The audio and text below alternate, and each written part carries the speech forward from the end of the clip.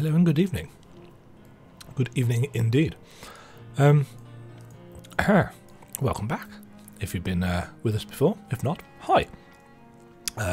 We are continuing today our mission, which is to go through all of the 2.x content and basically to remind myself exactly of all of the things that I've forgotten, all of the things that I've missed, all, most importantly for me, the little story clues and hints from 2.x that may have continued forwards throughout the rest of the expansions, and also any plot lines that kind of fizzled and faded and disappeared and were forgotten about. In the previous videos for 2.1 and 2.2,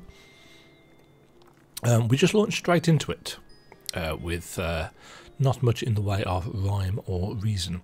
But what I thought I'd do for this one is to take a look at the actual patch notes, what was actually released with this patch, because I think it's very, very easy to look back at, you know, two expansions in, to take a look back at A Realm Reborn and think, well, they got all of this stuff and there is a ton of stuff to do in A Realm Reborn. But of course it wasn't all released at once. So I've actually brought up the Realm Reborn website, because there is still a website specifically for A Realm Reborn, and it's still got all of the different promotional pages for the... In fact, can I bring that up?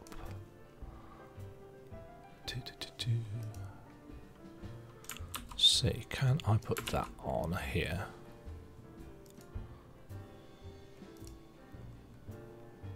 Ah, there we go.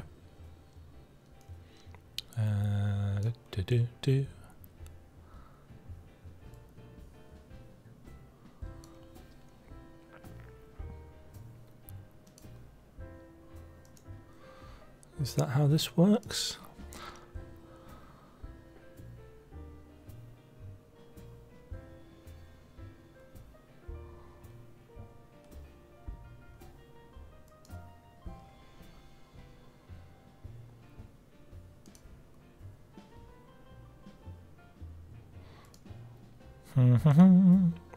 You can tell I've never done this before.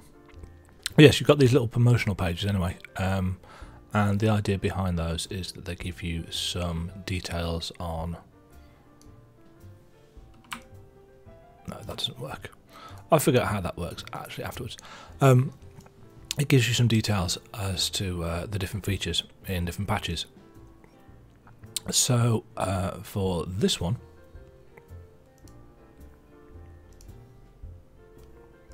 maybe this will work.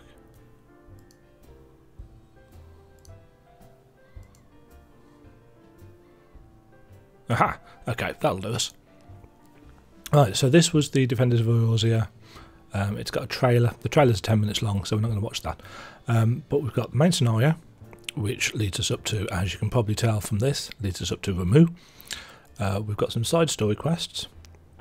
This is where we get some more Hildebrand. Also introduced in this is the delivery Moogle quest, which I've done very few of, even on my main. Frontline was released properly in this, so that's the stuff in Cartano Flats. We unlocked that the other day. Circus Tower, which is the second of the 3 Crystal Tower raids, was released. We did the Labyrinth of the Ancients. And now we've got Circus Tower with Zandy at the top. Obviously we've got the Ramu primal fight. There's a nice picture of him. I'd forgotten this actually, but of course in 2.x, 3 dungeons were released at endgame per patch. It was usually 1 new one and 2 hard mode versions of previous dungeons. So we got Hullbreaker with the Kraken, which I very much enjoyed and still enjoy actually. Then we've got the hard version of Tamtara Deepcroft, and we've got the hard version of Stone Vigil, which was hard, actually, for a lot of people. The Hunt was introduced in 2.3. Hunt board, etc., etc. I've been talking about that quite a lot in this playthrough, but of course it wasn't actually in until 2.3. It's become a staple these days. Chocobo racing. You could get Chocobo estate, racing stables even on your estate, and also private chambers were released in this patch. So your free company house was all well and good, but you could actually get your own private chambers to go with that. So yeah, there's quite a lot there, really.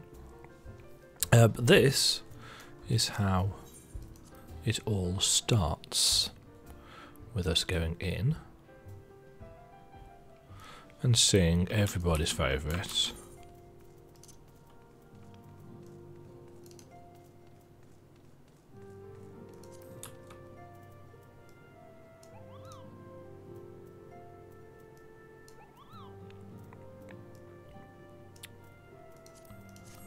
Just trying to get the audio balance right, because I noticed on a couple of cutscenes my voice was a lot louder than what was going on. But the issue is that I don't want to deafen myself while I'm recording. Okay, so let's bring up...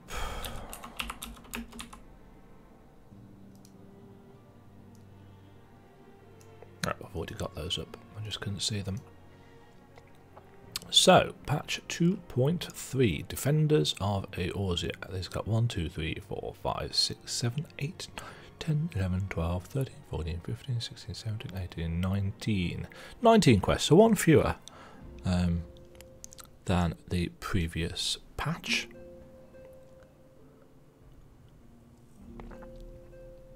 Although, looking back, I'm reasonably certain that the first quest of the previous patch was supposed to be in the patch before, so that would have been 19 technically.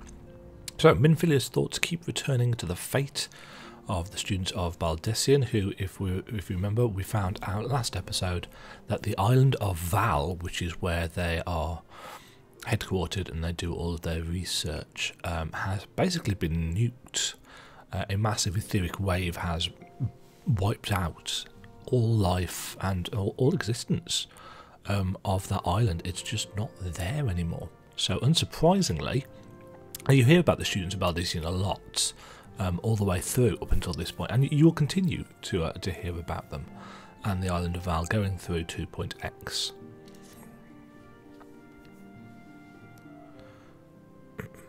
Our friends, the very isle itself, everyone and everything. No, it avails us naught to speculate. Eorzea will send word if there are any developments. Until such time as he does, we must remain firmly focused on that which is within our power to change. With that in mind, I would speak of a different matter, one closer to home. It concerns etheric fluctuations which we'd previously attributed to Good King Mogulmog XII. So that's a call back to patch 2.1, when we fought Good King Mogulmog. And they thought there was something going on in the Twelveswood, and there was something going on in the Twelveswood, but it's looking like it might not just have been Mogulmog that was causing the issues. That the king is no more is a blessing for which we have you to thank. Yet all is not well in the Twelveswood. Our latest readings reveal an ongoing etheric disturbance of considerable magnitude. They may even suggest the presence of a primal. Needless to say, the mere possibility warrants immediate investigation, and I would have you... Acilia, I do not wish to interrupt, but we have a problem. It's Flamine. What manner of problem? A band of refugees hailing from Uldar this time are coming to Revenant's Toll seeking asylum. It would seem they expect us to afford them the same treatment we gave the Domans. At present, they are in the 7th heaven, awaiting a formal response. I see. Perhaps this was to be expected. I shall meet with them at once. So now the Domans, we've given them, board and shelter and lodgings in Mordona, We've got refugees from Uldar who are expecting the same treatment. Silly, you know full well we haven't the resources to accommodate many more people. Consider what will happen if you do this. Word will spread, more will follow. One good deed. Your opinion is duly noted, but I will hear their suit.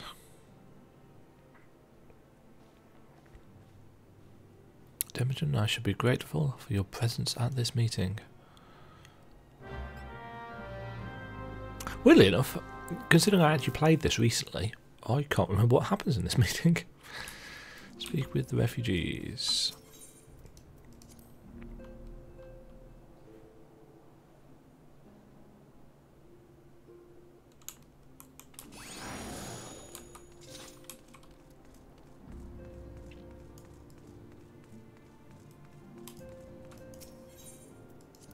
It's no real surprise, though,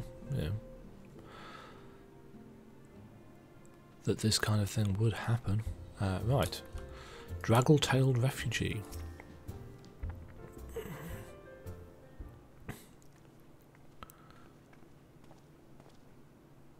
I apologise for keeping you waiting. My name is Minfilia, and I lead the Science of the Seventh Dawn. To help be praised, it is you. We're ready and willing to work, same as the Domans. Just give us a task and we'll see it done. Pray, calm yourself. I appreciate your enthusiasm, but I know nothing of your situation. Beg your pardon, antecedent. I ain't so good with words. We've been living off the scraps of Uldar for years now, trying to piece together a life to replace the one what got took. They say there's work, but there's nothing for an honest man. Nothing as wouldn't sully his soul sooner than his palms any road. The flames do what they can for us, of course, but it ain't near enough. And it's only getting worse. When the calamity brought us to our knees, these rich bastards in the city didn't help us. They climbed on our backs. I don't pretend to be clever, but even I can see what's coming. I knew we had to run. The only question was where. And then it came to me. Revenant's toll. I mean, you took them foreigners in, didn't you? So you'd surely do the same for us. I feel the situation is rather more complicated. While it is true that we accepted the Doman's petition for aid, that decision was the product of extraordinary circumstances. I sympathise deeply for your plight, but pray understand that it is not possible for an organisation of our means to aid all who have been affected by the calamity. And so it is with great regret that I must deny your request. But we've nowhere else to go. You're turning your back on us. Oh, Tataru. Or Tataru, because I've been pronouncing it wrong all the time. If I might have a word. Tataru is Artemis.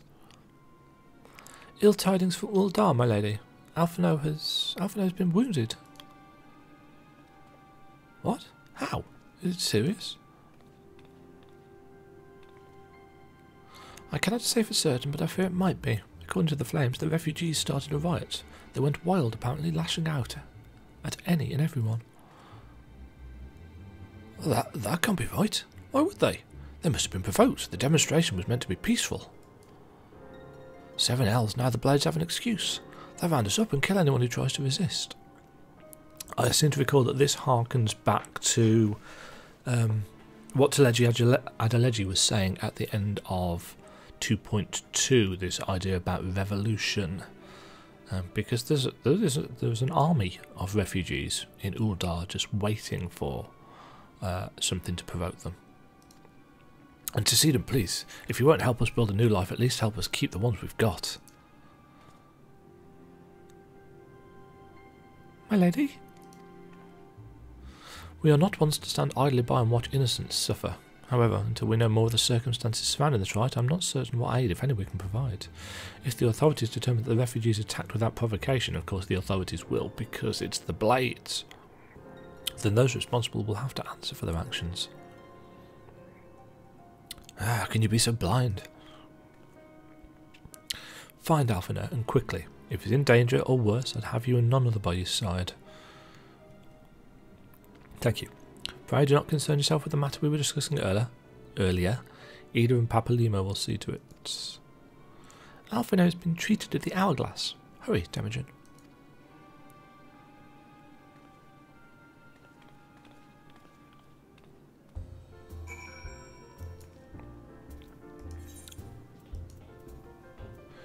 It is a reasonably brave storytelling choice to talk politics and to bring in stuff like this. You know, in a lot of fantasy games, it is high fantasy, it is heroic and epic, but you can't sustain that constantly in an MMO, especially not one of this size and scope. So there has to be more to it than that, and it's very Game of Thrones-ish, I would say. There's a lot of political manoeuvring and backstabbing to go with it, and that actually is really brought to a head in Stormblood, which is an almost entirely political and it's a war story. You know, it's not a big going and vanquishing a dragon story, although admittedly you do go and vanquish a dragon, but that's not the majority of the storyline. Oh, hello, Alfino.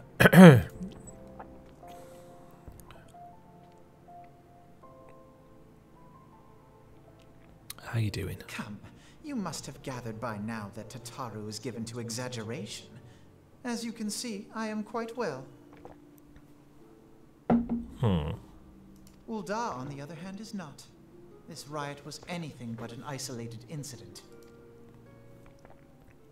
There is a restlessness in the air. Tensions long simmering are at last threatening to boil over.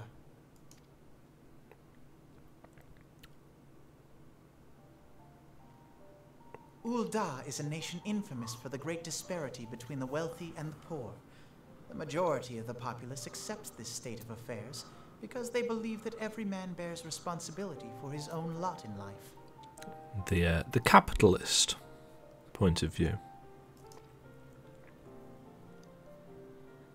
To an Ul'dan, money is the foremost, and some would say the only measure of a man's worth. Small wonder that the wealthiest wield the greatest influence.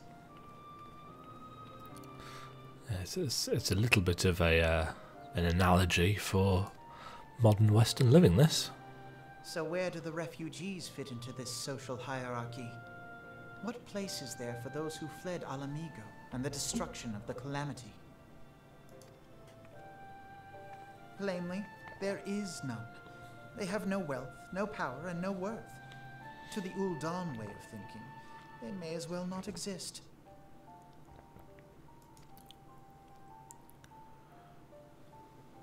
Choosing to ignore their existence, however, is patently not an option. General Rauban and the Sultana understand this, which is why they ordered the Immortal Flames to provide the refugees aid and succor. Yet none would dispute that the expenses incurred by this policy grow by the day, with no end in sight.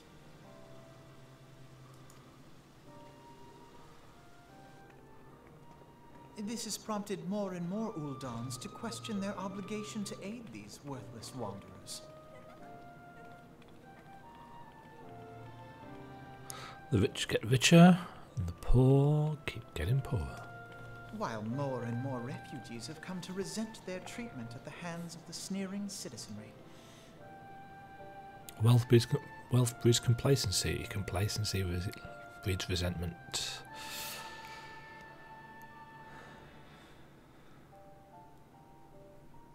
The manner of Lord Lolorito's refusal to grant the Dolmens asylum bespoke a disdain for all refugees, an attitude shared by the rest of the monetarists. And you may be sure they make no effort to conceal their opinions. It was only a matter of time before the refugees united in protest, nor is it any surprise that some among them would ultimately resort to violence.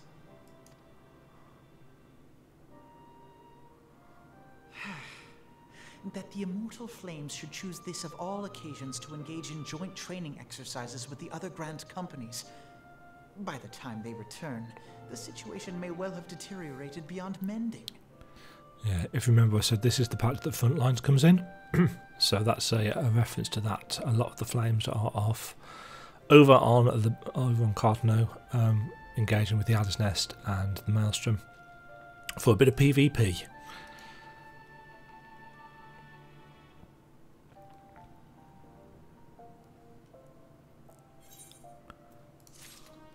So yes, the Great Divide indeed. This guy's level 59.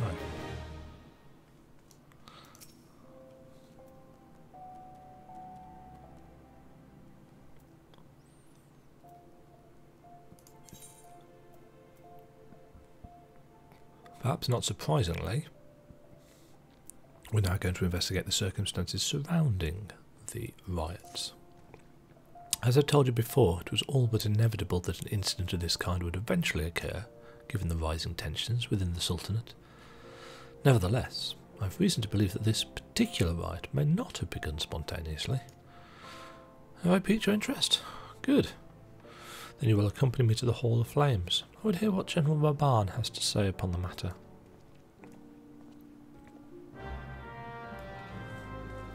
There's still a lot of ordering us about from Alphino.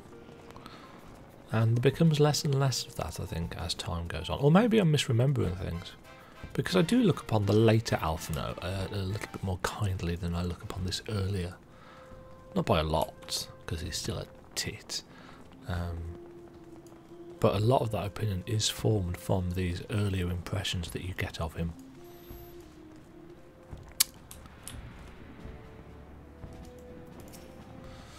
Ah, Raban. Now is not a good time, Demajen. My hands are full dealing with the refugees.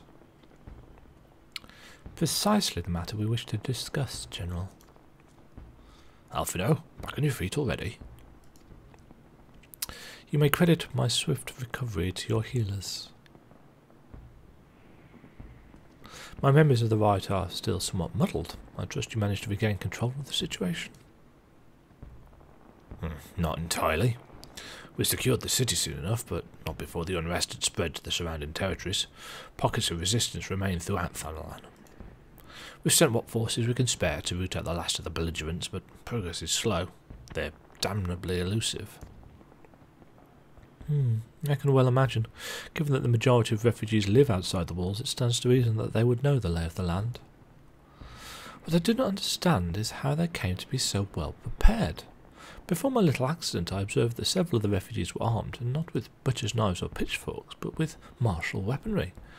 I need hardly add that such equipment is costly.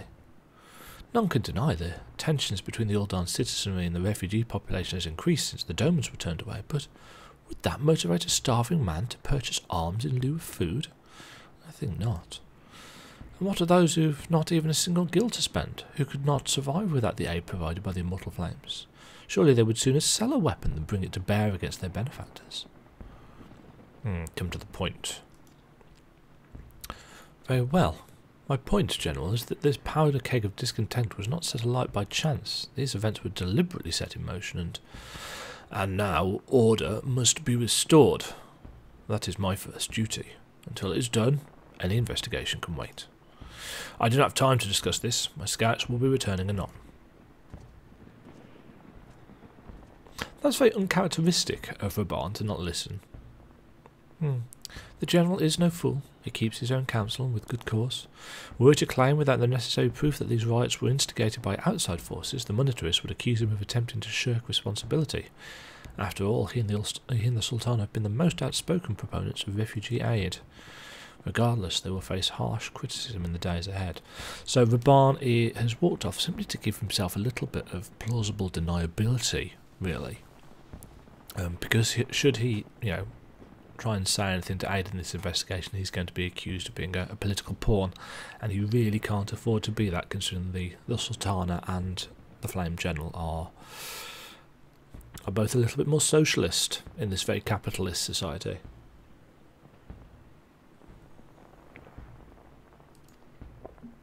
Our allies may stumble upon the truth in time, but I have far more faith in your abilities. Therefore, I propose we conduct our own investigation independent of the authorities. To that end, I would have you make inquiries in the settlements suspected of harbouring these belligerents. Commander Swift will know which they are. He may balk at the request for such information, but I have no doubt that you can persuade him with your silver tongue. Yes, we who do not speak, ever. I, meanwhile, shall seek answers in my own way, after which we can regroup and share our findings. Well then, shall we? Nod.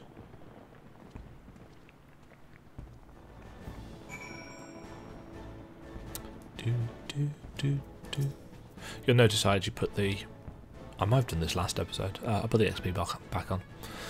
You look as though you've something to say, Demajen. Do you? Oh, what you ask is no simple favour. With such information to fall into the wrong hands, the lives of countless soldiers would be at risk. Even so, there is a wisdom in your words. An able individual might be better suited to this task than a regiment. Very well. The Brass Blades have reported suspicious activity in the vicinity of Lost Hope. It may be unrelated to recent events, but we doubt it. I suggest you begin by speaking to the Blades posted there.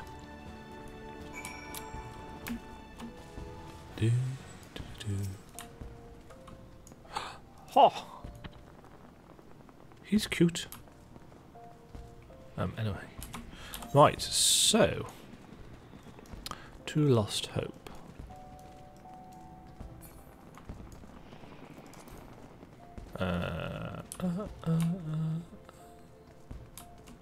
Where am I going?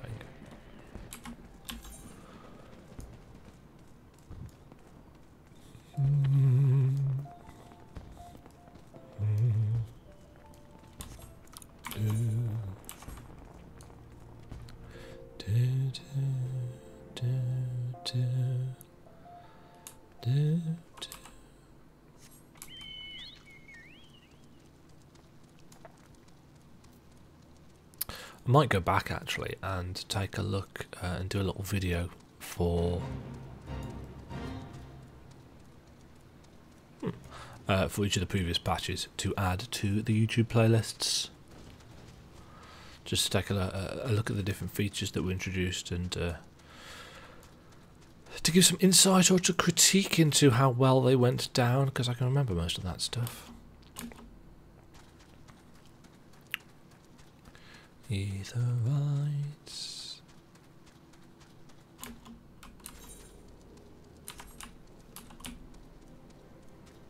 Right, Lost Hope is over here. We've been to Lost Hope before. Very early on, level 12 or so. We're going to talk to Almerberger and Leifric.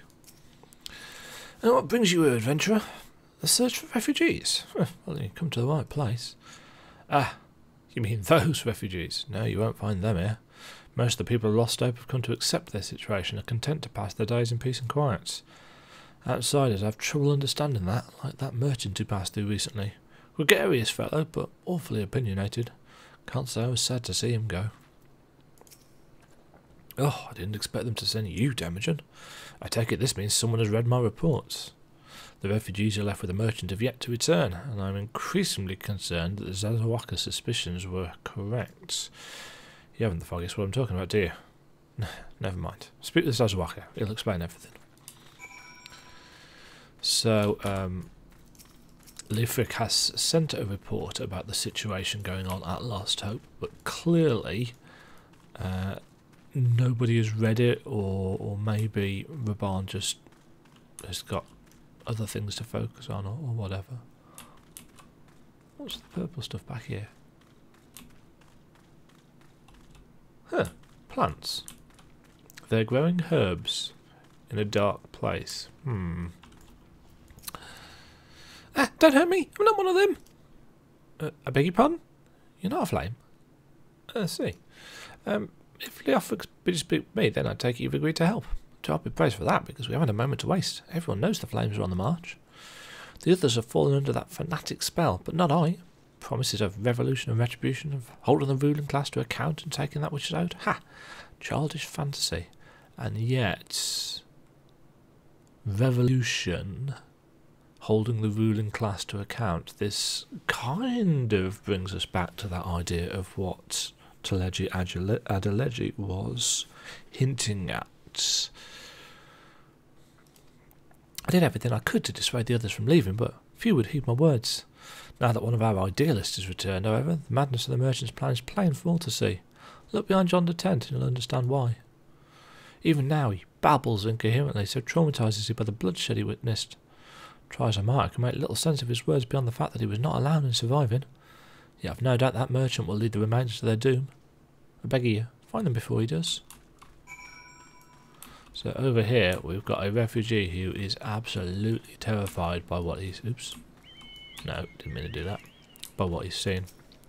What are you doing? Don't draw! Don't draw! Don't draw! Don't draw! Don't draw!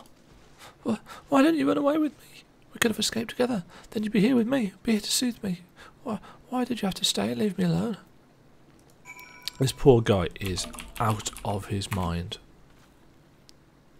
Just see if we can calm him down. Who are you? What do you want? Oh, it's true. I follow the merchant, and may the gods strike me down for my folly. Well, they won't give. We must take, he said. When we asked how, he revealed a cache of weapons he'd brought and implored us to seize control of our fates. I thought about running then and there, but the others were so excited. He split us into 2 groups, sent us off on our own. But when the flames found us, we didn't know what to do. A leader tried to parley with theirs, but then they started arguing and then fighting, and then everyone was fighting. The flames were shouting to give no quarter, and oh, God's the other group. They're still out there. If we don't stop them, they'll be massacred like mine was.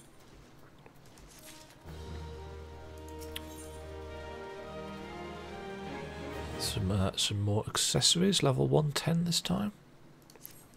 The other refugees are hiding in the caves south of Lost Hope, but to approach them would be fruitless. They'd sooner call us agents of the Sultanate and try to kill us than listen to reason.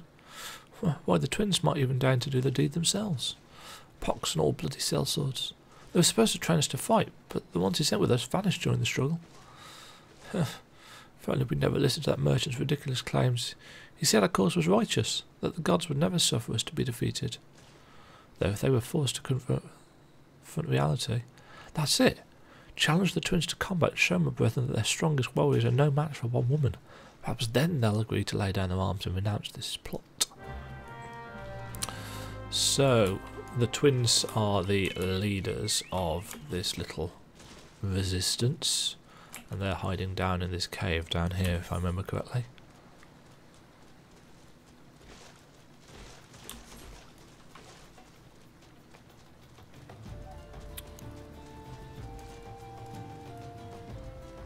The politics of this situation are, to me, quite interesting, because it does sound like the guy that's trying to inspire this, here are all the refugees, that's trying to inspire this revolution has got decent motivation for it. You know, the idea of breaking down the political structure and forcing people to change. It's not a particularly new concept. I mean, you've seen it in places in the world this very year, 2017, and last year and the year before. You know, there are always going to be desperate people who feel that they are owed more or that they deserve more and aren't given the opportunities. You know, that's why we've got benefit system and handouts and stuff like that. But in a kind of fantasy setting like this, then obviously these things can be taken to considerable extremes. 7Ls, they found us! Everyone grab your gear, make for the rendezvous point. So that's your game, isn't it? Sorry to disappoint you, lass, but we're more than willing to kill you ourselves. So yeah, got a little bit of fighting to do.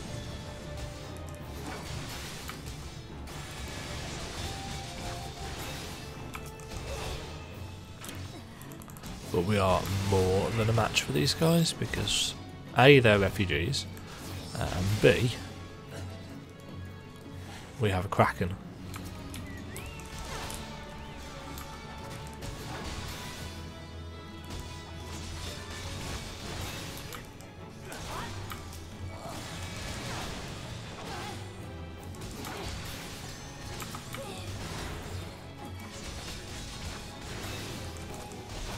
Your buffs will not aid you.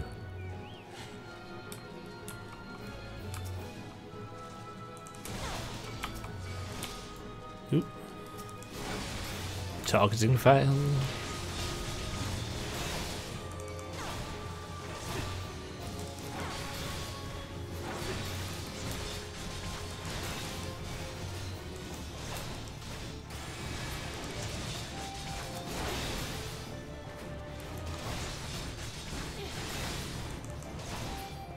There we go. Talk to this guy again. You beat him like it was nothing. Almighty, what are we going to do now?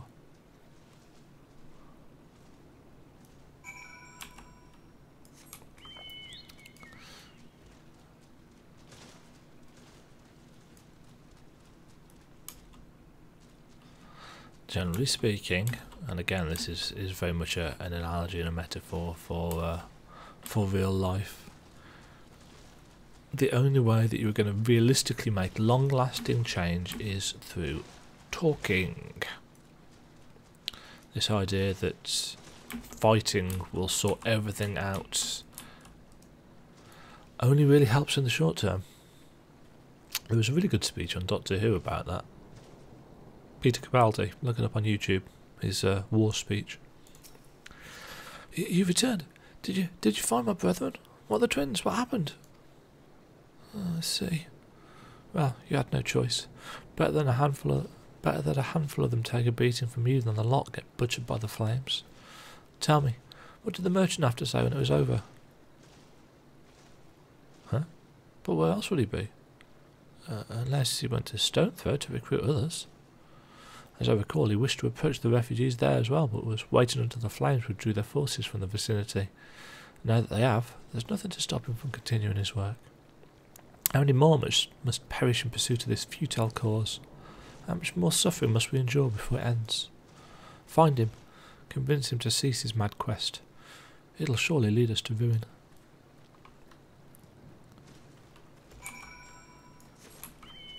One of the tricks to writing good dialogue, and I've learnt this through years of experience, dialogue is something that I'm generally quite good at as a writer.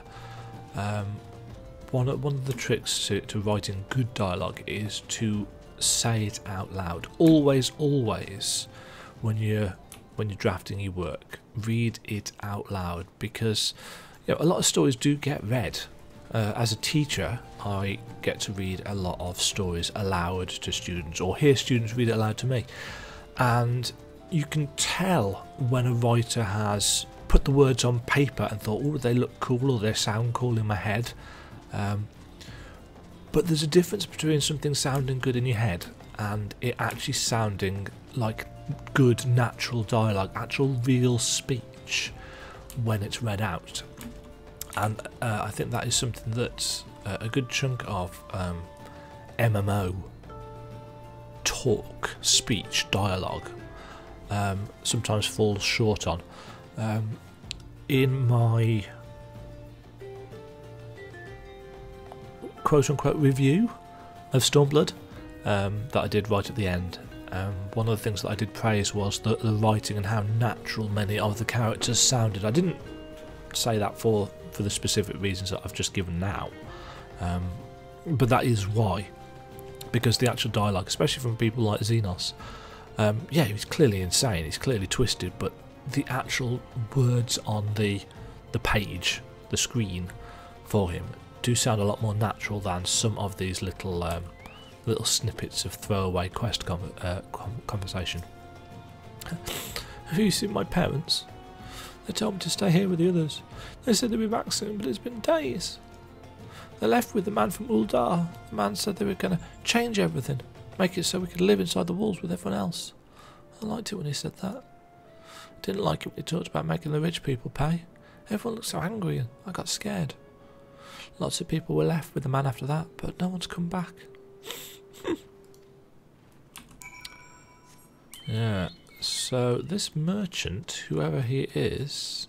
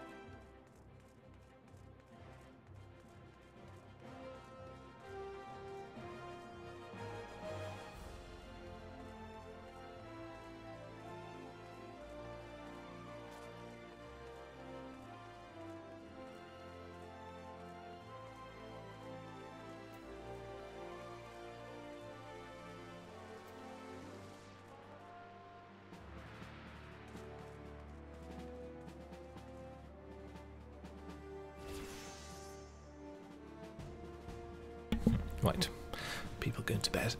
Okay, Swift. Welcome back. Have you learned anything of interest? You persuaded a gang of refugees to lay down their arms. The Flame General will be pleased to learn of this. Less so these other revelations. We must apprehend this treasonous snake at once.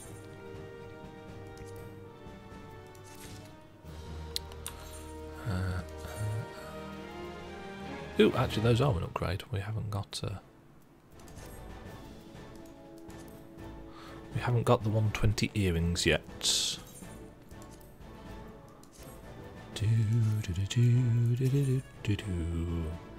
Reap the whirlwind. Swift is determined to stop the rabble-rousing merchant from sowing further sedition. This merchant has not only publicly incited sedition within the Sultanate, but gone so far as to provide material support to would-be belligerents. It galls me that his role in the uprising should have escaped our notice for so long. Yet I can well imagine why it did. Rightly or wrongly, those with whom he consorts do not trust us. Alas, trust is not easily gained, even in times of peace. We must nevertheless try, for I believe it is only with the cooperation of the refugees that we'll catch our quarry. And so I'd have you continue your investigation in Pearl Lane. We know that the merchant sought to recruit the people of Lost Hope and Stone Throw, so it seems reasonable to assume that he may have approached the residents of Pearl Lane as well. After all, the first fights occurred within the city itself. Most, if not all, will refuse to discuss the subject with you, but there's one who might be willing to do so, a man named Londerbear. He too has his misgivings about us, but I believe he understands that these rites do little to further his people's cause. So we're going to go and question Londerbear, who is in Pearl Lane, which is kind of this back alley that parallels the main exchange.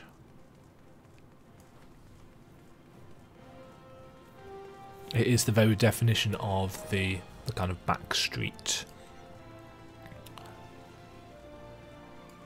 Behind the facade of all the merchants and the glamour of the Uldan markets, there's Pearl Lane.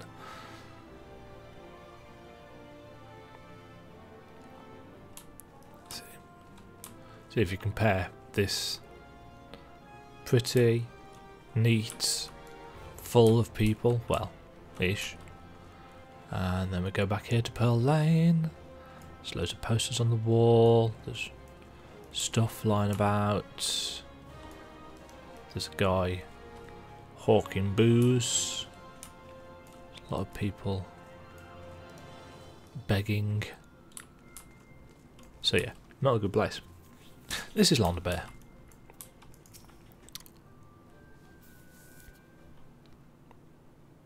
Heh. First comes a man with the promise of deliverance. Seeing you're suffering firsthand, I'll bear it no longer, says he.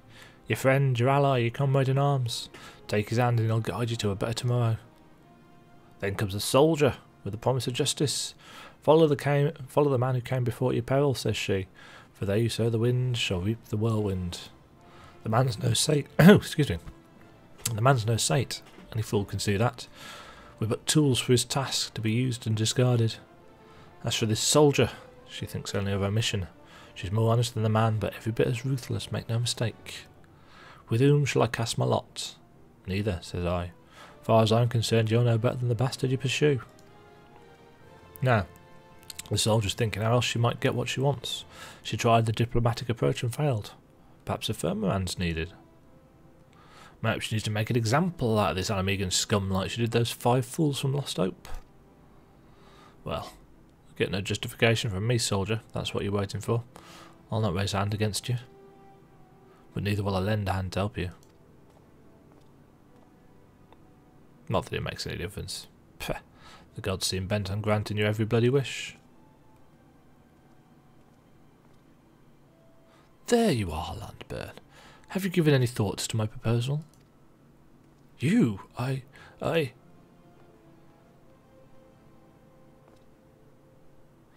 he goes, towards the gate of Thal. Go and claim your prize for coin and country.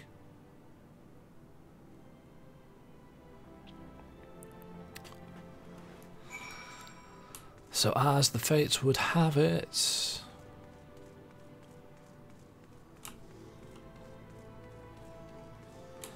Okay, so the gate of Thal is this one, isn't it? Yeah.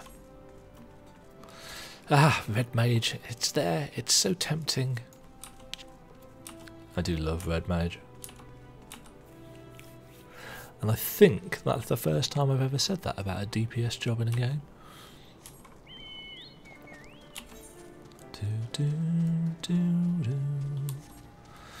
Right. Let's just go and reap the whirlwind.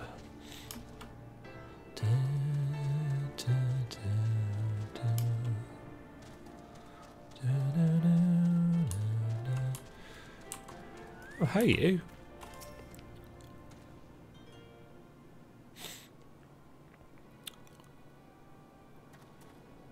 Huh? You again? What? Why are you pursuing me?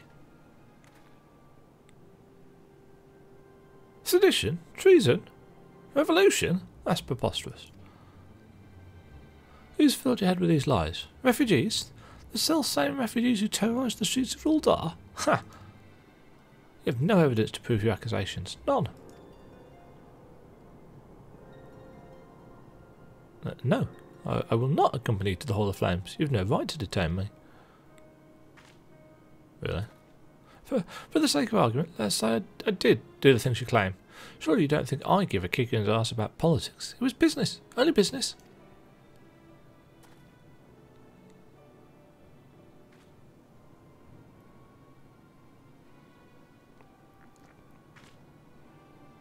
Grr. You got nowhere to run, mate.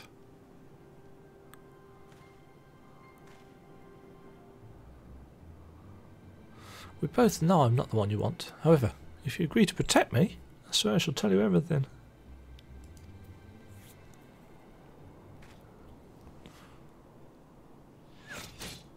Ooh. Ouch.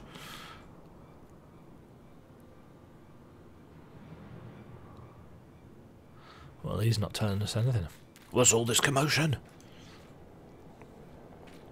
7 else. Tell the others to spread out and search the area.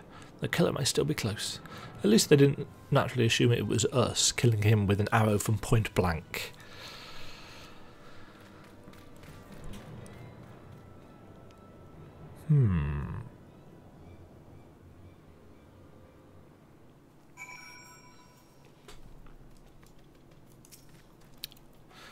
Hold, adventurer. I'd know more about your relationship with the victim as well as the events leading up to his death. This man was responsible for the recent riots. Maybe we owe his murderer a debt of gratitude. In any case, it's obvious that you're not the one whom we seek. You may carry on with your investigation, sire.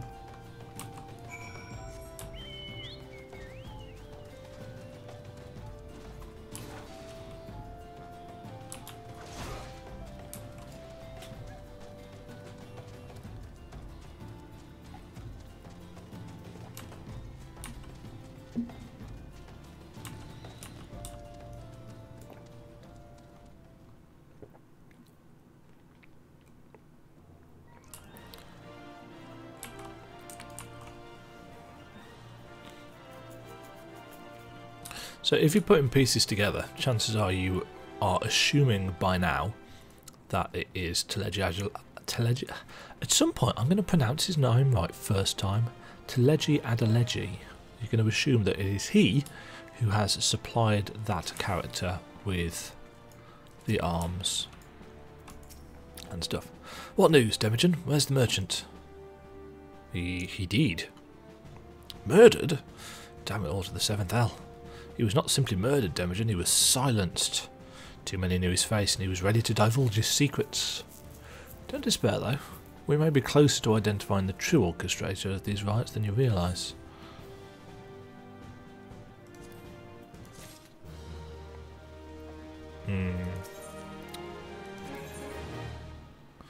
Revolution.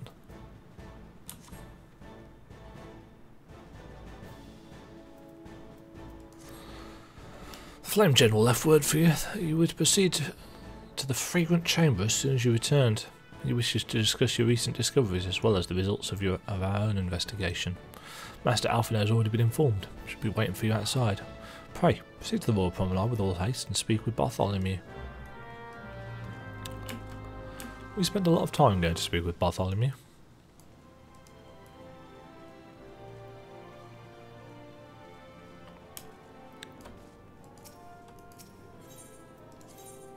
Do-do-do-do. Do-do-do-do-do.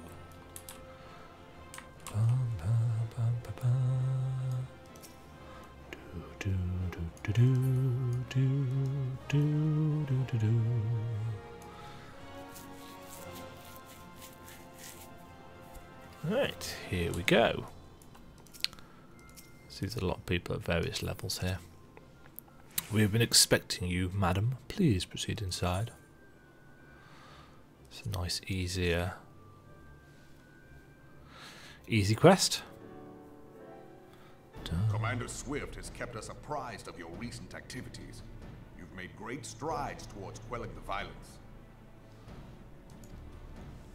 Despite our best efforts to determine what provoked this uprising, the truth continues to elude us. Have you uncovered aught which might shed some light on the mystery?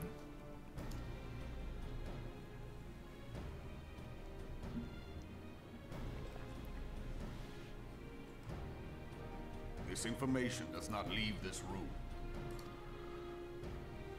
The Syndicate's decision to reject the Doman refugees' appeal for asylum had lasting repercussions. A number of those displaced by the calamity claimed it was proof of a policy of discrimination. Together with a group of Alamegan refugees, they organized a series of demonstrations to protest against the Sultanate. Demonstrations which became heated, but did not descend into violence. Until a certain incident served as a call to arms. A unit of brass blades sent to supervise a demonstration loosed arrows upon unarmed protesters. It was this atrocity which prompted the refugees to take up arms. I need not tell you what followed. We assumed at first that the attack was born of a miscommunication. When emotions run high, they happen. But suspicions were raised regarding the unit's commanding officer, whom I ordered interrogated. Sure enough, our fears were soon confirmed. The dog confessed that a merchant had offered him coin to give the order. A merchant in the employ of Taleji Adeleji. Taleji Adeleji? But he spoke in favor of the Doman's cause, and has ever seemed sympathetic towards the refugees' plight. Why would he do such a thing? Know you of the Cartano Reclamation Bill? It is a proposal to annex the Cartano Flats so that refugees may establish permanent settlements. When last I looked, that was disputed territory. Indeed. Aye. Some might even call it a battlefield. Yes, which is where front lines are taking place, if I remember correctly.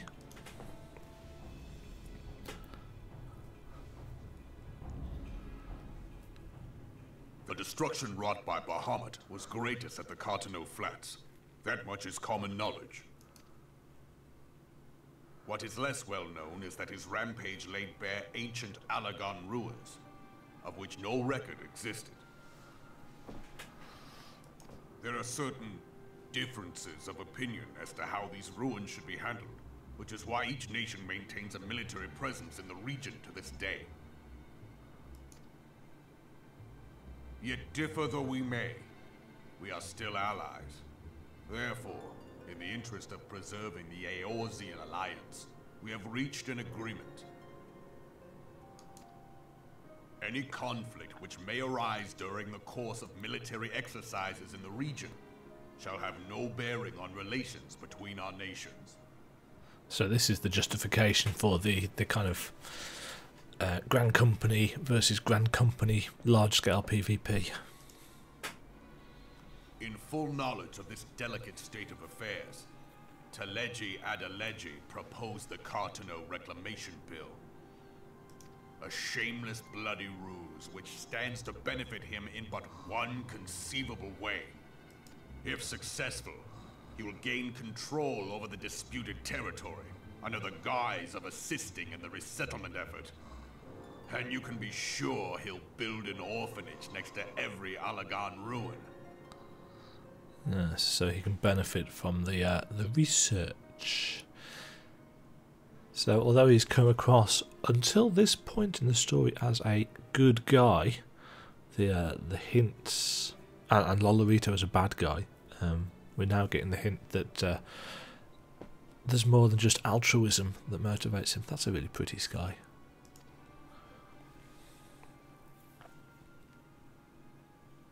The man would threaten the unity of the Eorzean alliance and risk countless lives for personal gain. He's not much better than Lolorito, in fact. He walks a path all his own, independent of any faction and beholden to none of his fellows on the Syndicate. By inciting the less fortunate to violence, he hopes to convince others that the Cartano Reclamation Bill is the only viable solution. His sympathy for the plight of the Domans was not but posturing to gain credibility with the refugees. Of that there can be no doubt. Oh dear. And we liked him as well. Forgive me, but what could possibly motivate Teleji Adeleji to go to such lengths? What is so special about these ruins that he would risk his position on the Syndicate, and, most likely, charges of treason against the Sultanate? Omega. Yep. Pardon?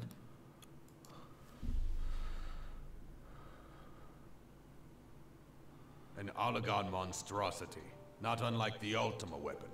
Mayhap larger, we know not. It has yet to be fully excavated.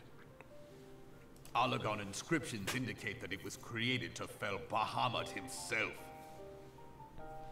I think this might have been retconned slightly. If accurate, it might explain why Nail Van Darnus chose to bring the Red Moon down upon the Cartano Flats. Given the ends he went to ensure Eorzea's annihilation, destroying the one weapon which could stay the Elder Primal may well have seemed like good sense. When first I bore witness to the power of the Ultima weapon, I doubted the evidence of my senses. And now you tell me there is another such weapon, one which could contend with Bahamut. Bahamut! Aye, we were skeptical ourselves. Truth be told, until the Ultima weapon's existence came to light, we thought the inscription had been mistranslated. At present, Omega is more akin to a fossil than a tool of war, having long since ceased to function. As such, its true potential cannot accurately be gauged. However, if someone were to restore it, as the Garleans did the Ultima weapon, I have little doubt that he would wield untold power. It's quite interesting actually reading through this, considering what we know of Ultima Weapon of Omega from Stormblood.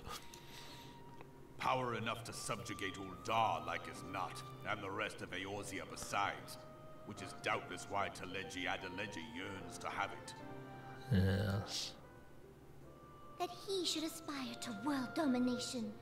He who has ever walked 2 paces behind Lord Lolorito in matters of commerce. 'Tis an acknowledgement of his own limitations that he seeks this power. Woe betide us all should we allow him to have it.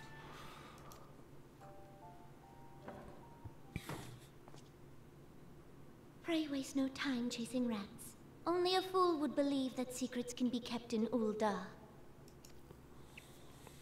It would seem the implications of the Sultanate's refugee problem are rather more far-reaching than we assumed. Yeah. Yes, indeed. So yeah, very interesting reading back through that. I'd forgotten that Omega was actually mentioned this early in the story.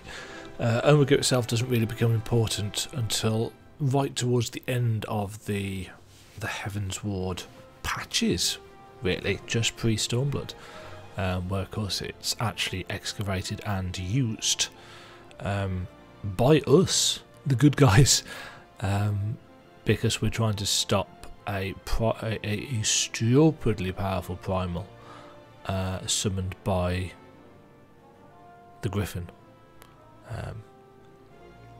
Yeah, there's a lot more going on that's kind of been plotted and woven through. I mean, this is 2.3, which is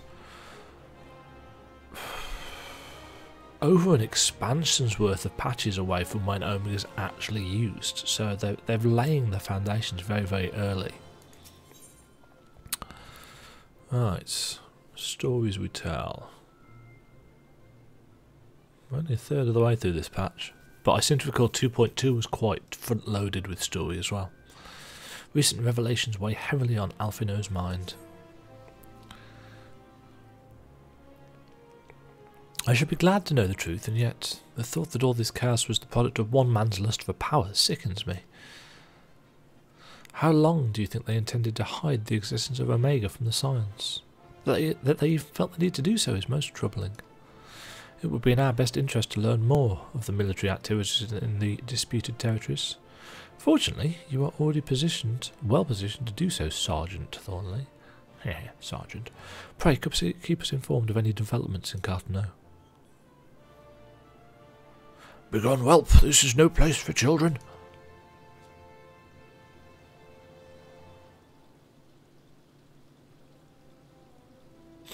I'm sorry. Oh, this is the little girl from the refugee camp.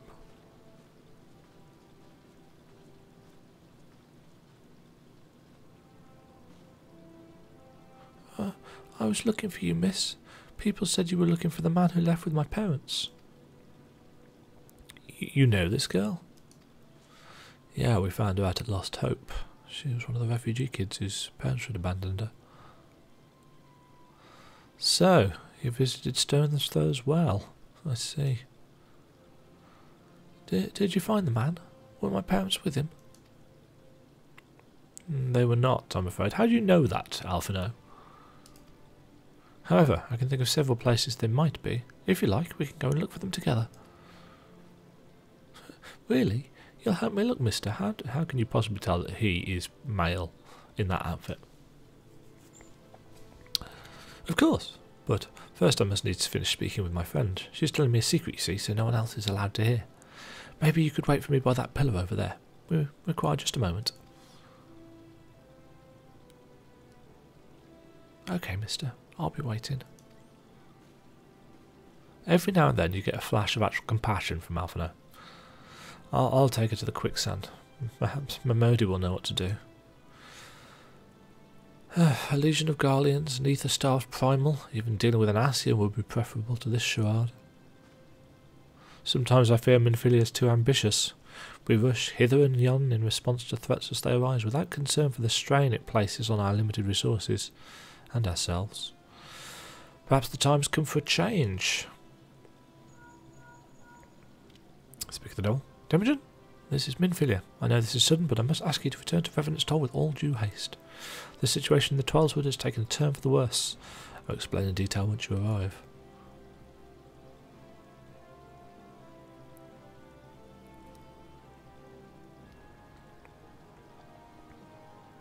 The Twelveswood? Then the primal threat she spoke of before has been confirmed. I received no reports of Ixali activity, which leaves the Sylphs? Go. You know as well as I that the appearance of a primal takes precedence over all else. Oh, and when you arrive, do inform the antecedent that while I am grateful for her concern, she needn't fear for my safety. I'm more than capable of protecting myself. That links back to why we were sent here in the first place and went through this big distraction. Worth note there is Alphino's little "maybe it's time for a change" speech. That, I think, is his...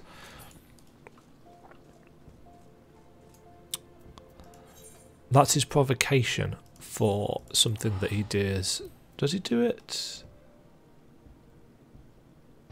Yes, I think he actually does it towards the end of this patch, but he starts trying to figure out how to create a company that can work outside the kind of nation's politics, but still have more of an impact than the Scions, which is where he gets the idea of the Crystal Braves from. And I think they're this patch, with their lovely bright blue uniforms. They're his big ambition. Ah, the Serpent Herald. It is a relief to see you healthy and hale, Demajen. The latest news from Uldar was most disturbing. Yeah, we dealt with it. Clearly the only injury Alphino suffered was to his ego. Doubtless it will heal before long. Yeah. The boy does have a bit of an ego. The other Scions will need to be present for this meeting. If you're ready to begin, I'll summon them now.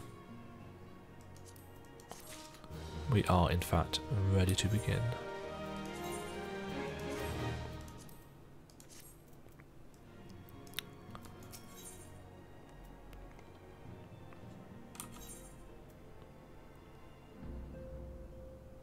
Yeah, I'm going to take all the tanking stuff anyway, but we're going to turn it in for Grand Company seals.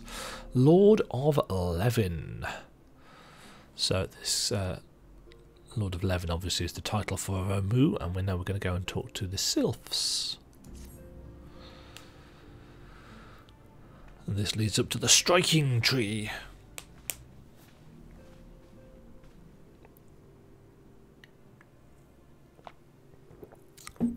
Thank you for responding to my call with such haste.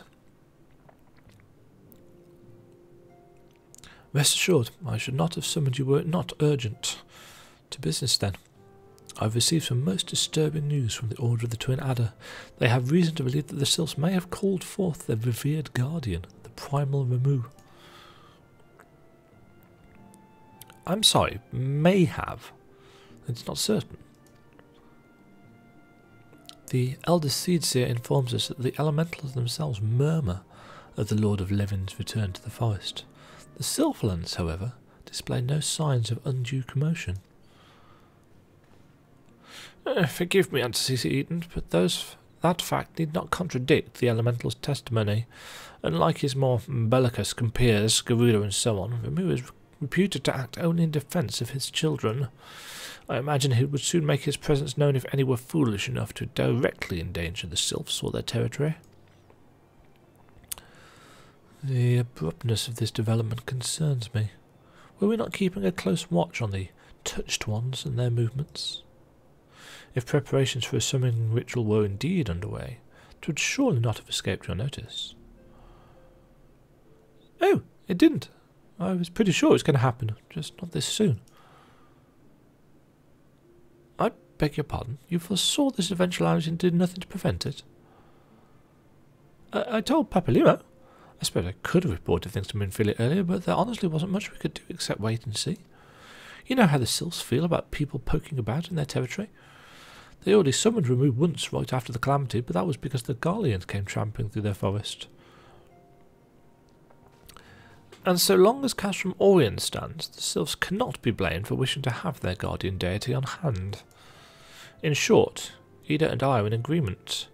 The actions of the forest folk were inevitable and unavoidable. And I maintain that observation would have remained the best policy had it not been for the sudden influx of strangers into the Black Shroud. That, alas, we did not foresee.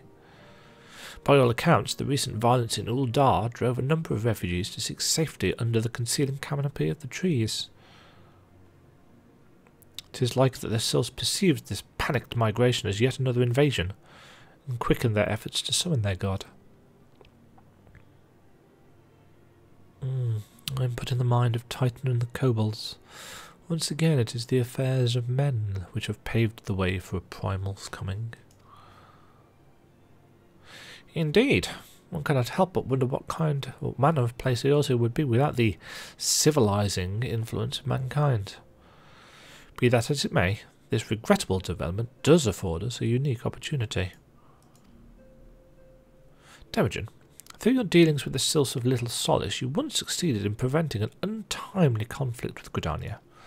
I wonder, Might one who was treated with the sylphs so fruitfully in the past not achieve similar results, similar success, with their patron deity? If Ramu can be convinced of our intentions, it may be the first step to breaking the cycle of primal summoning. A fond hope. Were such a thing possible, we would not have been at war with the beastmen since time immemorial. But maybe this time we can... Let us continue this discussion anon. We must needs first consult with the nation most affected by Ramu's presence. The Elder Seedseer has requested your personal involvement, Demajen. Pray report to Commander Hulua at the Adder's Nest as soon as you are able. Steel yourselves for the worst. While I hope for a peaceful resolution to this matter, experience suggests that your meeting with the Lord of Levin will prove less than amicable. In such an event, your fellow Scions will of course lend you whatever support you require. The more she says that, the more that I'm reminded that, generally speaking, the Scions don't really provide us with anything except exposition. Don't get me wrong, they do it very well. But when it comes to support, we generally have 7 of our stalwart allies with us.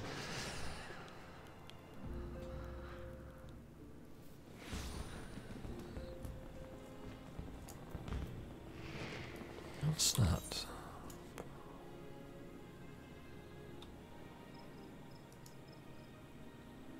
Primal Fear.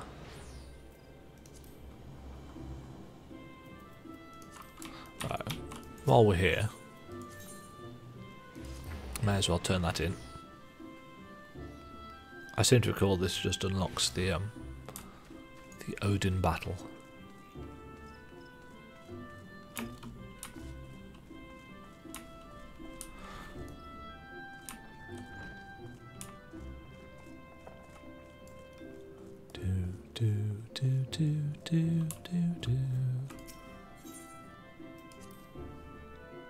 It's the first time we've been to the seat of the first bow. We don't normally come here because we're not an archer. Thornley, I've heard much of your deeds in recent days. Lend strength in primal investigation.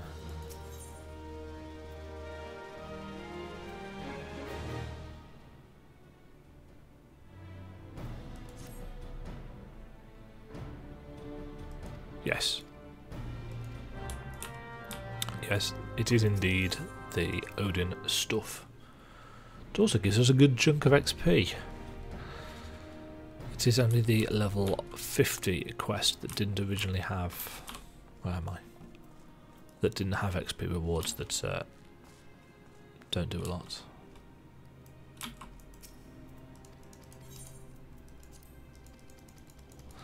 Blah blah blah, Archers Guild, blah blah blah.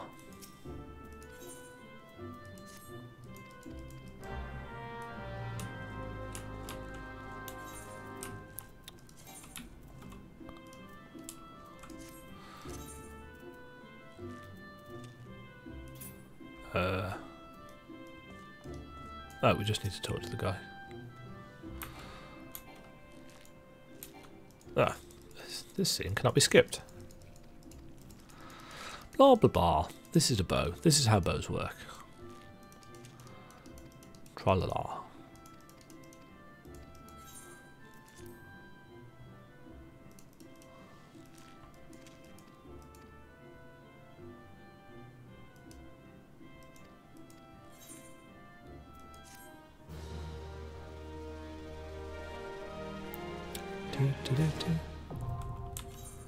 Archer unlocked.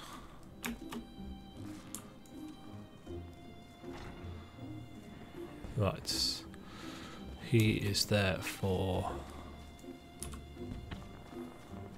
Man in Black quest. Back to what we were actually doing.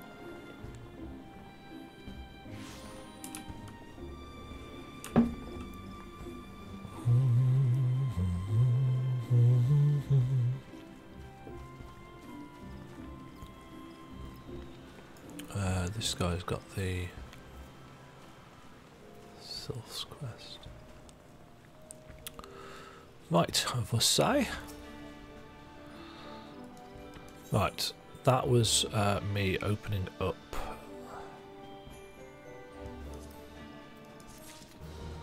That was the Gerudo Extreme quest that I picked up from Eorzea, I think it was, back during one of our cuts.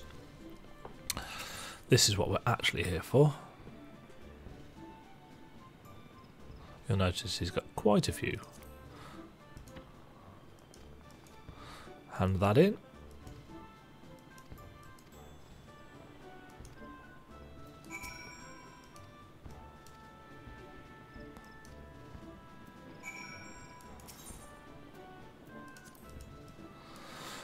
Right, I think that was actually the quest that we were supposed to do. Oops.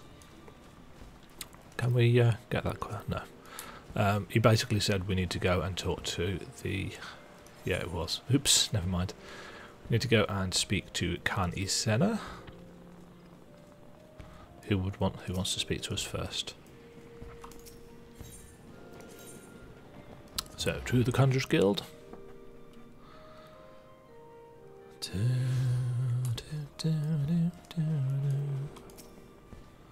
The other signs have already arrived. May I show you in? They always get here before us, despite the fact that we can teleport. Mind you, I suppose they can as well, technically.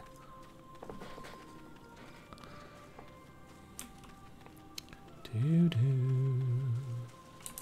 to recall this is voiced. Scions of the Seventh Dawn, on behalf of the people of Gridania, I bid you welcome. Your presence is of great comfort to us all in these days of uncertainty. It's because we're awesome. I summoned you here to share tidings of a most urgent nature. But a short while ago, the great elemental spoke, and his voice was clarion in its intensity. Ramuh is returned unto the forest.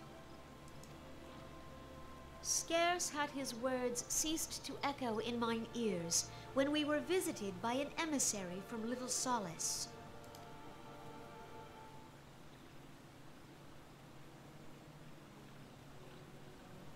Our guest informs us that the sylphs too have sensed the presence of the Lord of Levin. Though his exact whereabouts remain unknown, we may safely assume that the primal was summoned within the heart of the Sylphlands. Yeah, because otherwise you'd really notice him. Unlike the other primals you have encountered, Lord Ramuh is no raging avatar of destruction. He is revered as much for his wisdom as his strength, serving as both arbiter and guardian to his children. Given that we and the Sylphs found a way to share the Twelveswood, it is my hope that this sagely immortal will be amenable to reason, and that conflict may be avoided. Blessed as you are with the power of the Echo, you are one of the few among us who may commune with a primal without fear of influence. I would ask, therefore, that you represent us in this most delicate of negotiations. The Twelveswood has suffered enough. Upon this, we and the Sylphs, and I would venture Lord Ramuh himself, are in perfect accord. Let us not endanger our shared home by engaging in unnecessary hostilities. Dear friend, I beseech you, safeguard the peace which exists between our peoples.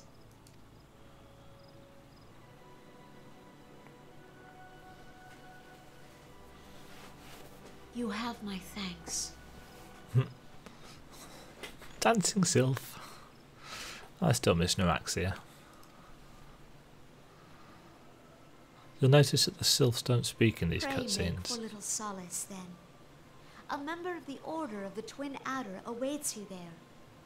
He will advise you on how to find the Lord of Levin. I assume they don't know how they want the Sylphs to sound at this point. A wind blows through the forest. Yet, it is not only the Twelveswood that flinches at its coming. All the lands of Eorzea shiver in dread anticipation. Have care.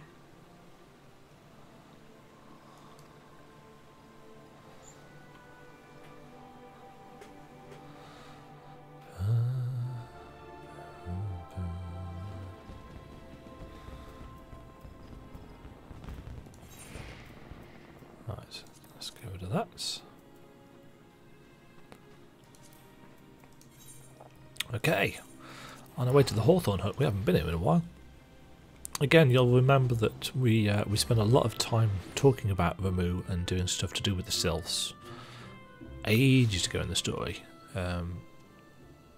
So it's very clear that they got a pretty decent roadmap of the kind of general story beats.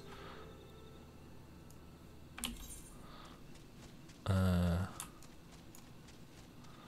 as well go and turn this in while we are here. For that sweet, sweet gill. I think that's just the unlock quest for Thorn March Extreme.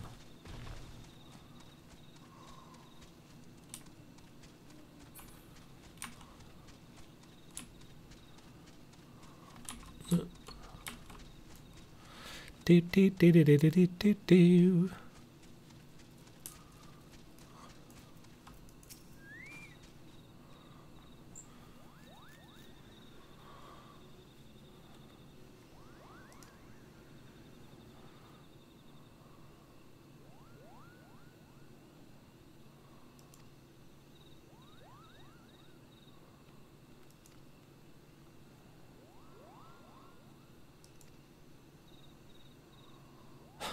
A measured thrashing, nothing too brutal.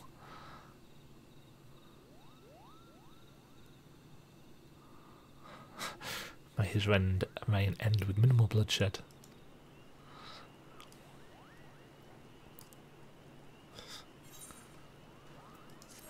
Nice chunk of gil. Yeah, Thorn March Extreme.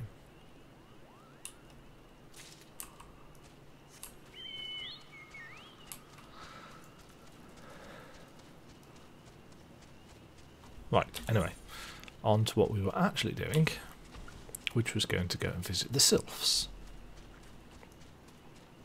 I've never done Thorn March Extreme, ever.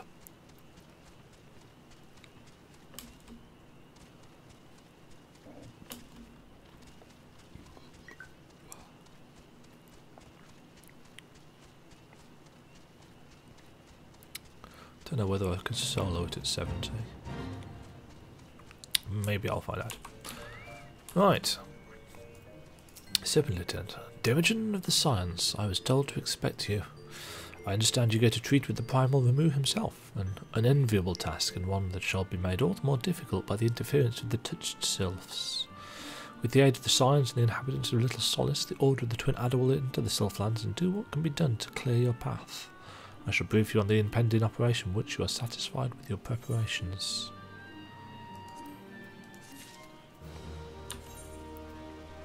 That's not an upgrade, is it? No. Okie dokie. So we are almost halfway through this patch. Do do do do do do do do. Bum bum bum bum. So the Serpent Lieutenant is eager to explain the details. Ready, are you? Then allow me to explain the finer details of this foray into the Sylphlands. In order that you might treat with the Lord of Levin, we must first learn where the primal is to be found.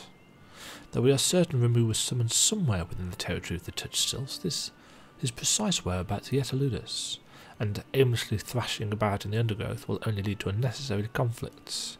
We are fortunate, then, to have the expertise of the Scions of the Seventh Dawn at our disposal. Mistress Ida and her companions will make use of their Charlean devices to measure recent etheric activity. They assure me that the disturbance caused by the summoning of a primal shall prove a most obvious beacon. But we must not get ahead of ourselves. Your first objective will be to join up with your fellow Scions. Time being of the essence, they have already entered the Sylphlands. Fear not, however, they have a twin adder escort and a sylph guide for the Help! This one needs help! The guide? What has become of our companions?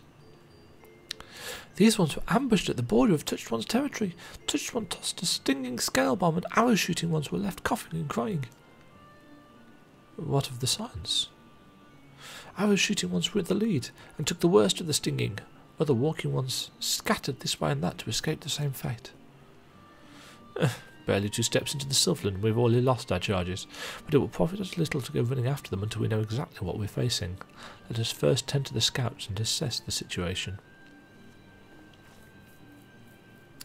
This one has cleansing water for walking ones. Splash it over arrow shooting ones and rinse away the stinging scales from eyes and nose and mouth.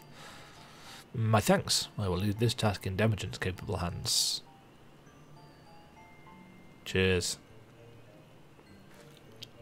'Tis hardly an auspicious beginning, but I must ask that you adhere to the plan and rendezvous with your fellow scions. If you can get the scouts back on their feet, they may be able to point you towards your companions. Oh, and be on your guard. If this operation is to succeed, we can ill afford any further mishaps. Coughing and crying ones are not far. This one will show walking one the way. Okay, so whilst we've actually been to the Sylphlands before, this is our first real push into them, which in some ways is when they changed it in 4.0 so that the entire map gets revealed the first time you enter. It's nice that you get a big chunk of XP up front, but it does kind of take away from that feeling of exploration.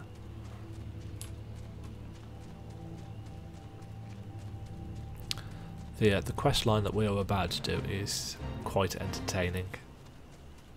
There are some silly little bits and pieces in it. Come past all you all. Do do do do do do do do. Oops.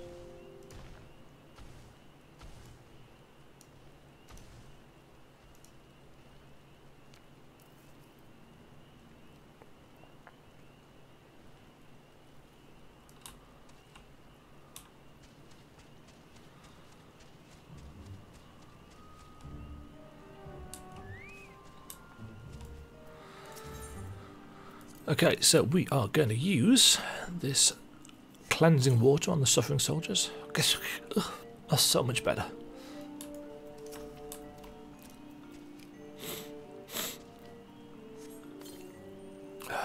Thank you. Sylph through some manner of powder. Yes, they sent all the 3 people.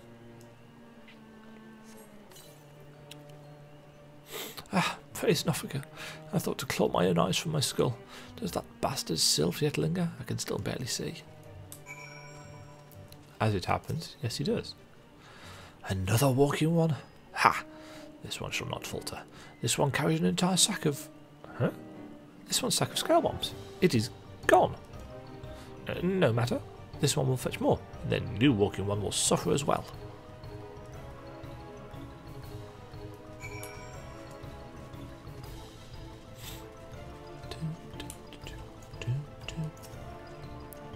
Hee.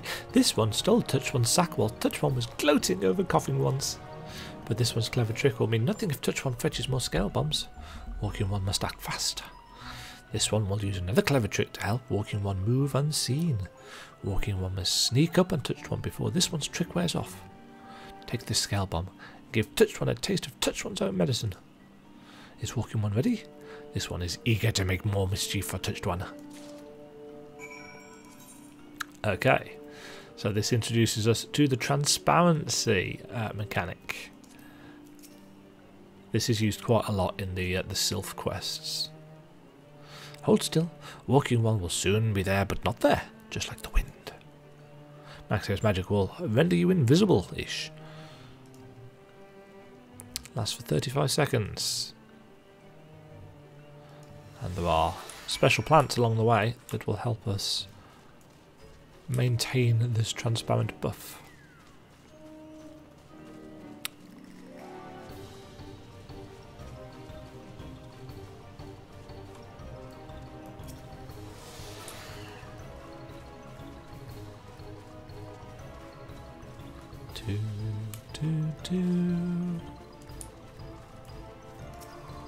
Hello, hostile Sylph. Take some of this. Ow, ow, ow, ow, ow. This one leaves smarts and prickle, but this one was being so careful with the scales. Ah, sucker.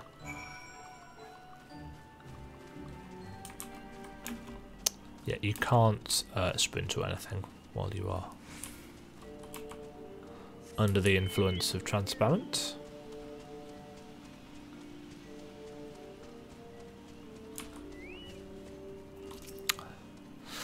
Did Walking One give Touch One a stinging surprise? Hehehe. Touch One will not bother these ones for a dime, this one thinks. And coughing and crying ones seem much better. Perhaps arrow shooty ones are ready to talk with Walking One now. I can finally see again. Your aid is most appreciated. You are Demajen of the Signs, yes?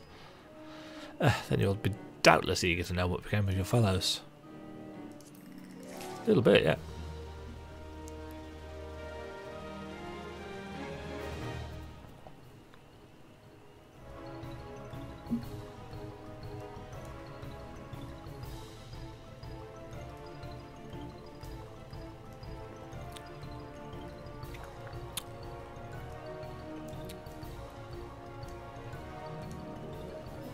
Okay, where are we at? Scattered Silence.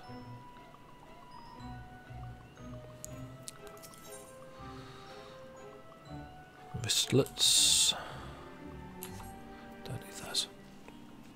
As you're aware, our party fell victim to an ambush. We scouts immediately moved forward to engage the enemy and bid the Signs to take cover. Then, before we knew what was happening, the air was filled with that stinging, choking dust. The last thing I saw before my vision clouded was Master Papalima stumbling northeast towards the gold leaf dais.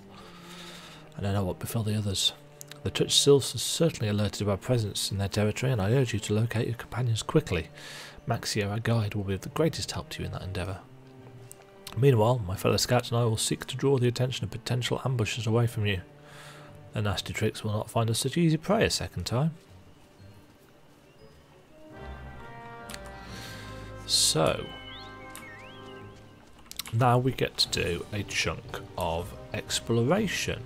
Obviously we've already got the map unlocked now, but chances are in 2.0 or 2.3 you wouldn't have that. This might be your very first time actually really exploring the Sylphlands. Mobs here will still aggro us at 52.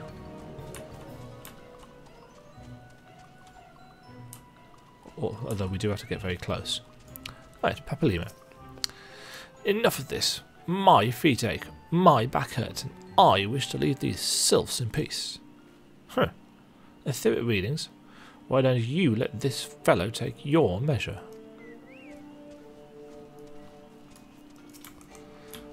Something's a little bit odd about how Papalima is speaking there.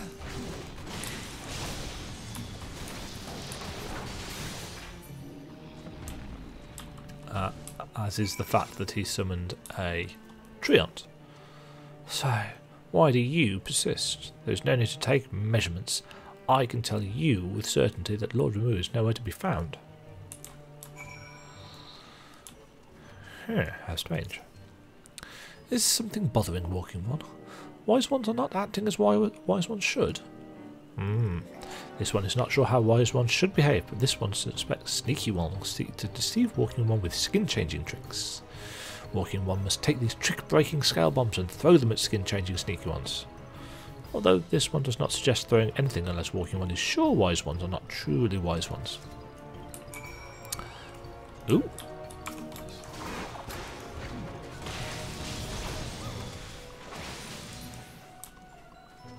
Okay. So we need to use the true form scale bombs. Sylph in Signs clothing. Walking One ruined this one's trick. Yes, yes we did.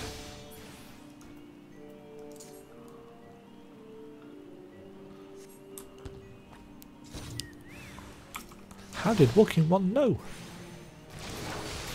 Actually, I should probably talk to each of the characters before this. No paralyze for you. So this area is a bust. Wise ones were sneaky ones in disguise after all. So this one led walking ones into sneaky one's trap. Forgive this one. This one will search some more, and so must walking one. Does walking one still have trick-breaking scale bombs? This one fears more sneaky ones may be lurking nearby. Yeah, I kind of like this section of the quest actually. It was a little bit onerous when I first did it. Because of course you were level 50 and things were harder and we didn't have quite as good gear.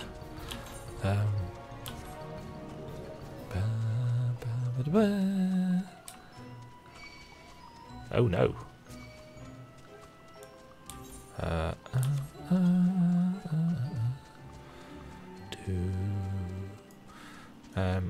The other benefit, of course, is that now Stormblood is out and the major combat change has gone through from 4.0. We are slightly stronger than we would have been even with this gear at this level. Okay, over here.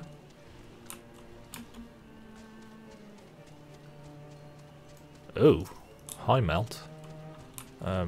Hopefully he won't aggro us.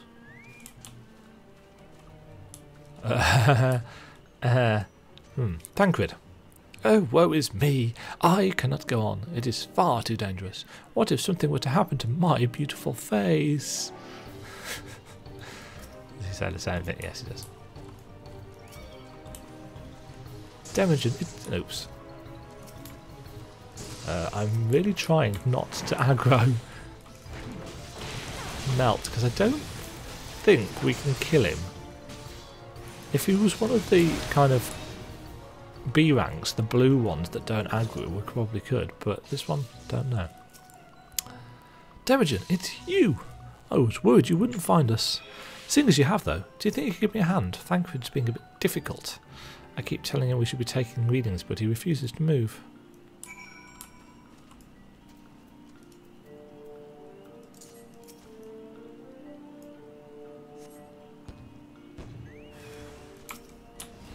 But this one's disguise was perfect.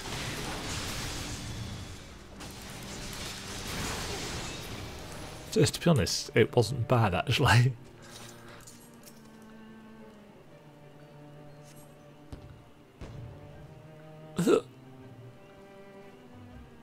What did you do that for? That was actually Ida. Thancred turned into a sylph. No, wait. You're telling me that was a sylph all along? Can't believe I just fell for that. I heard about the shape-shifting trick, but that's why it was just so convincing. What's she saying about Thancred? I wonder where the real Thancred has disappeared to.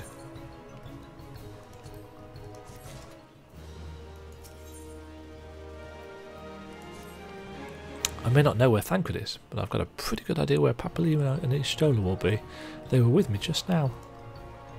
Y'shtola suggested we split up to cover more ground and took Papalima with her. Oh no, do you think one of them might have been a sylph in disguise as well? We should probably be after them just in case. Come on, they were headed somewhere to the south.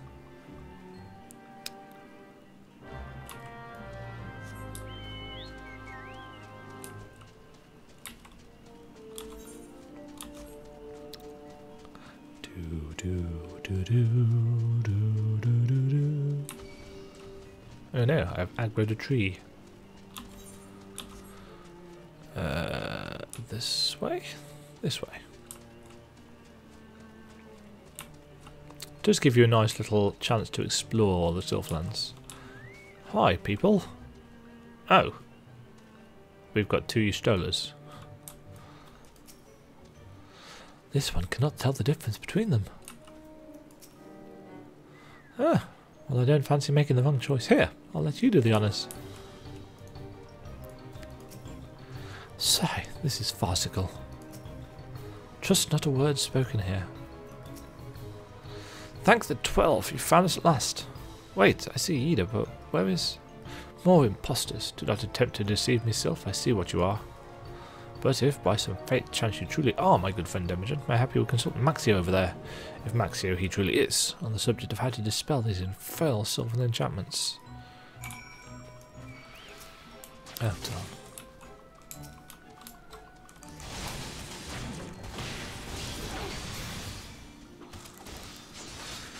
Die, sapling. Right, let's try that again. This one suggests hitting 3 wise ones with 1 stone. If wise ones suspect walking one is actually skin changing one, walking one is not likely to get a second opportunity to throw a scale bomb in wise one's presence. So walking one must aim carefully so that all wise ones are caught in the same scale bomb's boom.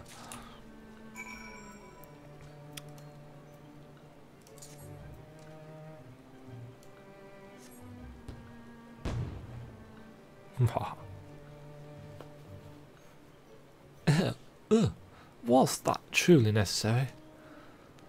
Look, that one's the sylph. This one's trick has failed, but the walking ones have not won yet.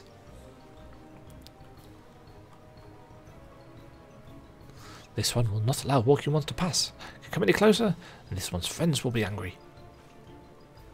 So, the little rascal means to stand his ground, does he? How very courageous. Would you do the honours, Demajen? Greetings all. I see you've all found each other. To seem I was a mite overzealous in my attempts to evade our sylvan ambushers. I was a mile away by the time I realised I was alone.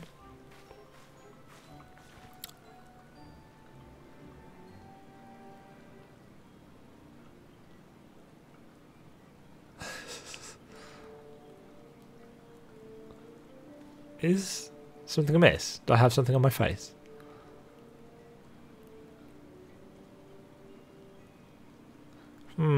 Reasonably convincing, but one cannot be too careful. Remind me, Thancred, what was the reason for our little excursion into the Sylphlands? Did you take a tumble and bump your head, old friend? We're here to locate the site of the summoning ritual so that Demajen might parley with Lord Ramu. Too easy. Why don't you tell us what you think of Flamine? Truly? You would have me speak of the songstress of Uldar? As you will. She is an exquisite rose that withers not with the passing of years. Charming as ever. I dare say you are perpetually beset upon all sides by swooning beauties. Please, Justola. I do not seek to make them swoon. Poetry rises unbidden to my lips when I behold a maiden's fair countenance. 'Tis the curse of my minstrel blood. Enough. If this is not the real Thancred, then I believe we've found a suitable replacement. Indeed. Well, that seems like quite enough entertainment for one day. It is past time we return to the task at hand. Demajen, would you mind approaching our touched friend? I'm not very much mistaken. His decision to stand his ground stems from something more than mere bravery.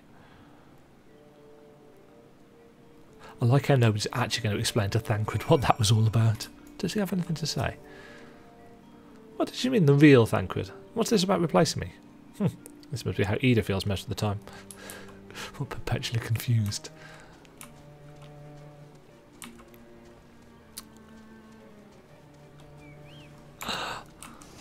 A giant boar.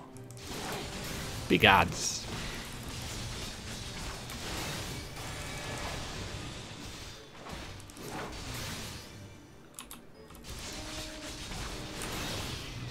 Do do do do. Bum bum bum bum. Ha.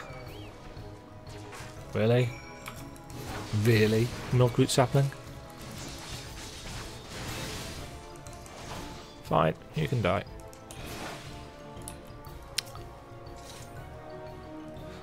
Walking one is too strong. This one surrenders. This one is sorry for playing tricks on wise ones.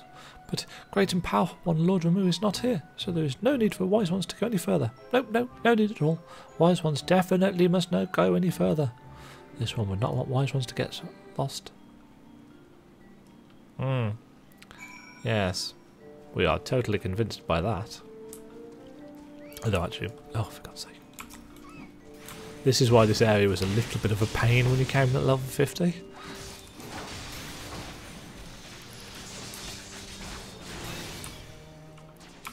Really?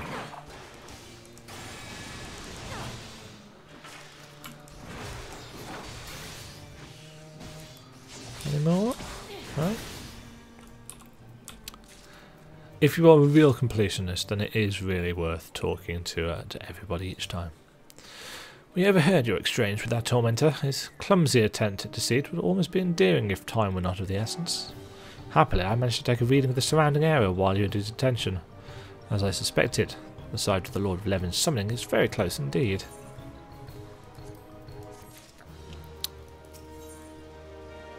Levin, an impression. Papillon ability is to determine the site upon which the primal Ramu was summoned. My measurements indicate a large ethereal disturbance to the southeast. Thanks to the antics of the sylphs, we've been dragged to every corner of the Sylphlands, but none of our various readings return a result of this magnitude. There can be only one conclusion. Ramu was called forth in the vicinity of the sylphs' aetherite. I suggest we proceed thither with all possible haste. After bidding Maxio here a fond farewell, of course. Should our trusty guide come too close to his deity, there's the distinct possibility he will fall under the primal's influence. Come, Demajen, the Lord of Levin awaits.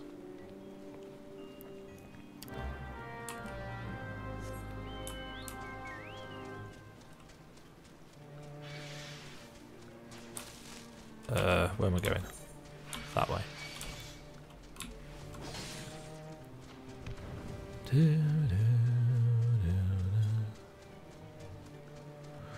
Right, the enemies here are reasonably high level, and oh,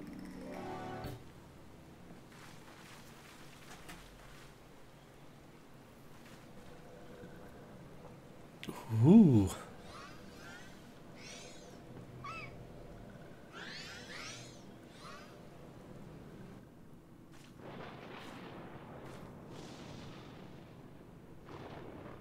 Ainora betrays thee, servant of hiding.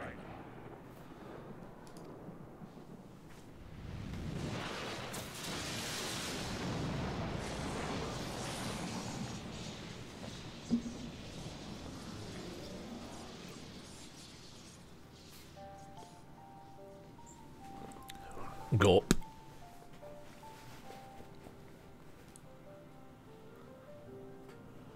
Thou art the bringer of light, bane of Ifrit, Titan, Garuda, and Leviathan. I am Ramu, guardian of the children of the forest. Thou tramplest upon sacred soil, bringer of light. By what right doth man intrude in this sanctuary of the sylphs? The Gridanians proffer peace? Their words are born of delusion, thine offer an insult.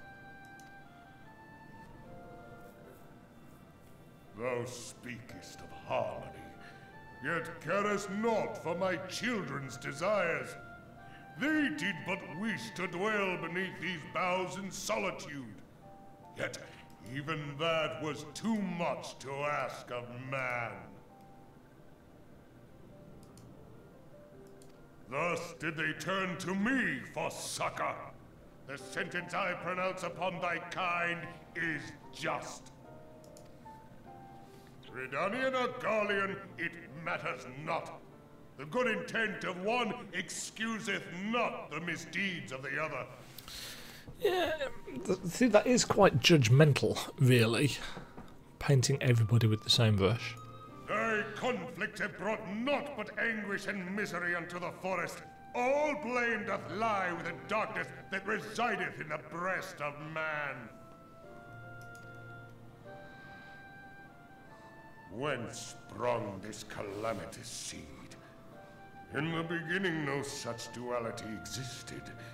Were light and dark given form when man was born? It would explain much. Not least why strife and sorrow follow ever in thy wake.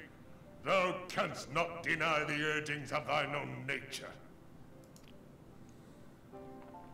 Knowing that thy mere presence here portendeth tragedy, wilt thou persist in this pretense of peacemaking? Oh, it is what we came here to do.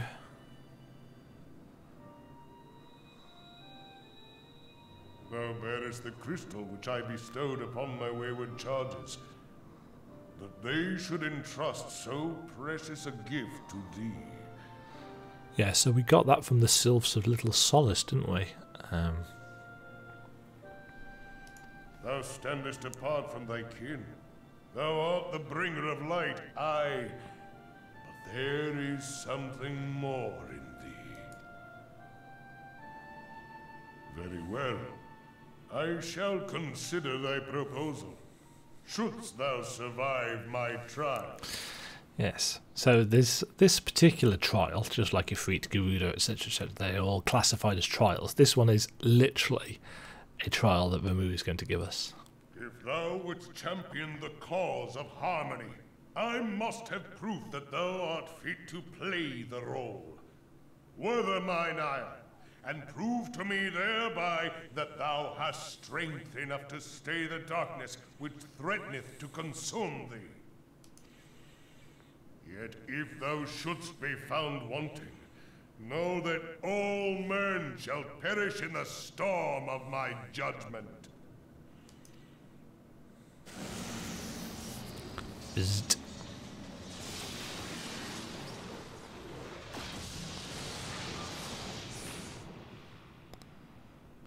Come to me, bringer of light. I shall await thee on the field of battle.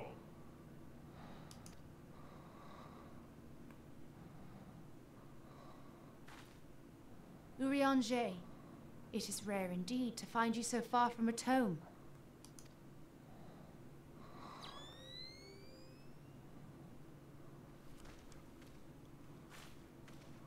The Lord of Levin himself. Never till this day had I looked upon his visage, save in painted renderings made faint by time. Ever shall this scene remain etched in my mind's eye. Beg pardon, my lady.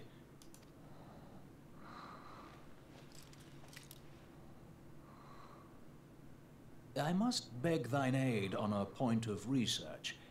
If thou art resolved to face Lord Ramuh, I would ask thy leave to observe the event. Yeah, go on. You can watch.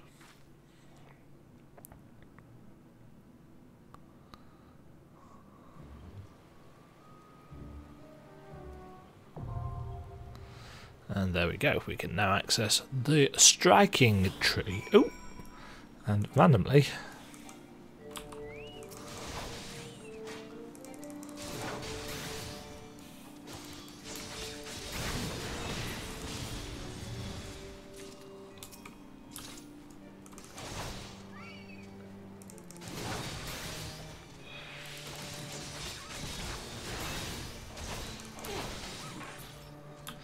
Right, so, in theory,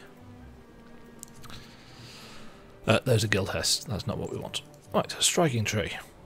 Let's see how we get on.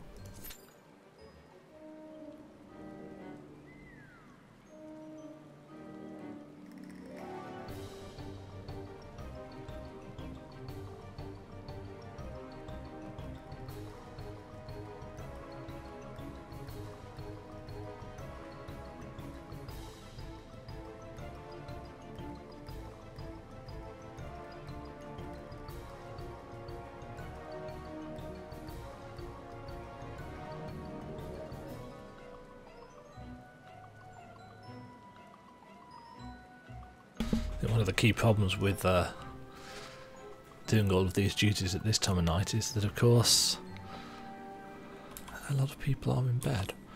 Right, whilst that's going on,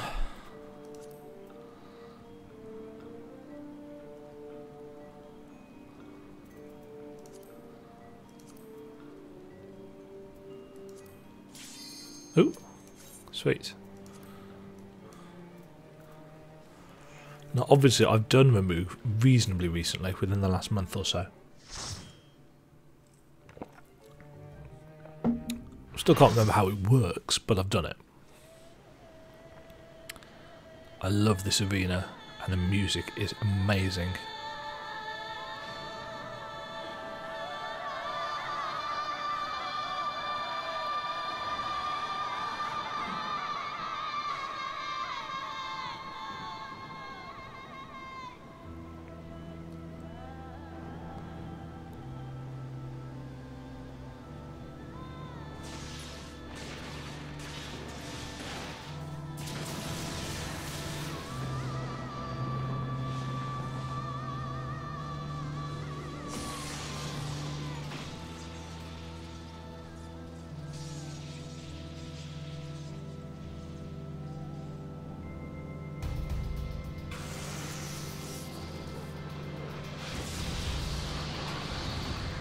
Yes. Yes, indeed.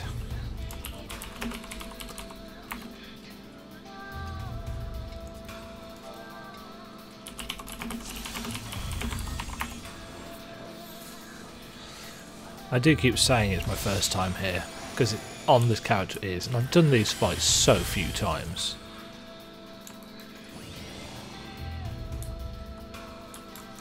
Right, let's just I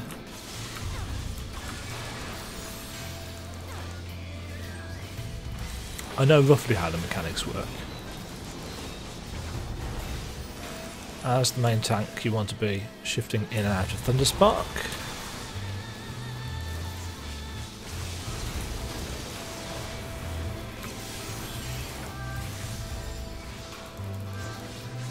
There's not actually anything to do as the main tank, if I remember correctly. It is literally just dodge sparks.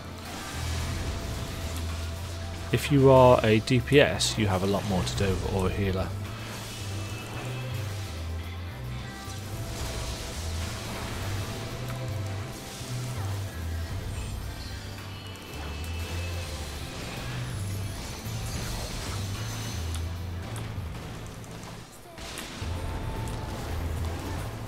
Oops. The orb just spelled under my feet. Ouch.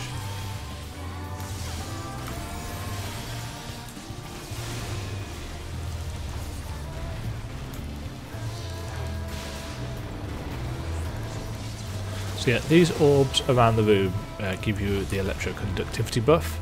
You want those if you have got a tether between you and another player. There will be some ads that spawn in a minute as well.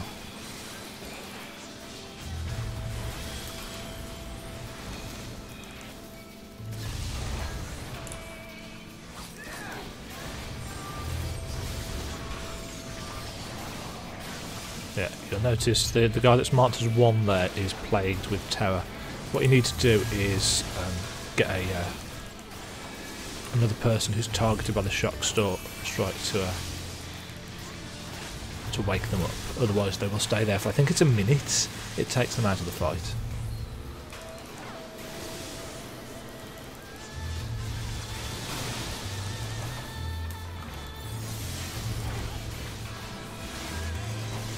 Yeah.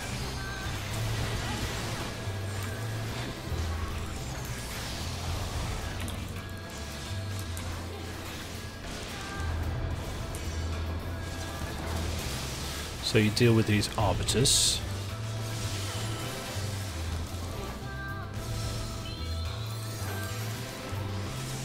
I think...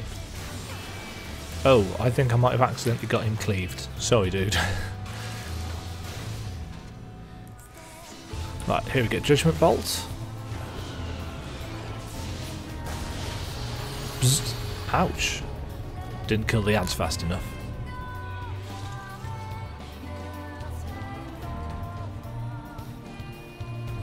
Too slow.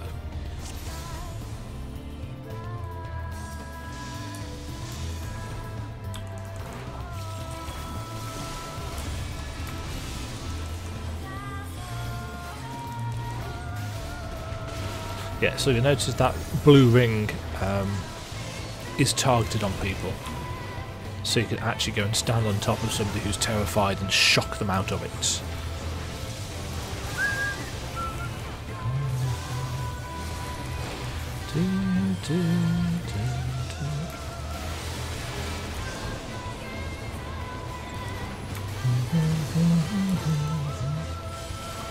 Told you this music was awesome.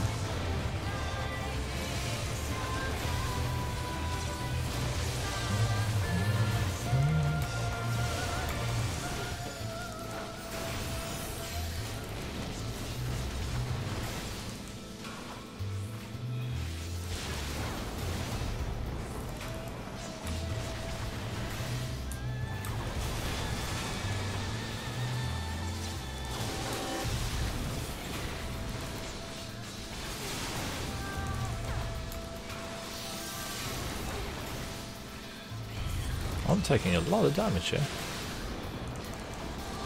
Could actually be ready here to pop hallowed ground if need be.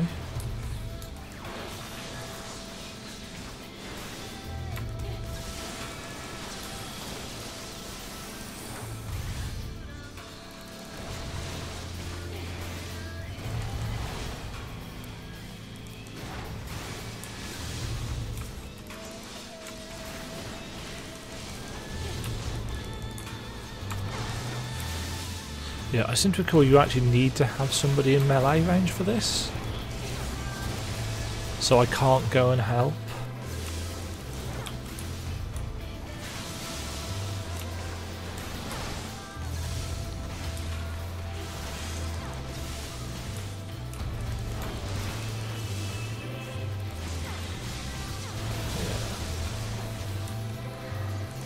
We've got one of the healers that's shocked.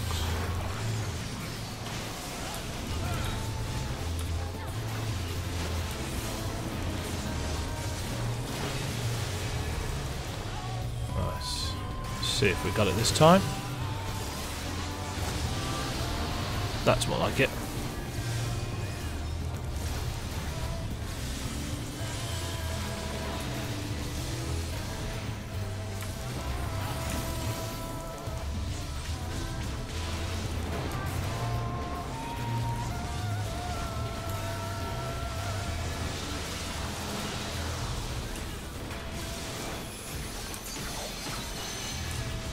Why are people standing in melee range?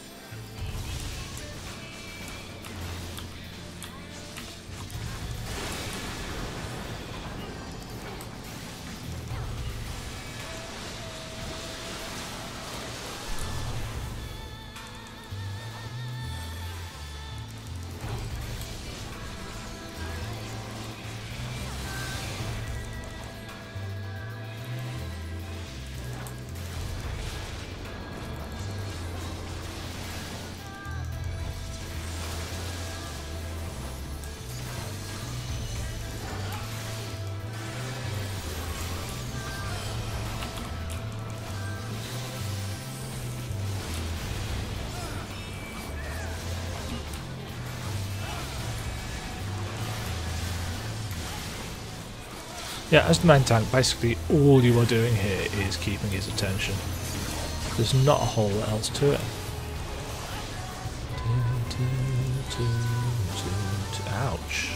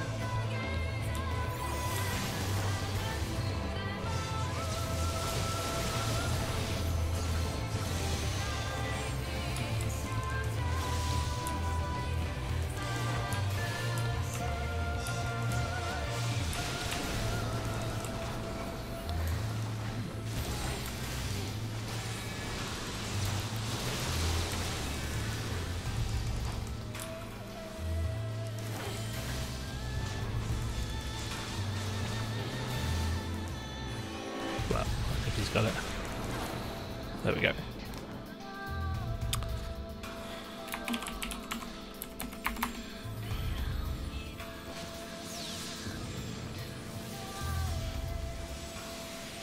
Bzzz.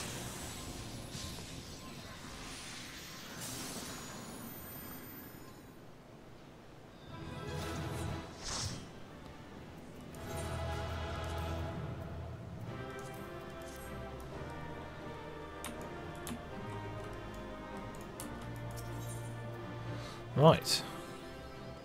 Ooh, I received a commendation.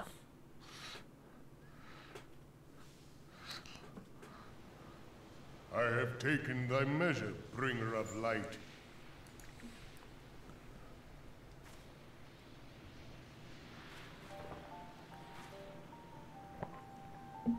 This looks similar to what we And I saw. judge thee a worthy champion. The task of excising the sin that hath taken root in man's heart is thine. Shrink not from employing thy strength in service to the forest and the wider realm beyond. Like hungering shadows do the enemies of harmony gather, and meekness will but feed them. If man is to be delivered from the dark, it shall be by thy guiding light alone. Stray not from the path, for if thou dost, thy people shall be truly lost. Really love this electricity effect.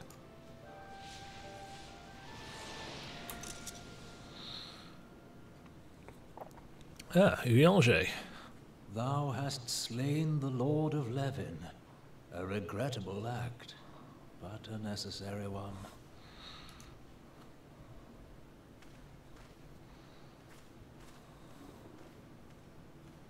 In witnessing thy struggle, a truth hath been revealed unto me. If I mistake not, it may yet prove a chink in the eternal armor of the Assyrians. But let us conclude our present business. I shall expound upon my findings at the Rising Stones anon.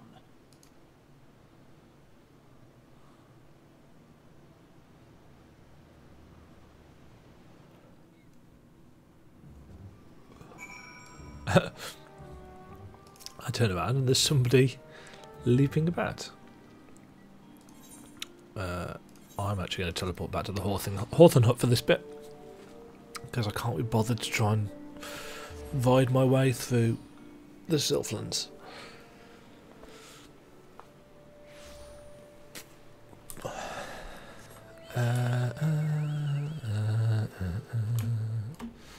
The Prince of Pestilence. Do, do, do, do, do, do, do.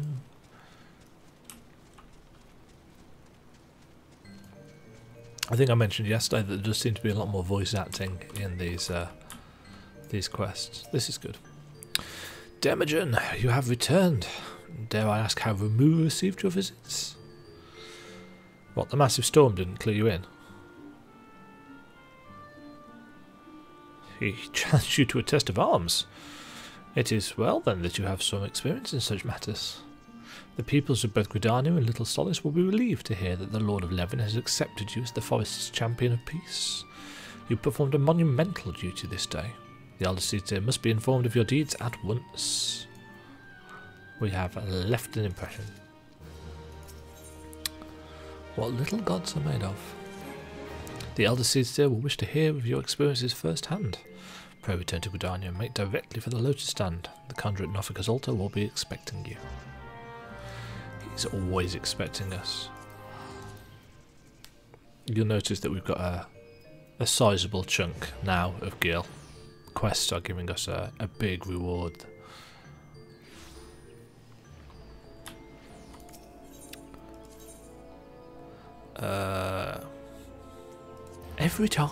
Every time, it's like, which one do I click on?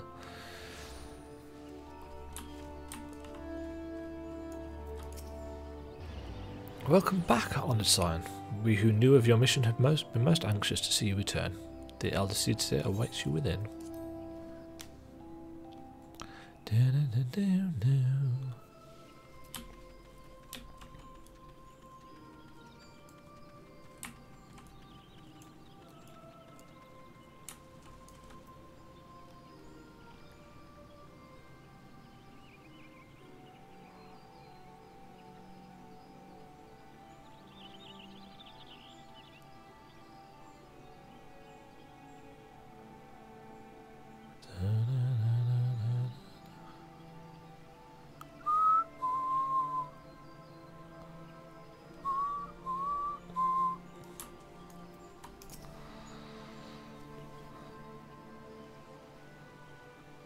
You are returned to us, dear friend, and none the worse for bearing the heavy burden which I did press upon you. Most glad am I of this. I am informed that your efforts to negotiate a peace with Lord Ramu ended in conflict. Pray tell me, what befell. He challenged me to a test of arms. Ramu made trial of you? Yep. I fear there is truth to his claim. It is the darkness within us that attracts the darkness without.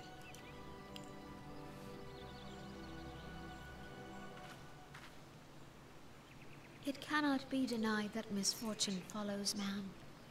For evidence, one need only look to the conflict brewing in Cartano, or to the rising flood of refugees. Our shared struggle against the Empire should have served to seal our union. Yet the ties which bind the Alliance strain under the weight of gross self-interest. Yes, I might not particularly like Gridania as a nation when it comes to choosing a grand company, but they do speak a lot of sense. It's just that they're up against pirates, and pirates are just a much more interesting thing to want to be a part of. As the scars of the calamity begin to fade, so too does our sense of common purpose. And this can be seen as a critique on modern Western living as well. We come together in times of crises, but that common bond does not last long. Yet now is scarce the time to forget our shared responsibility.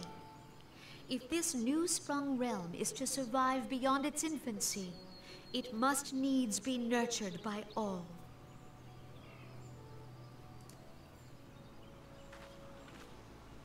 Eorzea must be as one. Yet I fear that dream is still far off.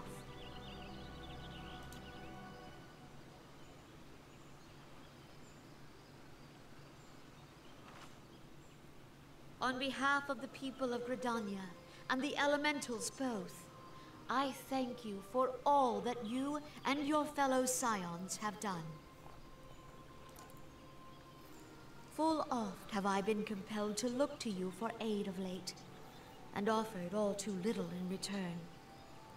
As leader of this nation, I shall endeavor to prove a more worthy ally to your cause henceforth. We've heard this speech from a couple of people now. The idea that we were at one point their ally, we were helping them out. And we still are helping them out, but there's a shift in the balance of our position. You know, it used to be that we worked for them to help them, but now we are the person that they come to for help. It's a nice little bit of progression for the Warrior of Light. It makes us as a player feel like we're having more of an impact, and that we've gone from being, you know, the errand boy or girl to a certain extent, to an actual hero who somebody relies on and trusts, and so on and so forth. Doesn't mean that they won't still give us tiny menial tasks to do, but it's nice to get some recognition, and this is something that, you know, a lot of MMOs don't give you, this idea that you are important.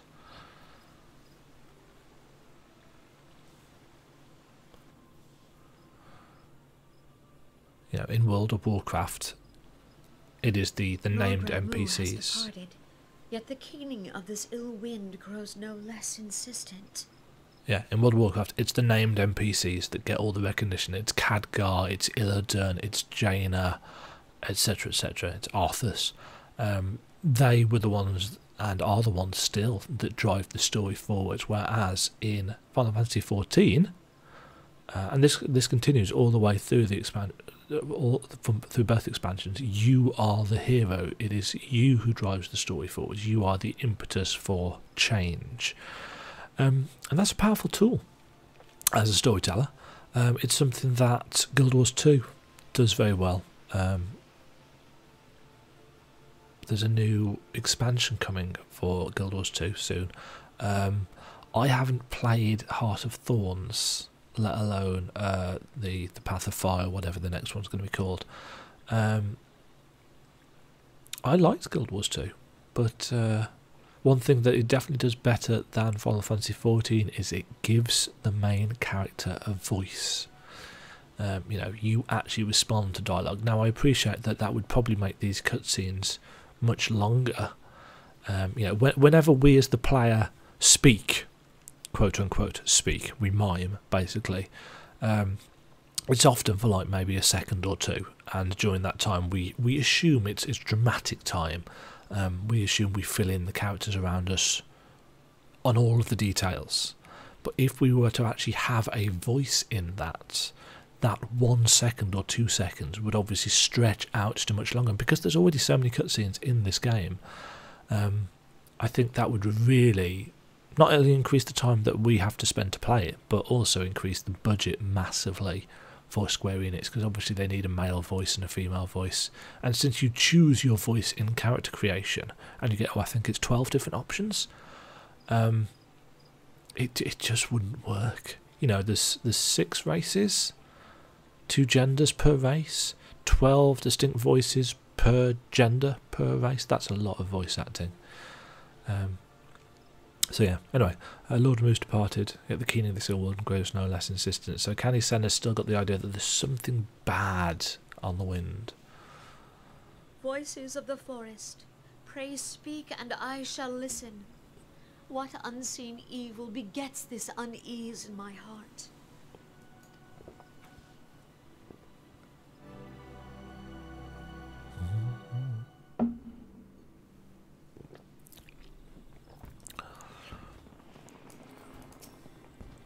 Thus ends another daunting mission, eh, Demajen? I'd hoped Lord Ramu could be persuaded with words alone, but nonetheless I can only admire the adroitness with which you responded to the primal sudden challenge. And it seems that Eorzea too was pleased with the outcome. What say you? Shall we gather back at the Rising Stones and ponder the lessons of the day? Yes, let's go and speak with Minfilia.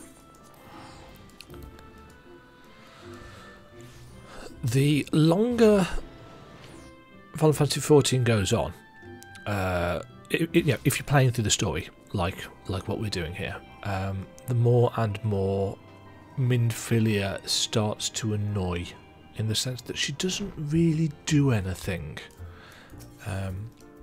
Until the point, actually, where she spent so long not doing something that she does actually do something, and thus it gives her a little bit more character.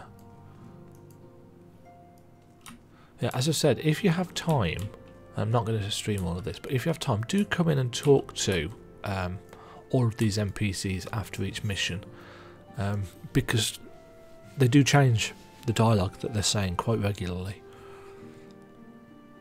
It must be a nightmare to code, actually, all of the different dialogue depending on which quests you've got flagged up. Welcome back, Demajen. Word of your momentous encounter with Lord Ramu precedes you. I'd fain share news of mine own, but Eorzea's discoveries must take precedence, so Minfilia's got something to say, but I've got to talk to Eorzea first. Upon witnessing your defeat of the Lord of Levin, our learned companion was struck with a profound insight regarding the nature of the Ascian's immortality. Let us assemble and discuss his observations together.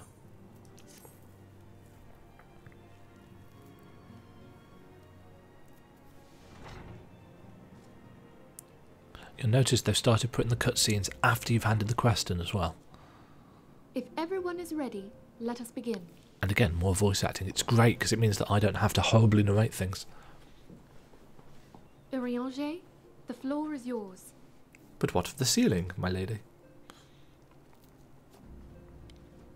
I shall provide bad puns where I can. As all here assembled now know, in its final hours as our Order's headquarters, the waking sands did play host to a most unexpected visitor. I speak of the Ascian clad in white, Elidibus. Notice he says assembled now know, because for a while, including actually when Eorzea was there, we didn't know this. The other signs didn't know this. We obviously knew it because we were there. So it's just to close a little plot hole, the idea that not everybody knows what's going on. Unwelcome though his presence was, his words that day did serve to confirm a truth long suspected, that the Ascians are eternal beings, to whom physical destruction is as a temporary inconvenience. In the intervening time, Eorzea and I have striven to discover a means by which the Ascians might more permanently be slain. And 'tis my belief that we have found the thread that will allow us to unravel the twisted skein of their existence. In the moments prior to Leviathan's most recent manifestation, the Sahagin elder who summoned him was observed to undergo some manner of ascension. The etheric readings taken by Y'shtola at the time of this transfiguration have proven most enlightening. The disruption to the flow of ether was sudden and dramatic. So tangible was the agitation, I scarce had need of my goggles. The significance of Y'shtola's readings might better be understood in the context of mine own, taken at the instant of the Lord of Levin's demise. Unlike the primal, the Sahagin was not subject to etheric dissipation. You'll notice that for some reason Eorzea pronounces it as Y'shtola, whereas all the way through everybody else has pronounced it as Ishtola, or Y'shtola. I think that does get nailed down a little bit more as we move forward into Heavensward. Before discussing our new discoveries, it may benefit us all to recall what we know of etheric behaviour. Ooh, is this the fancy explanation cutscene? Oh, I remember this. This was awesome. Let us begin at what some might call the end. When we who dwell in the material realm die, our spirits dissolve into the flow of ether and are returned to the ethereal realm. In turn, the restless energy which suffuses that plane streams back into our world, giving rise to new life. In case you wondered how babies were born, there we go. This is the birds and bees. Thank you, Final Fantasy XIV. 'Tis as the heavens did decree, the way of all mortal souls.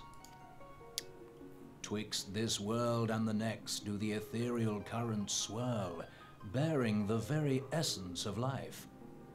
Thus doth the cycle of birth, death, and rebirth continue unabated. Primals behave somewhat differently. In order to manifest and then maintain a physical presence in this realm, they must consume vast quantities of ether, most often in the form of crystals. Though they may seem to live, their flesh is but ether given shape.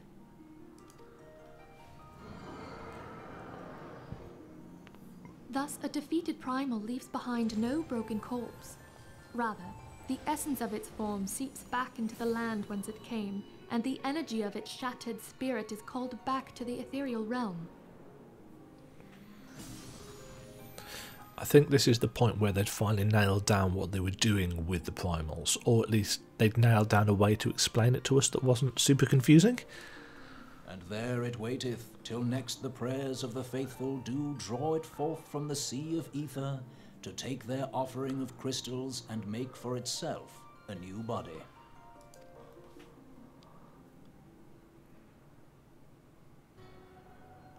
Which brings us on to the third group, the so-called immortals. They exist in a manner all their own.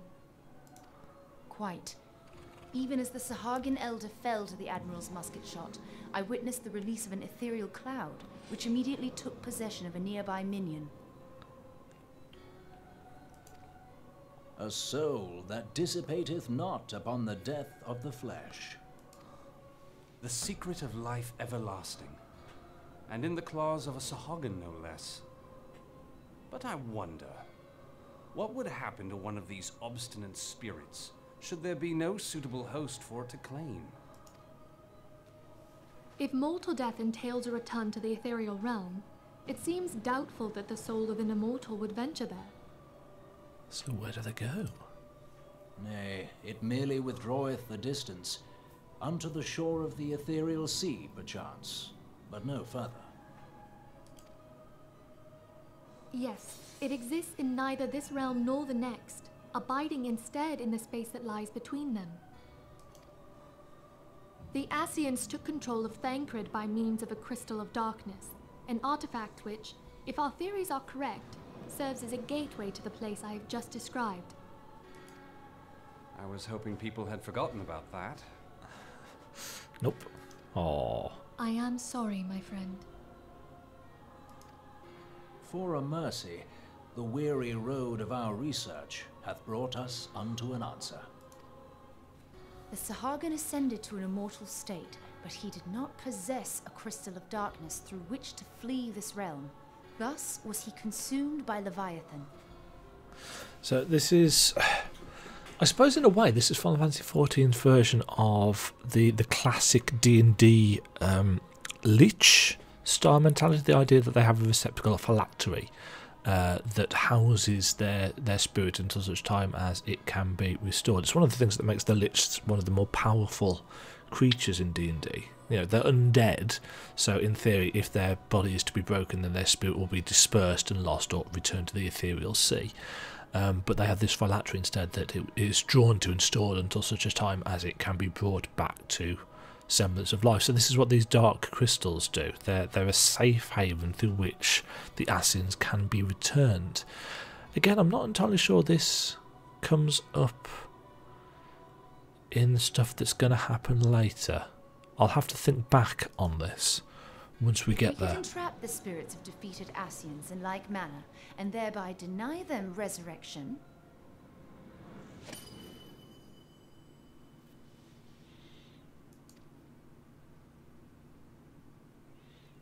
Yeah, so the idea is that we can stop them returning to safety. Therein lieth the path to victory. Thou art most perceptive, my lady. Well, yes, we're all quite smart. Only when we have trapped the bodiless soul within an ethereal prison can we hope to defeat its unnatural constancy. Thus might even an eternal paragon be consigned to oblivion. These feats are, of course, far easier said than done. At present, we lack a viable means to entrap and extinguish an Ascian soul. Yeah, because they've been going around for a while, so...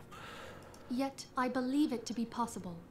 The pieces of the puzzle lie before us. We have but to put them together.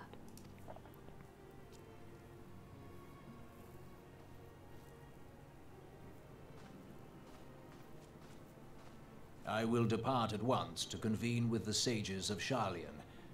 Together shall we divine the steps by which our goals may be achieved. I have the utmost faith in you, Archon.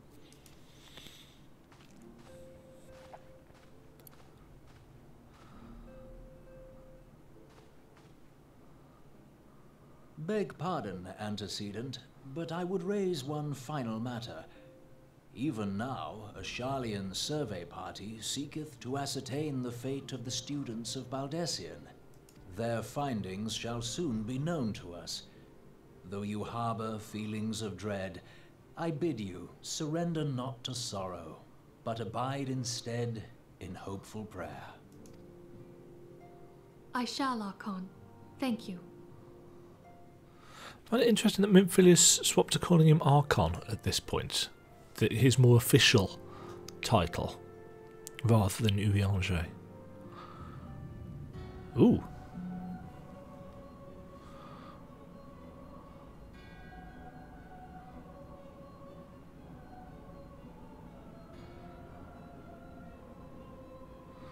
The Lord of Levin is returned to the ether, as was Leviathan before him. Ramuh's acquiescence was most intriguing. Inferno, Vortex, Crag, Whirl, and Levin all have now been humbled by the Bringer of Light. The limitless potential of man, Heidelin's servant grows mightier by the day.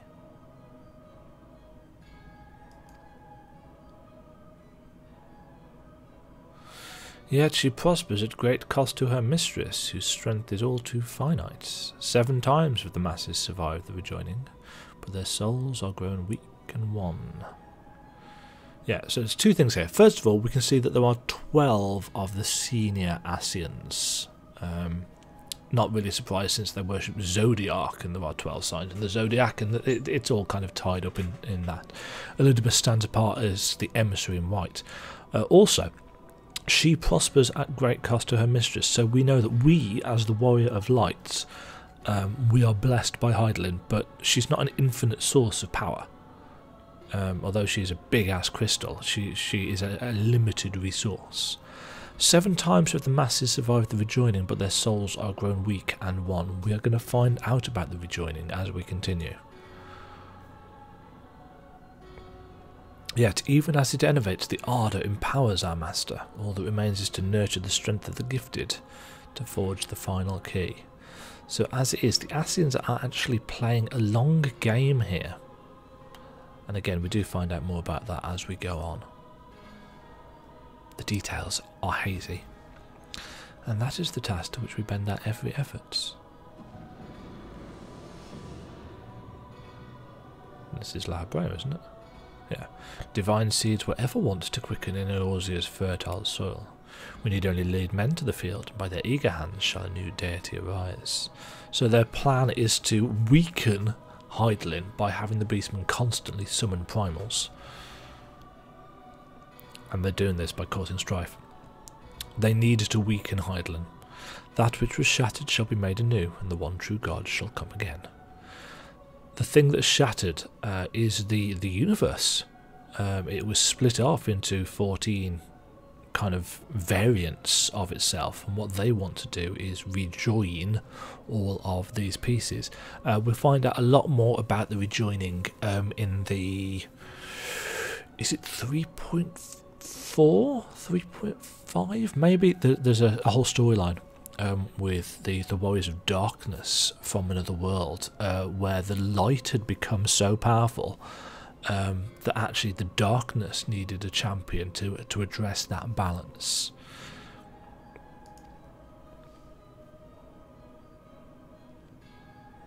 But this is a really cool place anyway. And there's a statue of Zodiac in front of us. At least I'm assuming that's who it is. And I'm assuming at some point that we will actually get to meet or even fight Zodiac. Though I imagine that will happen in an epic cutscene rather than an actual battle. But you never know. I mean, Final Fantasy XI had us fighting against all manner of actual gods and monsters by the end. Well, I say us, players. I didn't play it to the end. A hard haplet to break. So after all of that,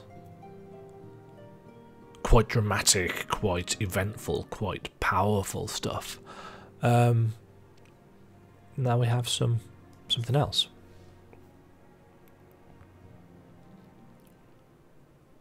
Now the matter of Ramuh has for the present been put to rest. There's something I'd show you, Demajen. It's a letter.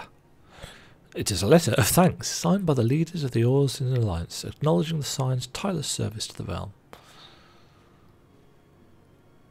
It mentions in particular the names of all the defeated primals: Ifrit, Titan, Garuda, Good King Mogulmog XII, Leviathan, and now Ramuh. Needless to say, there's only one among our number to have faced them all.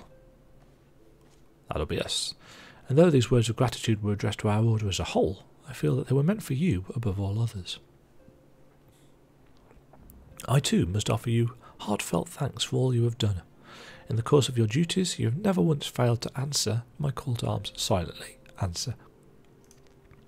You are a true hero, Demajen, and Eorzea is that much the safer for your presence. Again, stuff like this is a little bit kind of patting you on the back, a little bit, in terms of writing, it's a little bit much. But as a player playing a video game, it is nice that your contributions are recognised, and it makes you feel heroic. Pray do not misunderstand me. I said safer, not safe. I know only too well that we can ill afford to lower our guard. The Ascians may be relied upon to sow chaos in this realm until such time as they are forced to stop. Why, even without their encouragement, you may be assured that man would foment strife on his own. And that is to say nothing of the beast tribes. Unless we learn to live in harmony, the primals too will return to plague us again and again and again. And yet, despite all of this, your deeds serve to inspire the people, to give them hope for a better tomorrow, and there is no greater gift. We are a bringer of hope as well as light. That we have the courage to strive for what might otherwise seem an impossible peace, we owe in no small part to the dangers you have faced on our behalf, and the people you have won over to our cause in so doing. Our list of enemies has ever been long, but think of the allies with whom we are now blessed. Of the sylphs of Little Solace, who wish nothing of conflict. Of the Alamegans and the Domans, who stand with us, determined to halt the dread march of the Empire, and of course the Alamegans and the Domans, who we will focus the 4.0 story questline on. And then there are the many unsung heroes who have gathered here in Revenant's Toll, honest men and women who seek to employ their skills for the good of all. Of course, when speaking of our greatest allies, we must not forget those closest to us, by which I mean our fellow Scions. Thanks to their many and varied talents, our order is uniquely equipped to combat the far-reaching corruption of the Ascians, and combat it we shall. But your enthusiasm is truly heartwarming, antecedent. Given our embarrassing wealth of allies, I trust it will not inconvenience you unduly if I absent myself for a time. No, you can bugger off. We don't want you. I mean, hi, Alphino. Alphino, I take it the troubles in Uldar no longer require your attention. There are yet some rumblings of discontent, but the air of simmering violence is largely dissipated. 'Tis to report such that I stand before you now. That, and to speak with you concerning the new organisation we discussed. So this is Alphino, as I referred to earlier in this particular episode, him saying that there's only so much the Scions can do because they are small, there's not many of them, and all the other organisations in Eorzea are boundaried by political motivations and aspirations. You know, you've got the Flames in Uldar, you've got the Adders in Gridania, and so on and so forth. They've all got political ties, or they're interested solely in profit. So Alphino has an idea for a new organisation which will operate in the same way that the Scions do, but there being more of them. I have a message for you from you recall the refugee girl? The one whose parents were missing? They were found unharmed. She wished me to pass on her thanks to you. So it seems that he's got a little bit more acquainted with her. Why, Alphino, am I to understand that you made the effort to remember the poor girl's name? I look forward to reading all about her in your report. I do hope you left nothing out. Having a laugh at Alphino's expense. Demajen, you've been away from Revenant's Toll for some time now, I believe. Might I suggest that you put the affairs of the realm to one side for the moment and take this opportunity to reacquaint yourself with the town? Which reminds me, Slathborn but recently acquired us your whereabouts. I believe it's some small matter he wishes to discuss with you. Why not oblige him with a visit?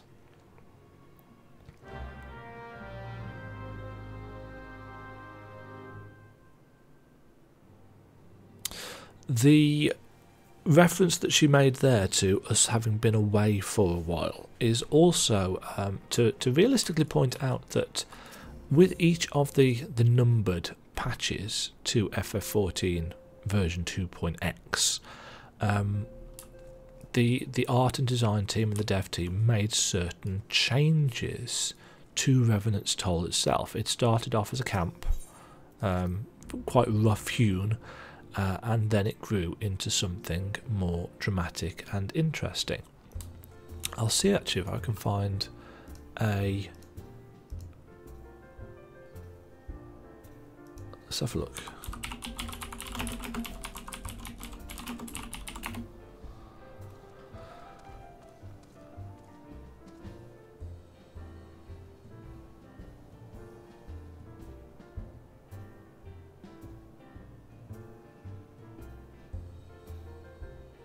Yeah, I'm going to have a look actually after this. In fact, I'll make a note of this on my paper.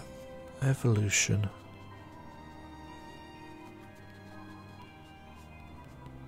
Because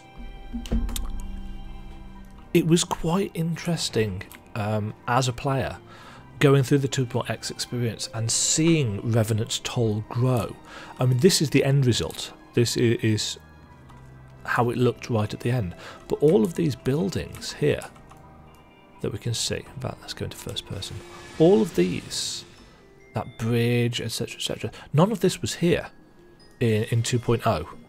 And it's kind of a shame, actually, that it is here from the very start now, because some of the dialogue just doesn't make a huge amount of sense about it being a growing camp. I mean, this does not look like a place for refugees. This looks like an actual town. It's fortified and everything. So it was quite nice seeing that grow. If I can find something, then I will. I'll put that in another episode. It's also worth noting that the player response to this growth was also quite interesting. It was something that the players really liked them seeing, to the extent that actually in Heavensward, Idleshire, or Idleshire, however you want to pronounce it, I've always pronounced it Idleshire. Idleshire had a similar evolution. Also quite interesting though is that there doesn't seem to be anything like that in Stormblood. Kagani, the Far Eastern city, is already fully formed, and Rolga's Reach doesn't seem to be in the process of being built either. So maybe it's something that took up a lot of dev time or arts department's time, which they felt could be better used elsewhere for Stormblood. I don't know. But either way, quite interesting. I'm spending a lot of time talking in this episode. Oh-ho! I see my fine adventurer friend has returned. The dust of the road yet clinging to her boots. Do the signs of no work for you this day, then? Huh? The antecedent sent you my way, did she? Well, it's not urgent, but I could certainly do with your help. You see, Revenant's Toll has become something of a favoured destination for adventurers. Part of that is due to the town's growing fame, but a goodly number of green heroes to be have come here to follow in your footsteps. And when I say green, I mean fresh out of the ground, don't know one end of the sword from the other green. I've done what I can, but what they really need is a good talking to from someone they respect, an adventurer who's done it all. Yeah, that would be you. And naturally, the one lass who would most benefit from your wisdom is nowhere to be seen. She was off to say Happilitz and was due back some time ago. Likely got herself in over head as usual. Now that I think of it, this may be the perfect opportunity for you to treat it to a demonstration of your skills. I'd consider it a personal favour if you'd head out to the Singing Shards and show that amateur how it's done. So we are now going to go over to yeah. So this is a response, if you like, to what I was just saying about us being made to feel like a hero. Not only are people praising us and our allies becoming important people, but now NPCs are seeking to emulate us, which is nice because, again, as a player, it makes you feel like you've got some worth in the universe of the game. You know, some kind of investment.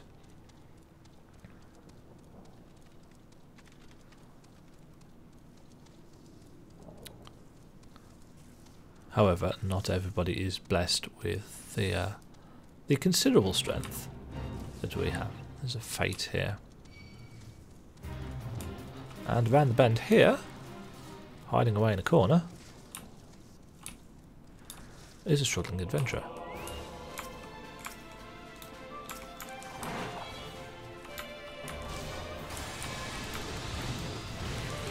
Ooh, Triskellion's disappeared. I keep saying Triskelion. That Kraken. Triskelion is my my chocobo of 4 years on my main character. Release the Kraken. There we go. Turn the volume down slightly since it's getting late. Right, let's help out this. Oops, this young lady. She's probably a little bit low level for this area. Damn near pissed myself back there. I was hoping to find myself a little one, but the fates went and threw the meanest bugging all Mordona at me. Typical. Hold up. You're Demajen Thornley, aren't you? The Demajen Thornley. 7Ls, you're flipping famous. And you're twice the stuff as I said you were and all. Bugger me, I can't believe I'm talking to the woman herself. Oh, now you've got to see me at my worst. Trust me, bleeding pet's fault, I tell you. Doesn't listen to a damn thing I say. Yeah, she's an Arcanist. That and the fact that none of my so-called mates offered to help me. And I told him I was off to get some applets. Most of them gave me a confused, huh? Huh? Like I was talking at my arse. You don't agree though, right?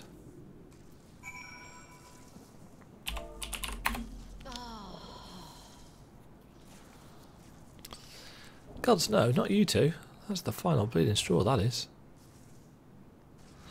I was hoping you of all people would understand. I mean, it ain't adventuring if you don't take a few risks, right? Right, maybe I am a bit out of my depths here.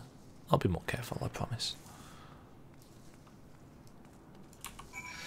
Yes, you've got to take on appropriate level challenges, otherwise your accuracy sucks.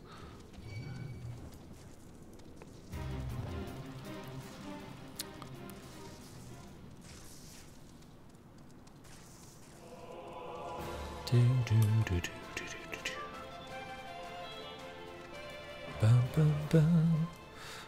Where are we in the 1, 2, 3, 4, 5, 6? Still 6 more quests left after this.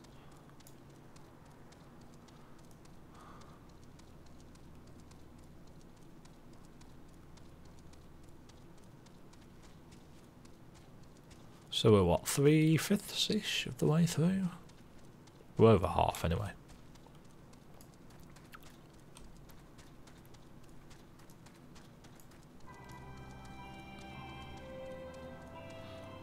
So yes, after the excitement of Leviathan, of Ramu and the big speech about the Ascians, this is a little bit of a come down, I think. Demajen, you have my thanks. That lass I sent you out to instruct Dr. Trudge back into town looking proper chastised.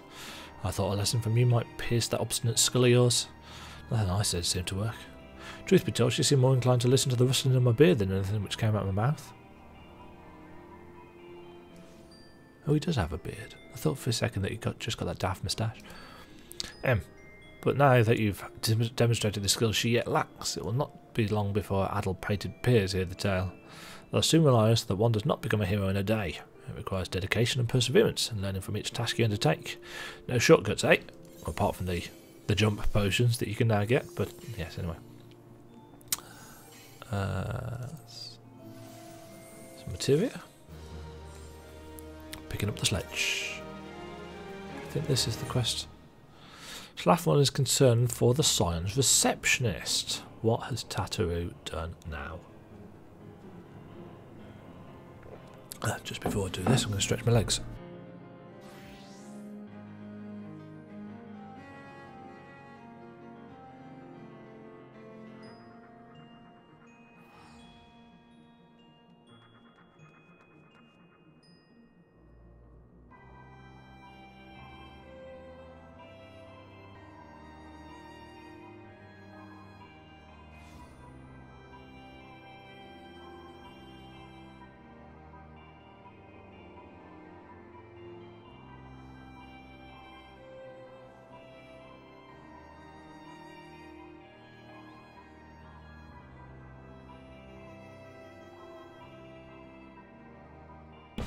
I'm seriously considering getting myself one of those fancy gaming chairs, because being 6'4" and working at a desk like this is not actually great for my legs.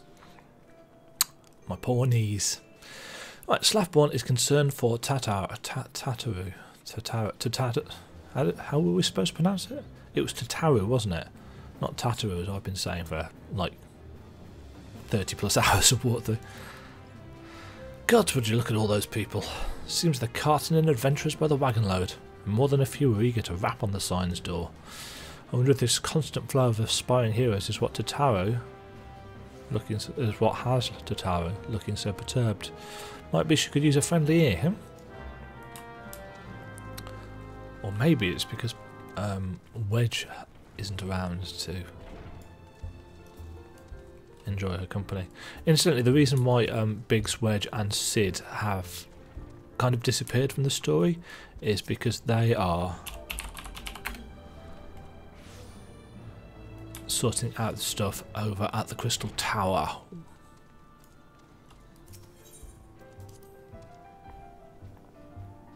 So it's not that they've just disappeared, it's just that they're not in the main story. Tataru. Hello, Demajen. What am I... Oh, Slapboard thought I could use a friend, did he? What a sweet man. I didn't think my fretting so obvious. Well, I suppose there's no sense in hiding it now. 'Tis time to reveal my little secret. Ruh-roh. It's a comedy quest. He quite suits me, don't you think? But simply for show, I've been learning the mining trade. Why, you might ask? Yeah, therein lies the source of my dour demeanour. Ever since we relocated to the Rising Stone, the Signs of the Seventh Dawn have stepped out from behind the curtain, so to speak. Our victories over the Empire have granted us a certain degree of fame, and many budding adventurers have travelled from afar with the intention of joining our ranks. And while I welcome each new member that comes and takes up our cause, we have too little coin! As I'm sure you're aware, we are a strictly neutral organisation, and ensuring that neutrality means limiting the funds we accept from outside sources. The Scions do receive various means of support from the three major nations, and the Levier twins are quite generous with their families' coffers, yet this modest income cannot keep pace with our day-to-day expenses. There's also the sundry donated material, of course. Those are delivered to the Adventurers Guild and swiftly allocated to the expansion of Revenant's Toll, which of course is technically already done. Well, I'll cheerfully leave the toppling of primals to you. 'Tis my duty to balance the books and fight the demons of debt. On my honour as receptionist, I will raise the necessary coin with my own two hands. I even paid for this sturdy mining attire out of my own purse. Which makes it doubly aggravating that my custom-made sledgehammer has yet to arrive. I scrimped and saved especially for that tool. Demajen, if you would help me see the Scions survive this fiscal disaster, then I'd ask you to travel to the Blacksmith Guild in Limsa and demand they hand over my commission at once. Oh, and regarding your travel expenses, I'll have to check our available funds. Once you have my sledgehammer, pray leave it with Flamine. I shall be out digging up riches the best I can with the equipment I have. Crystal clusters, here I come.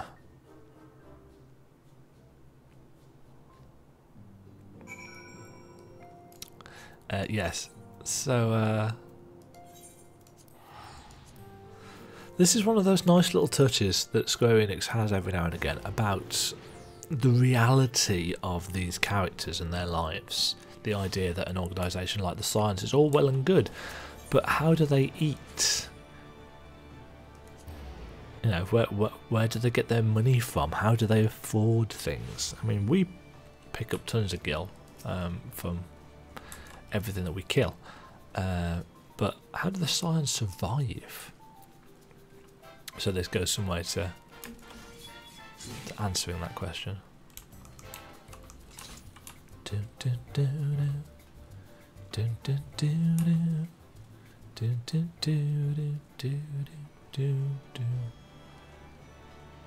Yeah, it's also a reminder that Alfino's family is actually quite rich. Brithiel. What can I do for you, lass? If you're looking to sign up, Randolph over there will run you through the initiation. I don't think he says that if you haven't joined the Blacksmith Guild. Eh? You hear about a commission? Something that weren't delivered?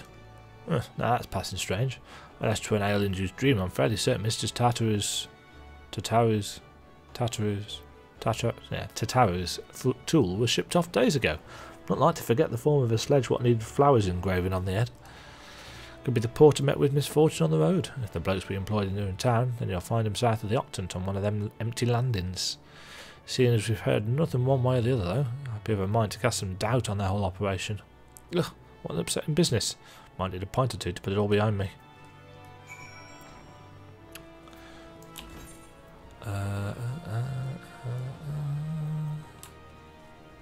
Right, where do we need to go?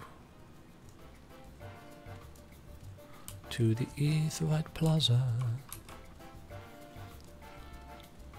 Do do do do do do do do do do.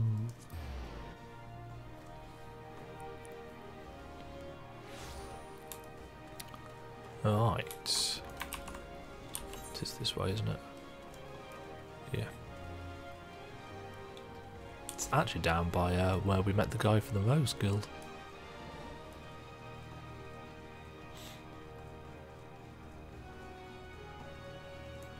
Yeah, there he is. I don't think you can actually get through here, can you? Or can you? Oh, you can. Yes, that's the...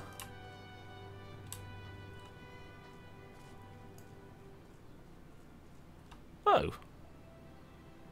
Interesting. So you can actually be a rogue now. Hold on.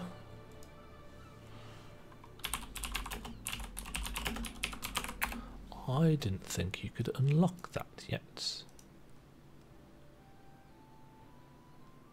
Yeah, Rogue is released in patch 2.4. We're not on 2.4 yet.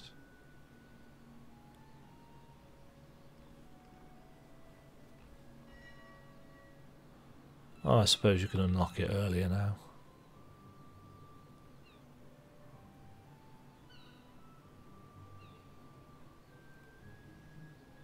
Interesting. Yes, anyway. I mean, technically, you only need to have got a class to level 10 before you could go and unlock Rogue. I wonder if that's actually the case after 2.4, that you literally just need to have got to level 10. I know you can't become a ninja until level 30. Anyway, bugger off, I've got work to do. Oh yeah, we need to doubt him, don't we? Oi, you. Hey? A delivery from the Smithies to Moderna? How the bloody hell should I know? I just order crates. Hang on a moment. You said Moderna, right? My mate was meant to see a shipment up to Reverend's Toll a while back, but took ill just before he was due to leave. Not to worry, he said. I'll take it there on my very own. Ah, bugger it. Well, we got bloody busy that day, didn't we? Well, I figured someone would come looking if their precious package didn't arrive anyway. And here they are. Your crate you want is back there someplace, marked and all. You can grab it your own self. Box for Tataru. Okay.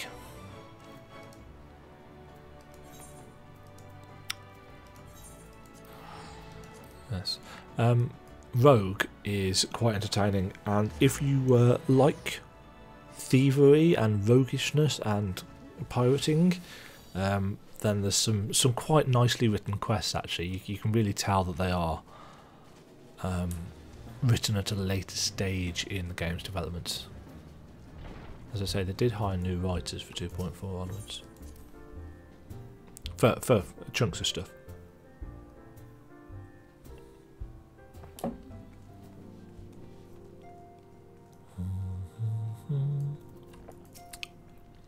Greetings, Demajen. Tataru made mention of a missing delivery. Were you able to coax her commission from the Blacksmiths Guild? Certainly was. Wonderful. I shall keep it here with me until Tataru returns from her mining expedition. She's not one to approach matters by half, is she? The Rising Stones can ask for a more able administrator. Still, I am somewhat worried for her well-being. I realise Tataru means to mine and not more, but even the outskirts of Revenant's Toll are not free of prowling dangers. Would you mind tracking down our industrious Lalafell, seeing that she has not come to harm? As far as I'm aware, Tataru intended to start digging in the hills near the Tangle. You may have to call out to attract her attention.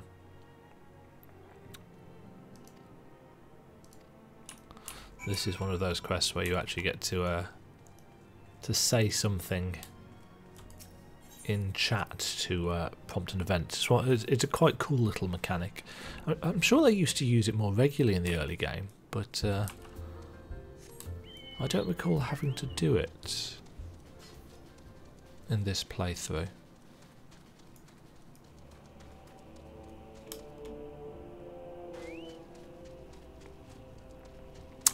Got that gloom weather again, making everything look super pretty.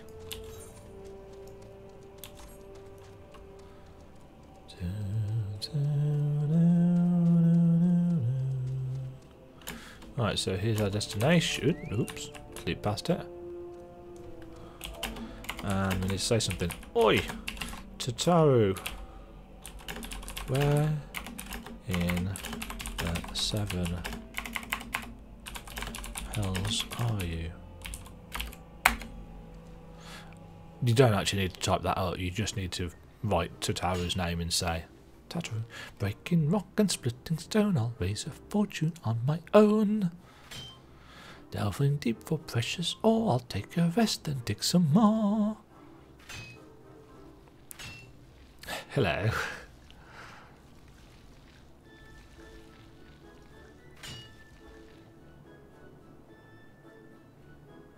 Toss aside the pebbles, toss aside the dirt, toss aside the science who shirk their work.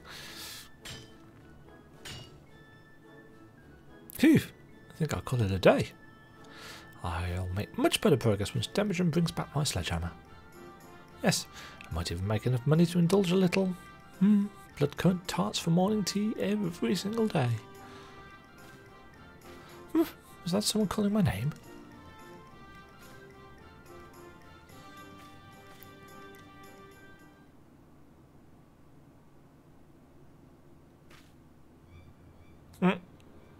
Hi.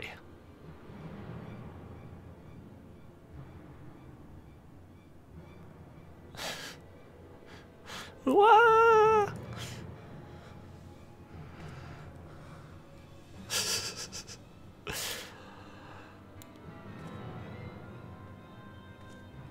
Considering this is not like high drama and realm shattering issues like oh god, another level 50 hunt mob. Like what's it? Fighting Ramu. It is nevertheless quite an entertaining series of quests. Where are you, malodorous marble?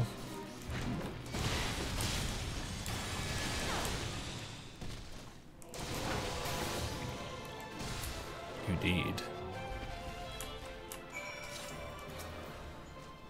Grade 12 above. I thought I'd eaten my last currant tart for a moment there. Thank you ever so much. I believe it is past time I return to the Rising Stones. So yeah, this is a nice little interlude. Will this aggro us? Maybe not. We haven't even unlocked the hunt yet. We still need to get some more promotions. And with 129 storm seals, that's not going to happen anytime soon.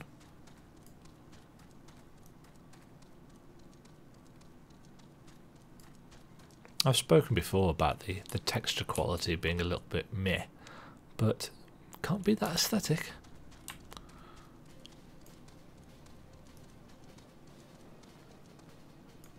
Have I got enough? 186. That should be enough for another piece of equipment. Hold on. Still need the earrings.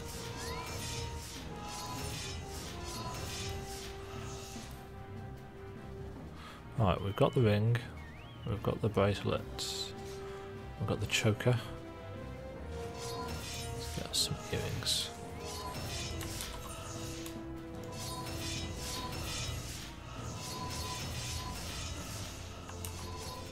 And actually, while we are here,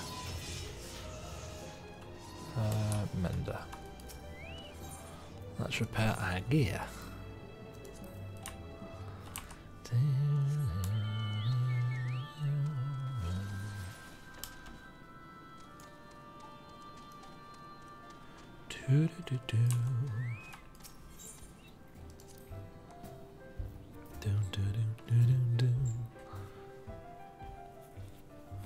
Right, Tataru.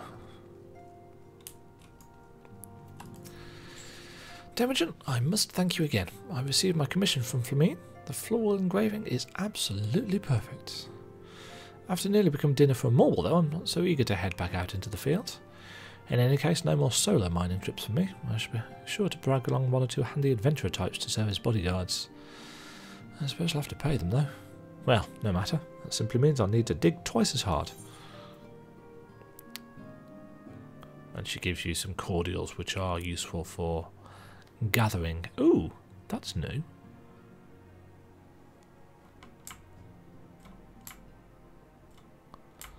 Interesting. So the recast on the HQ cordials is lower and gives you more gathering points back. That's a nice little tool for crafters. Oh, I think I can probably put that back in our armory chest now. You'll notice that we have got an absolute ton of stuff. In fact,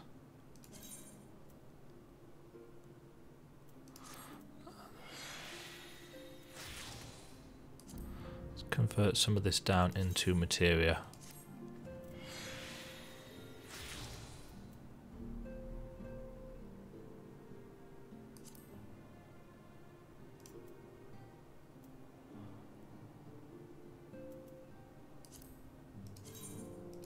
Might as well do all of them actually, because as I said, this is not a character that I'm going to be using all the time.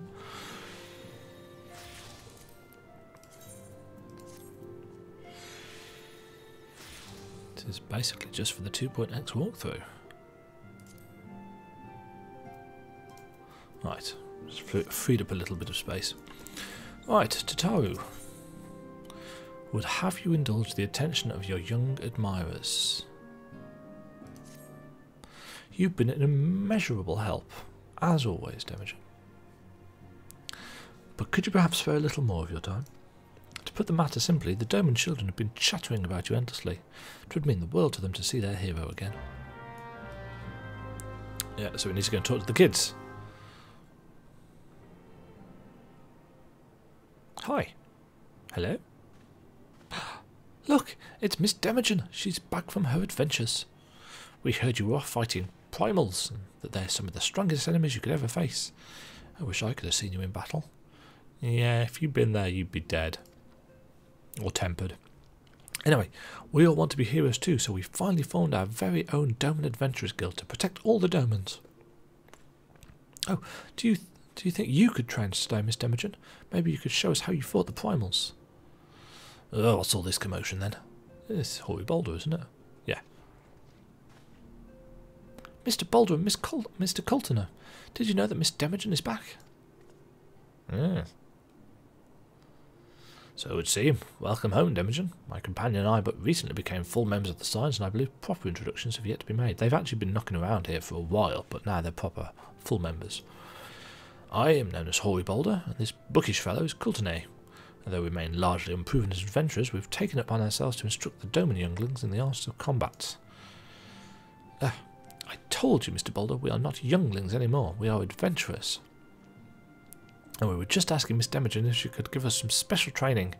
I think we're ready to hunt monsters alongside her, don't you? Well, you've certainly been diligent with your drills, but I'm afraid the fiends of Mordono are still ever so slightly too dangerous for you. I have a counter-proposal.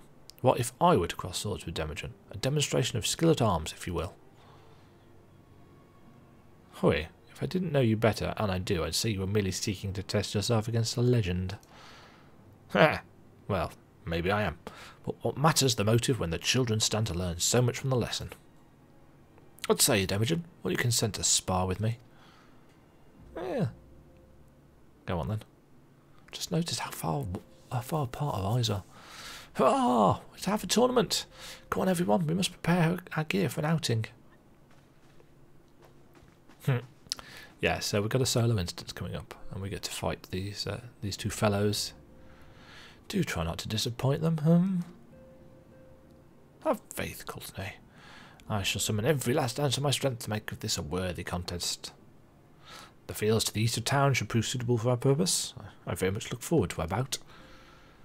This is quite a fun fight, actually. I can't remember whether it's synced down. I think it is. So you have to rely on the fact that we've just got better gear rather than that we're actually higher level.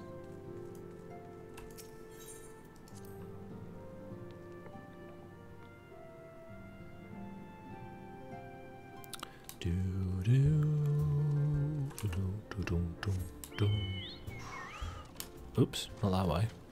This way.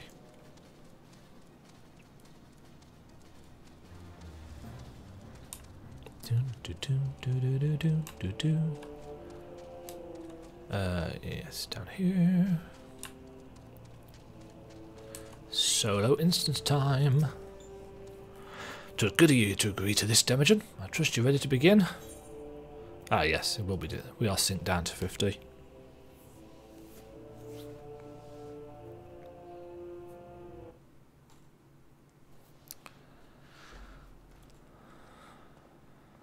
Very well. Let's not keep the younglings waiting any longer.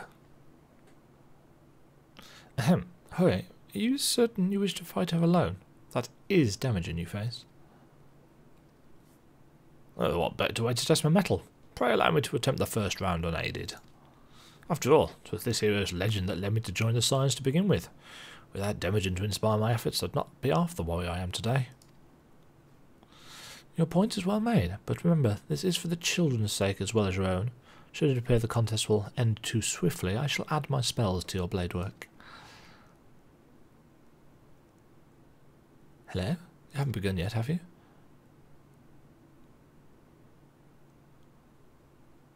Everybody's coming out to watch. Ida, what?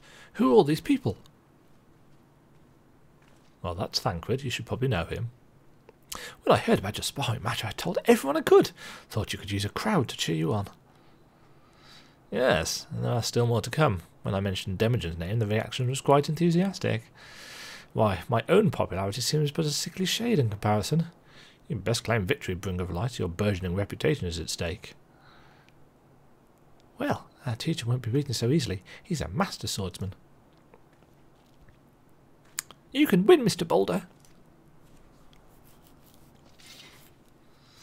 We shall soon see. On your guard. I love his hair. Ooh.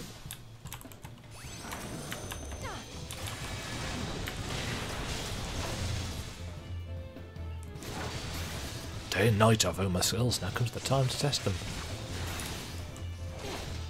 Yes, there's quite a crowd out there. Ooh, such power. The tails barely do you justice. Mr. Boulder won't lose, will he? And it's not over yet. It can't be. Aye, the children have the right of it. It is time I joined the fray. On your feet, Hoy.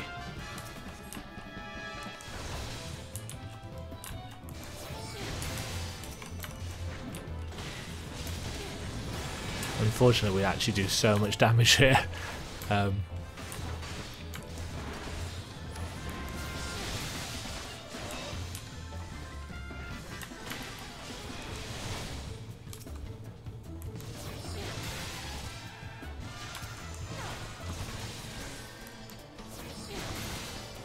I must admit defeat. It was an honour and a privilege.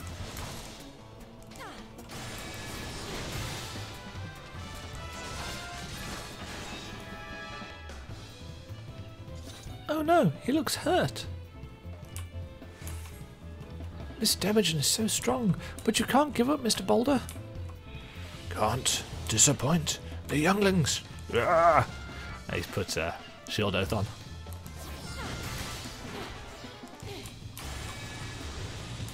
Never have faced such strength, but the lesson must continue.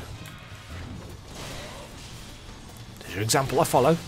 Surrender not to the implacable foe.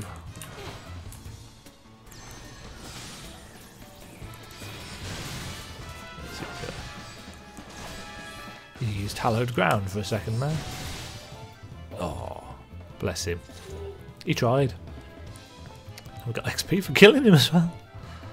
Well, for knocking him out. You've bested me. I yield.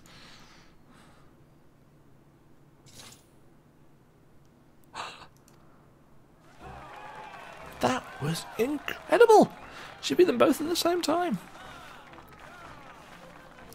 We knew you couldn't lose, Demajen. None can defeat the Guardian of Eorzea. Now I see why they send you to deal with the primals. I've much work to do if I've ever to attempt the same.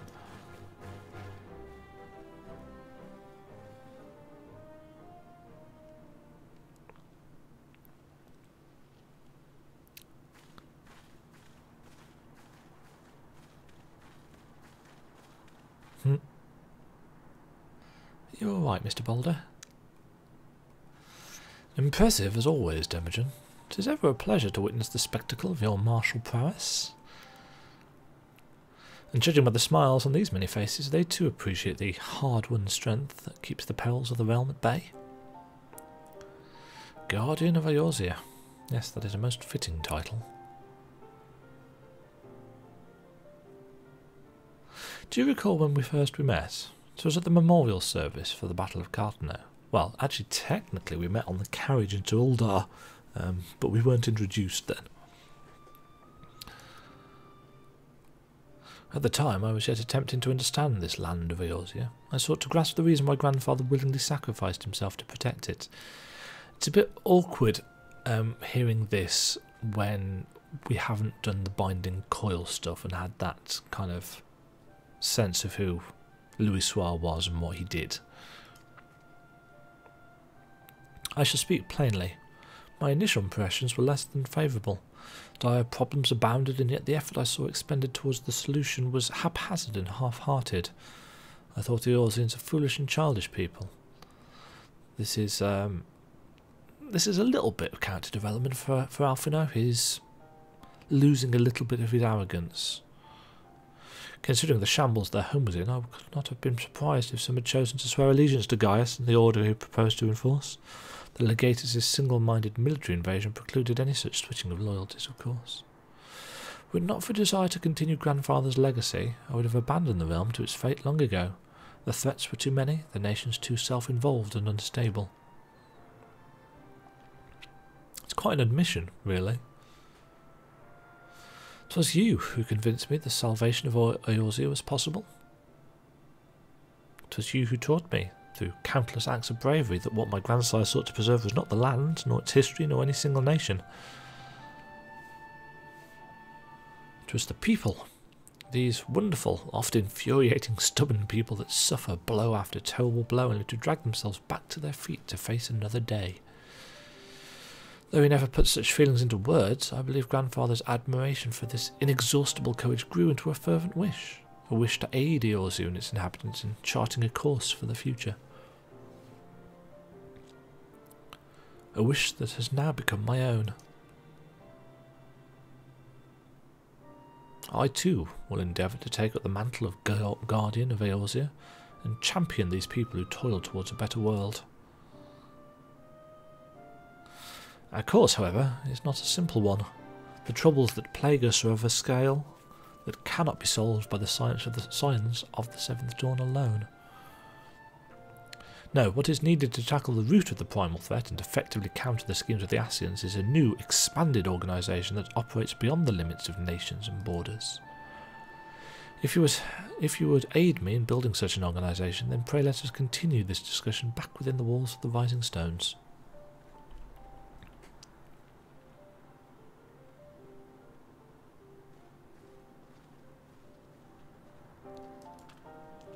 So this is the genesis of the Crystal Braves, who become quite an important part of the plot. Ugh, damn you, tree.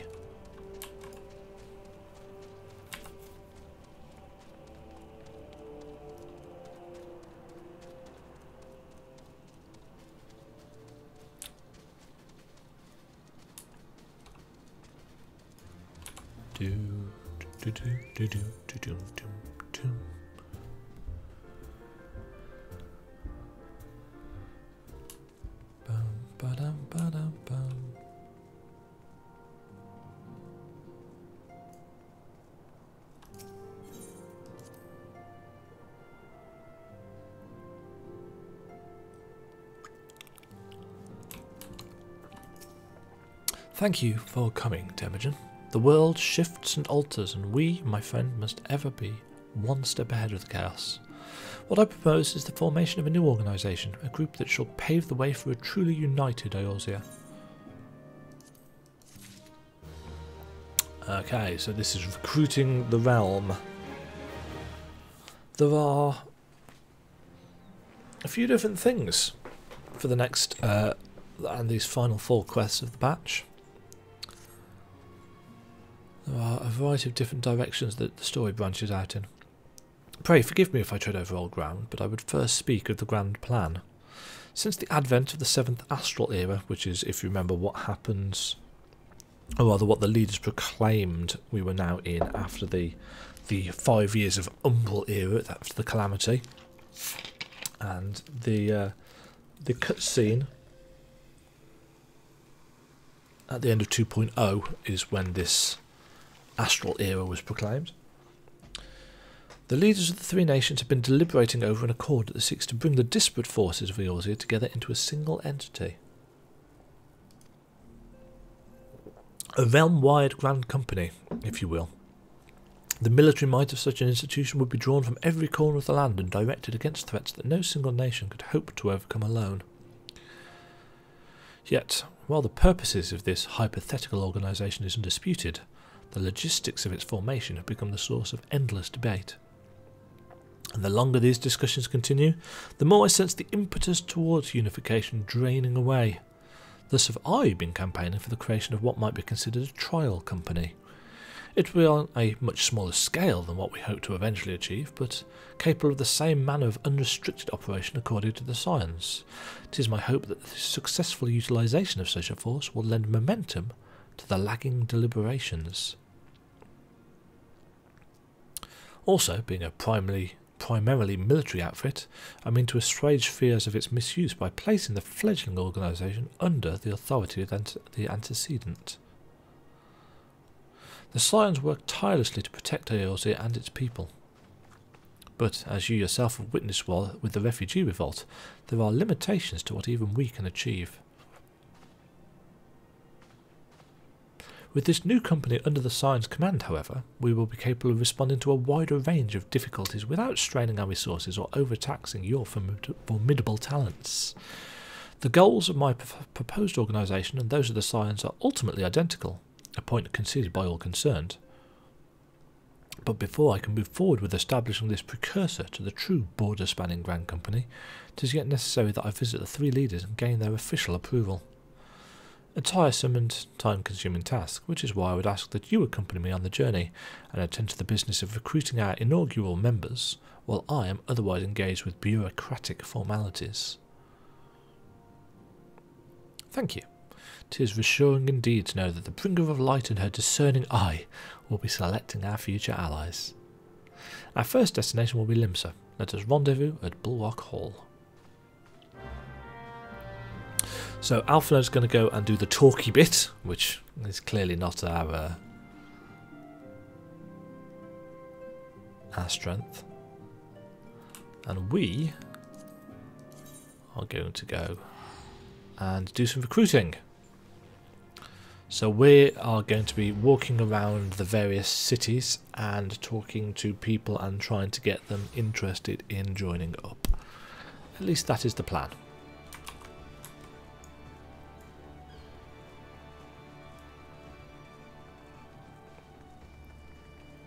Alphino. Ah, there you are. I'm ready to ascend to the bridge and speak with Admiral Bluefiswin. While the Admiral and I are finalising permissory boundaries and signing parchments, I'd have you begin the recruitment process in earnest. I've of course endeavoured to spread the word of our organisation through various channels, but I believe a personal approach may reach many who otherwise remain ignorant of this opportunity. As for potential members, 'tis of no matter should they already be pledged to another institution, only that they are willing to lend their strength when the situation demands it. And you needn't range into the countryside. The upper decks alone are populated with sufficient candidates to suit our purpose. Once you are satisfied with your recruiting efforts, meet me at the airship ticket counter, that we might prepare for the next leg of our journey.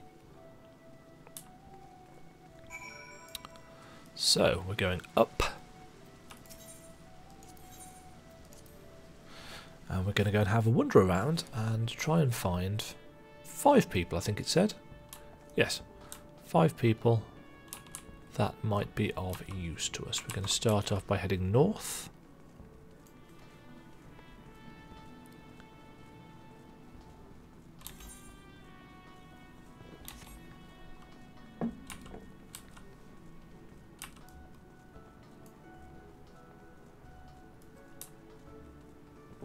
Is there anybody? Actually, I don't think there's anybody in here. No. However, there is somebody that I can't remember whether we've actually met this guy in the course of our service, but we've got Carvelian here. An organisation with the freedom to operate with territorial impunity. I must say, your proposal intrigues me. But the Krakens well know there is a time to act and a time to watch, and I'm afraid this trial company of yours falls into the latter category. So Carvelian thinks that we should very much wait and see.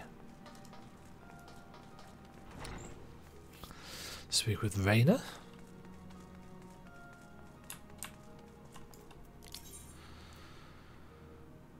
Oh, actually we'll do it's definitely pirates first. That unlocks something else. Right. Master Alphino's new organisation? Yeah, I'd heard the formation of his trial company was in the offing.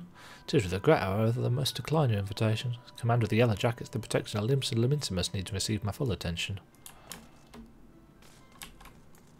So he cannot join.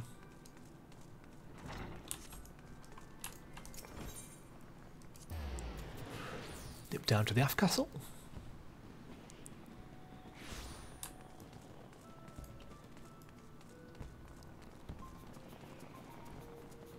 Bum bum bum ba-dum.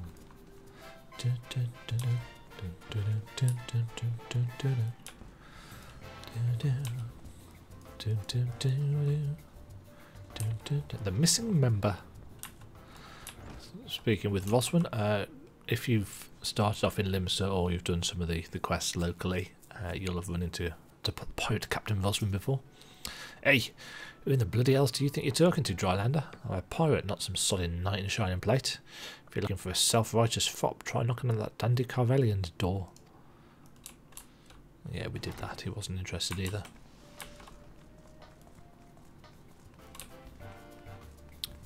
Dun, dun, dun, dun, dun, dun, dun, dun, dun, dun, dun, dun, dun. I can't remember. Oh, there's Hansa. Hansa. A precursor to a united Eorzean Grand Company.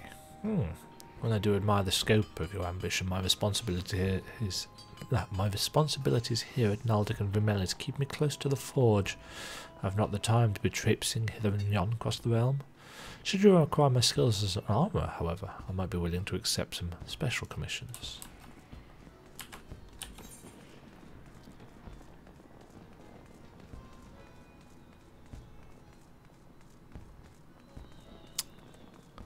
So all in all, nobody so far.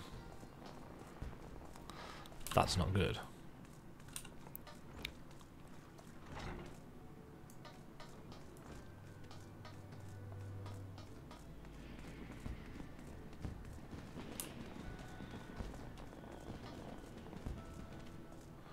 However,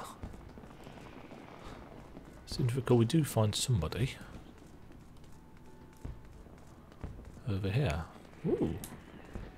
Is this where those fireworks are actually coming from? Oh no, they're coming from over there.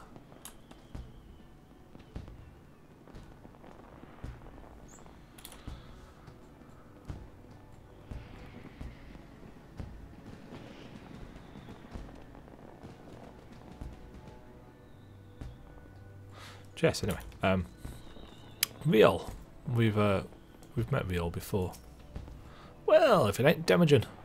I'd not forgotten a venturer brave enough, or I'd not forget a venturer brave enough or daft enough to take the shortcut into Titan's bedchamber. You remember old Riol, don't you? Formerly of the Company of Heroes, 3 Whistles at Bronze Lake. Just in case you'd forgotten where you met him, he was up Camp Bronze Lake. Aye, it ain't often I drag my arse out to Limsa for a drink, but I'm right glad I did.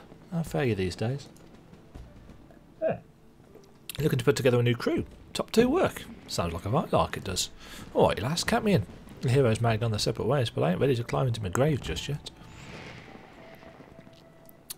So, Riol, if you remember, is an intelligence gathering expert, and his intelligence gathering exploits will prove of use to us as we head towards the end of the 2.x quests.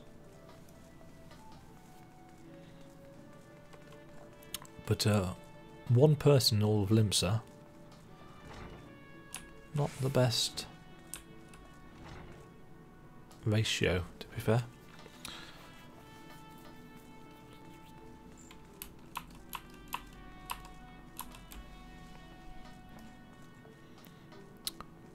Right, we need to go to the airship landing.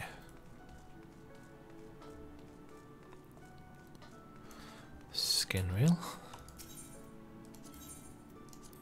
Yep.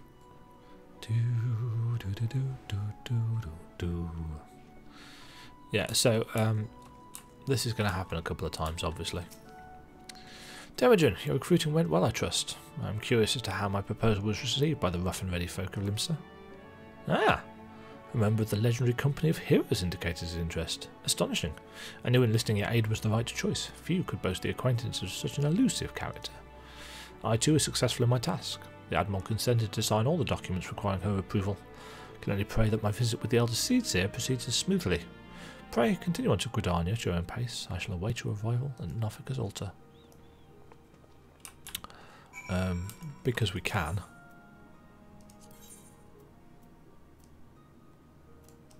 We will take the airship because it's right here. Let's get the cutscene though. Because it's probably cheaper than teleporting.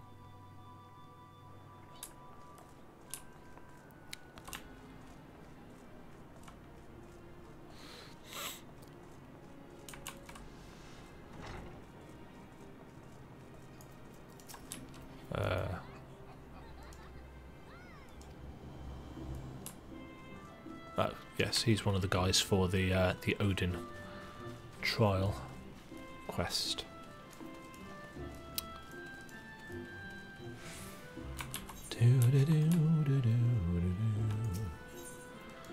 Nofika's altar.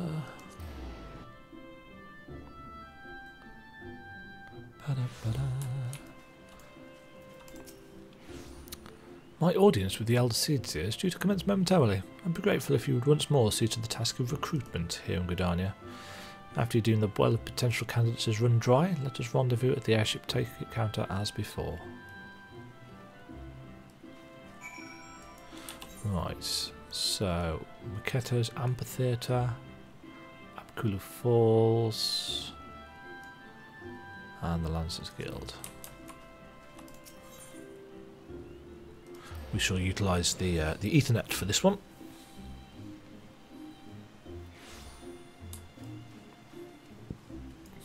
Right, speak to Laurentius first of all. We haven't actually met Laurentius, I don't think. Or have we? Oh, we have. He's the guy that we chased around the South Shroud that was spying on the Imperials, or working with the Imperials as a spy. Oh gods, can it truly be you? But what fickle fortune must the first face I see upon my release be yours? Eh? Could it be you don't remember me? It's I, Laurentius, the man whose crimes you exposed. I was a whaler and regular patron at Buscowan's. Yeah, I do remember him. Well, of course you do. It's beginning to wonder if jail had changed me more than I realised. Not that I have any particular wish to be recognised after my shameful conduct. The less said of my past, the better, I suppose. And what of you, adventurer? What business brings you to this part of Gridania? Recruiting, eh? And what's your policy on reformed convicts? As matters stand, the Woodwellers have nothing more to do with me. This may be just the second chance I was looking for. Revenant's told you say. I'll leave at once. You won't regret this, I promised you. I'm a changed man. Whether the writers had this plan in mind way back at the start, I have no idea. But it is nice that they're bringing back some of these characters that kind of only appear to be bit players. Speaking of, is Singulid. It is not often a guild officer such as myself gets recruited, and this company of yours certainly sounds to have some promise. But its duties appear less than focused. I must refuse your invitation in such a time as your organisation is more organised.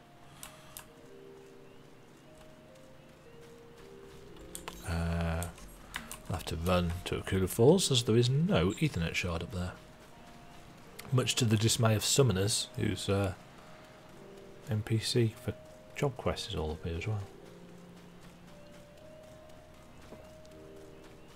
Right, you may remember Ursendel, who was the old guy that worked for Lady Amandine of Hawk Manor. Ooh, and he's also got...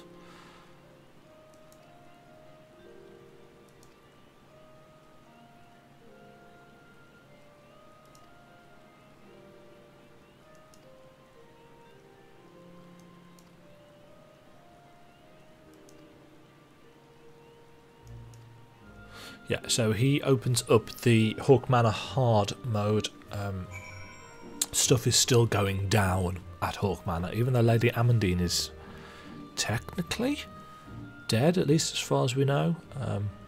They sent another contingent of wood whalers out, and they all died as well. You would offer this old man a place in your company of champions? I'm both puzzled and honoured by your invitation. Pray, forgive me, young mistress, but I cannot accept. I've sworn to abide here for whatever scant years remain to me, and bear responsibility for the evils my lady has wrought upon this land. So he is still very much wrapped up in what part he played in Lady Amandine's murders of those citizenry.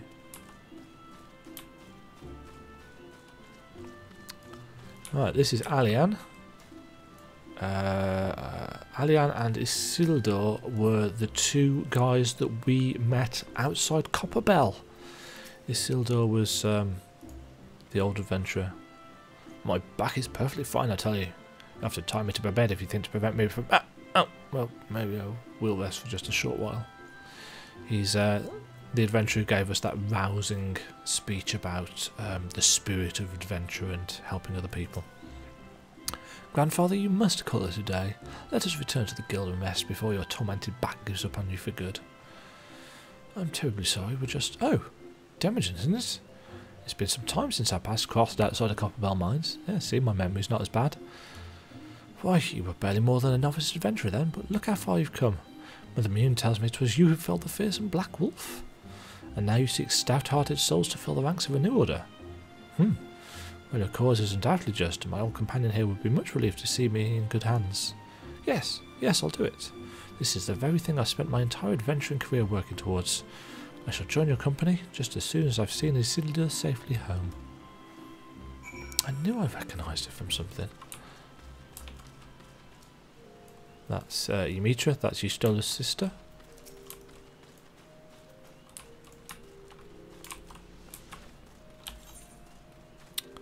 Right, back to the Carlian Canopy, even.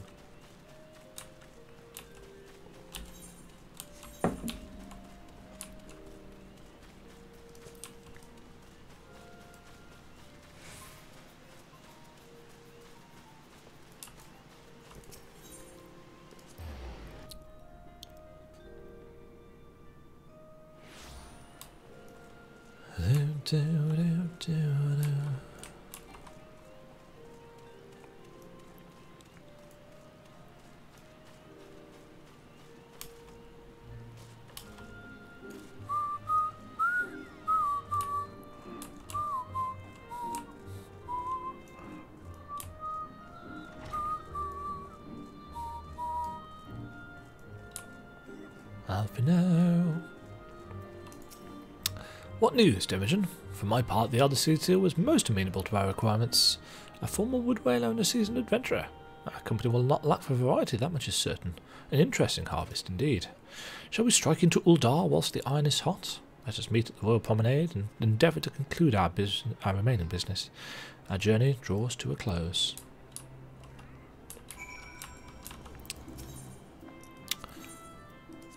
See, when I did this on Kitty reasonably recently, I skipped all the cutscenes because I was trying to get to the Heavensward stuff. I haven't managed actually on her yet. So I didn't read any of this dialogue, and of course, having now played through the 2.x stuff so recently, it is actually quite interesting seeing these characters again, because they are more fresh in our mind, whereas it having been 4 years or so since previously I encountered many of them, it does make a little bit of a difference, just in terms of your connection with the world, which I think the kind of episodic nature of FF14 can sometimes cause an issue with. Uldar, the gilded city where one's fortune defines one's worth. I hope some manner of fortune is with us, and that this final leg proves as successful as the previous 2. Might I suggest descending to the lower level before beginning your recruitment efforts? I do not think the Sultana will take kindly to us poaching from her personal guard. Let us meet back here at the promenade when our respective tasks are complete. Good hunting. Now, I seem to recall this gave me some trouble last time, because Uldar is a little bit windy. Wilred. Wilred. Is he the Alamegan guy that we rescued? Huh. Wait, you're the lady who came to Little Alamigo looking for that masked devil. Who knows what... Oh yeah, he was the young kid that we stopped. Who knows what might have happened if you hadn't. I'd probably be dead, and a whole lot more of my friends besides. We were such fools. Anyway, that disaster really got me to thinking about our homeland and about the outsider who saved us from ourselves. I realised how easily I'd been manipulated and vowed to make of myself a more worldly man. So here I am. A new company of champions, and you say it will take me to all corners of the realm? Sounds exactly like the kind of opportunity I need. And don't worry, I'm not the same stripling you met in Little Alamigo. I've prepared myself to fight the evil I now know is out there.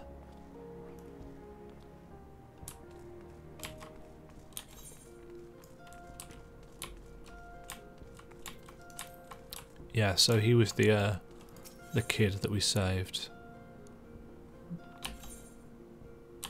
Weaver's Guild.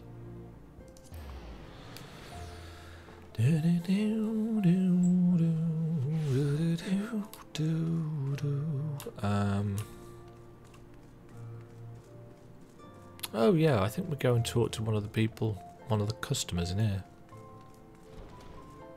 Yeah, there she is. I'm sorry, you wish to recruit me? Is this some new-fashioned manner of propositioning a lady? Well, I'm afraid you are wasting your time. This lady is already spoken for. Good day to you, miss. If you've done some of the Weaver's Guild quests, you'll have had a little bit more experience with Yellow Moon. She is part of the Weaver's plotline. Alison, where did we meet her? Oh. What a happy coincidence. Do you remember me, perchance? I am Urson of the Church of St. Adama Landama. Thank you again for your timely rescue. Oh yeah, she's the one that we, when we were looking for that merchant, or the person that was spreading false rumours about the Order of Naldthal. She was out. She was one of our early suspects. And I must also thank you for preventing that fraudulent priest from prying on Drybone's less fortunate. A most upsetting business. Are you here with your companion? Thancred, wasn't it? Ah, 'tis a new companion you seek then. Your proposed organisation sounds a powerful force for good, but my place is at the church with the children. Nonetheless, I wish you well in this undertaking.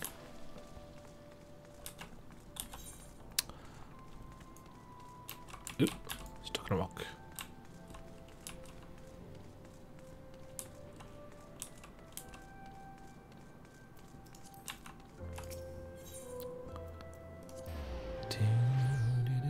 This is a handy Ethernet shard. It wasn't here before, it's a new one that they put in 4.0. Okay, let's talk to Sintgoat. A company that looks to cure the ills of the realm entire. Listen, friend, I can scarce bear the complaints of the next stall over, let alone the conundrums of a neighbouring nation. So that'll be a no then.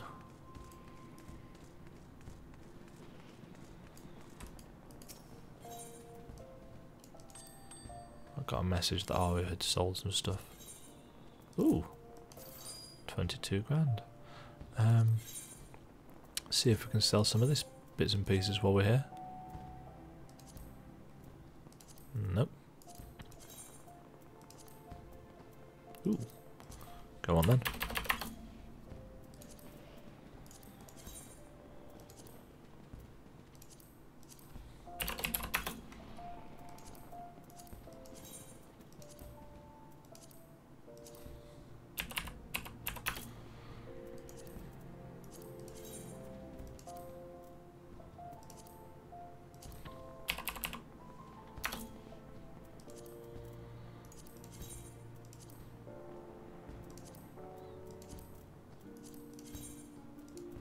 You get a lot of this stuff on quests.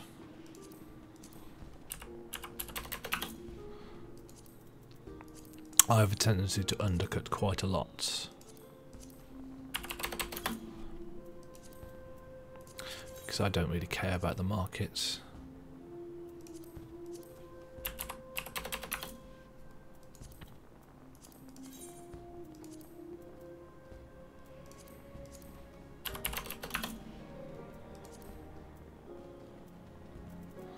Right, that'll do us for now. Anyway, so we need to go and find somebody else. Nope, don't want your pamphlets.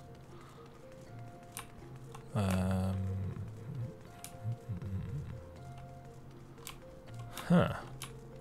Oh. Do we need to go back to Pearl Lane? Yes. Oh, it's Landerbear. We've just met him. Excuse me. Have you come to tell me the news, soldier? Well, I've already heard it. Seems the would-be saviour of Ul'daan's refugees went and got himself killed, and not by your hands. He was just as much a pawn in the hapless cast-offs he sought to deceive. Eh? That's not why you're here? You'd be surprised what rumours drift down to Pearl Lane. I know this glorious new company of yours and just how far I'd go to avoid getting involved with it. Whispers on the street say your organisation is funded by corrupt coin, by syndicate money. If you think you're recruiting for a just cause, then you're a bigger fool than I took you for. So already there are rumours that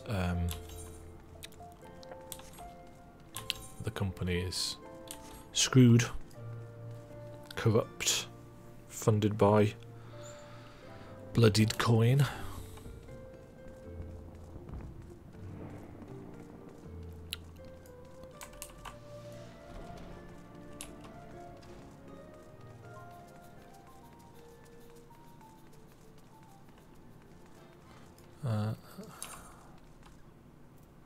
Can't remember where he actually is.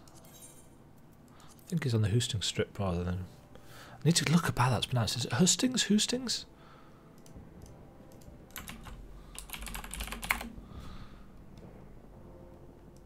Hustings. Hustings. Thank you, Google.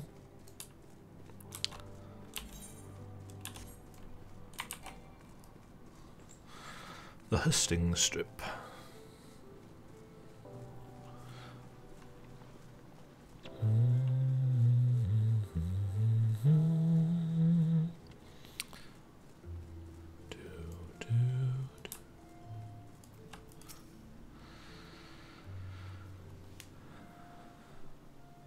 How fared you, Demajen? What hidden gems did the streets of Ul'dah offer up to your unrelenting gaze?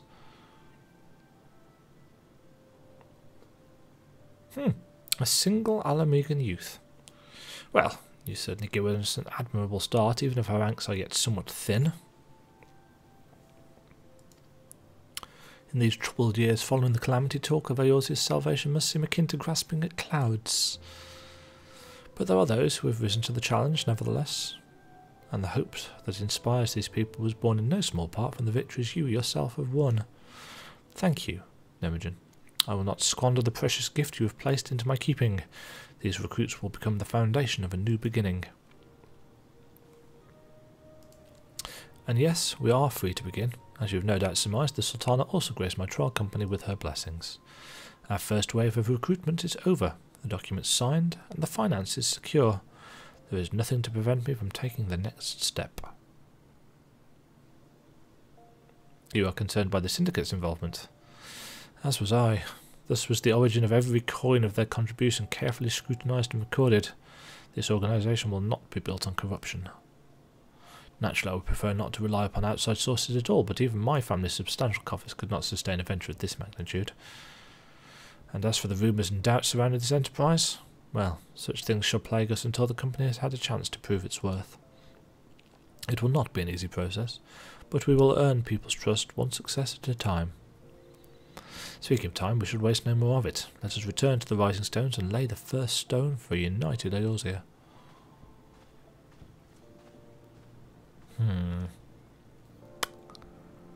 Corruption.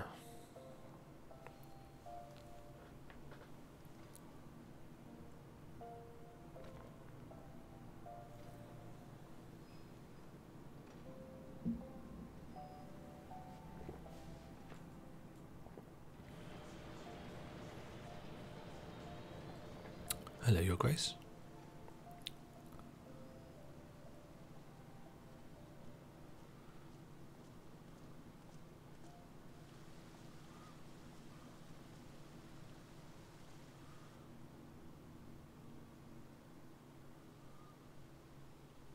Tell me, General, what think you of Alfino's bold endeavor? I think it is more than bold, Your Grace. His organization would pave the way for a united Eorzea. Well do I understand his impatience, since facing the common threat of the Ultima weapon, our nations have seemed farther apart, not closer together. Considering the many problems we face, should we not be glad that someone else is taking the initiative? Good point, well made. We have all pledged our cooperation, yet the grumbling continues behind closed doors. Ul'dah is not alone in her duplicity. I myself have doubts as to the good this organization will achieve. With the inclusion of the finest soldiers of the 3 grand companies, it promises to be a fearsome military body. But whom will it serve? Even under the watchful gaze of the Scions, it is not unthinkable that such a force could perpetrate a great wrong.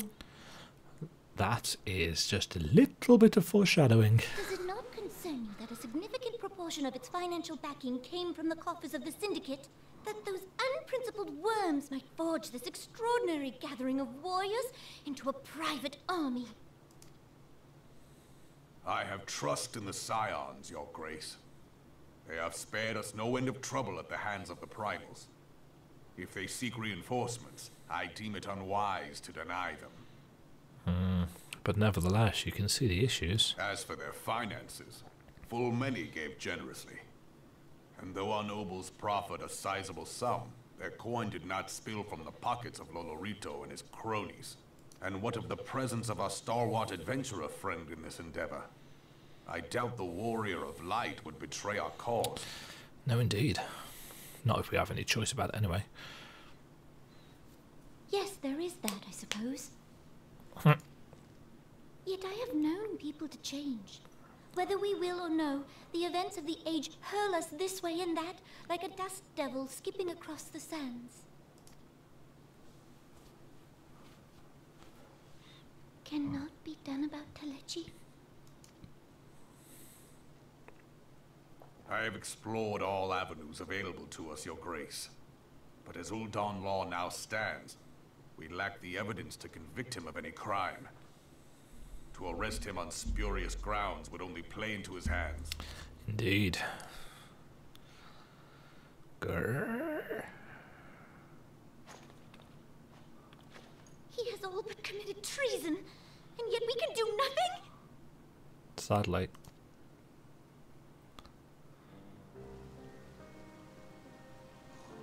Then what good our government? What worth the royal house? How deplorable this mockery of justice! You can't help but feel for her.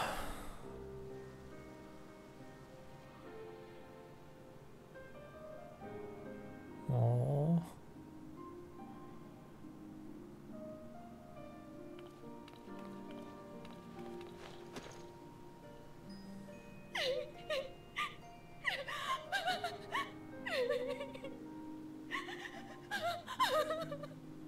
faith, Your Grace. It is not over.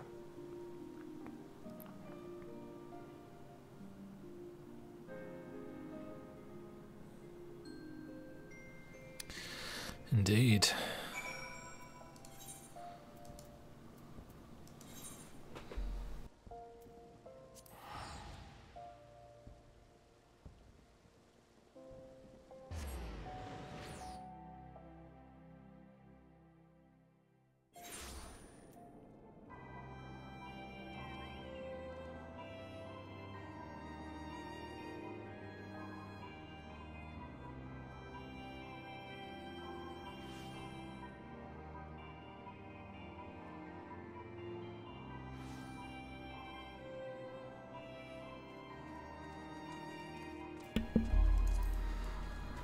Okay, so we are closing in, albeit slowly, on the end of 2.3. We're up to what, 4 hours? 4 hours.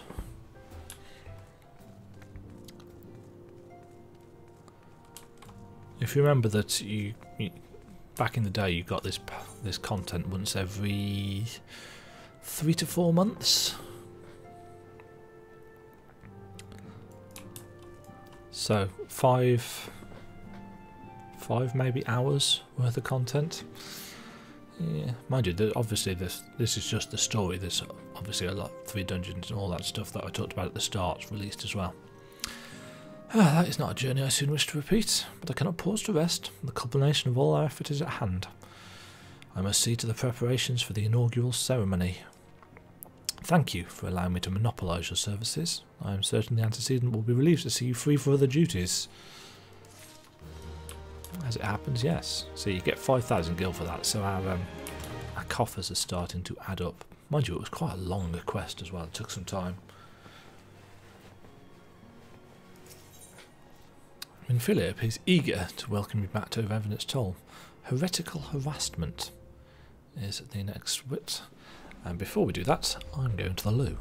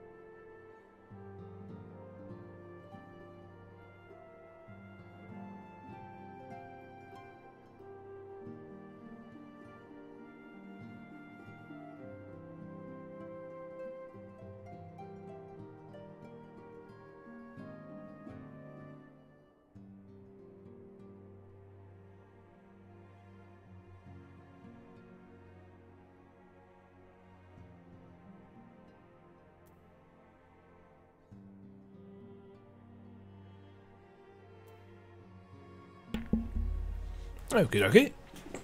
Heretical harassment. Nice bit of alliteration there. Greetings, Demajen. Alphinaud tells me all is in place to begin his trial company. The Scions shall certainly be grateful to have the support of such an organisation. The inaugural ceremony is set to take place here, the Rising Stones. Tataru is cooperating with Alphinaud to see that all is in readiness, so I'm afraid the recruits themselves have been left to their own devices for the time being. Quite a number of new faces have arrived in Revenant's Toll of late, and I wonder if Slaffborn might not find himself overwhelmed. Would you speak with him and see if there's anything he requires? Suppose we could do that.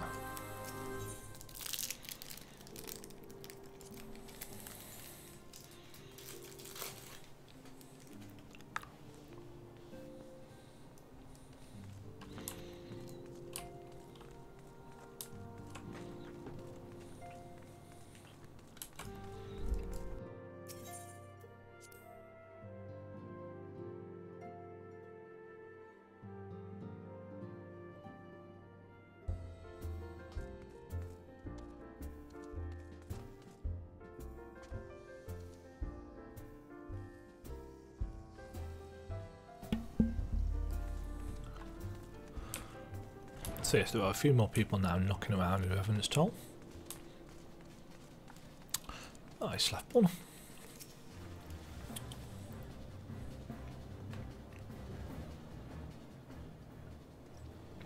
What can I do for you, Demajen? I thought you'd have your hands full helping out with this new arm of the Scions. Ha, I barely noticed your recruits arrive. Just barely a trickle compared to the flood of treasure hunters we pass through every day. Well, I appreciate your offer of aid. It is more your burden that concerns me. I'm told this trial company will answer directly to the antecedents, so I trust that means less work for you in the long run. Slaffborn, the shipment! We couldn't!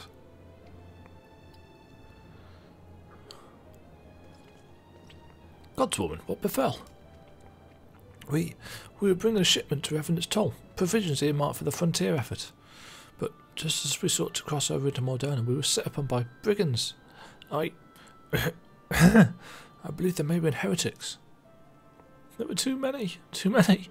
We had escaped with our lives by abandoning the supplies. Pray forgive us. Oh, there's naught to forgive. Provisions can be replaced, but smart soldiers are hard to find. Take your rest and I'll have someone along to tend to those wounds. What to do? Hi. I'm right here. If heretics are involved, then this is like to be more than a case of simple thievery. Ishgard will need to be informed. Whence did the supplies originate? Has Fort Tomp. We collected the provisions from Camp Dragonhead proper. Understood. I shall see that they're apprised of this development. Demajen, weren't you on good terms with the knights at Fort Tomps? I'll be sending them a missive immediately, of course, but I'd also have you travel there and offer you considerable talents. Yes, I realise I contradict my earlier hopes to lighten your load, but I need someone who can help bring this incident to a satisfactory conclusion. Our favourable relations with Ishgard are far too important to risk half measures. Leave it to us. Thanks for your understanding. I'm certain Lord Orchefant will be glad of your assistance.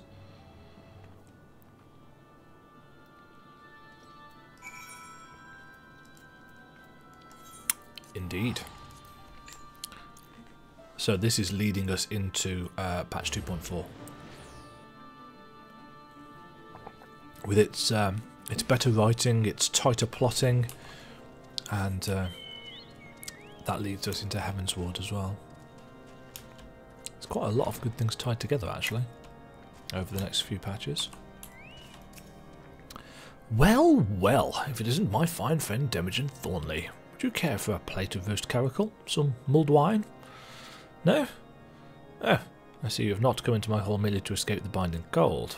I was in fact on the verge of opening an urgent missive from Revenant's Toll, and I suspect the timing of your arrival is no coincidence. Quite right, Horsefall. Ah, right, this is at the point where we start getting our gear upgrades.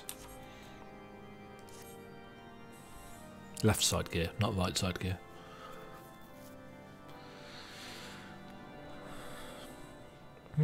The incident with the new frontier hands? No, you need not elaborate. I have been following their progress with no small amount of interest. Brave men and women all. They do our nation a great service. The existence of a fortified outpost in Mordona will do much to dissuade the Empire from trespassing on Kurthus soil. Right glad am I that you have chosen to lend your support to this endeavor. Never let it be said that House Fortom does not acknowledge the efforts of her allies, or her debts. I think this is where we start to learn how the high houses are actually pronounced, name-wise. 'Twas in the spirit of gratitude that I arranged for sundry supplies to be delivered to Revenant's Toll. That the shipment should chance to be waylaid by heretics is poor fortune indeed. Poor fortune, I say, yet not without precedent. If you would know the truth of it, these incorrigible villains grow more organized with each passing day. This new unity of purpose we attribute to their leader, the Lady Iceheart. But though I have devoted significant resources to the task of identifying this woman, we have yet to learn so much as her birth name. What we do know is that the heretics speak of Iceheart in reverent tones, and would gladly embrace death rather than betray her. Such loyalty is rare indeed, and I fear to imagine what so committed a collective might achieve. The brigands have not yet been so brazen as to risk direct confrontation here in Dragonhead. Some few of their number have, however, been sighted not far to the west of here, and with ever-increasing regularity. A visit to Whitebrim Front may bring you the answers you seek. Will you brave the snows, knowing what implacable foes may lie in wait? Of course we will. Halone's blessings be upon you! Though I take no pride in the admission, many of mine own countrymen are not so well suited as you adventurers to dealing with such foes. Were they dragons, it might be otherwise. But truly, I could not wish for a finer ally. You have done much for my house in the past, and I have no doubt but that I shall have cause to celebrate your deeds again ere long.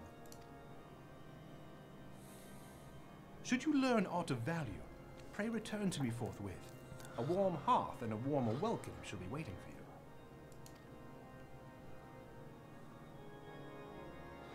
Eorzea Farm. He's one of those characters that went down very well with a lot of the player base.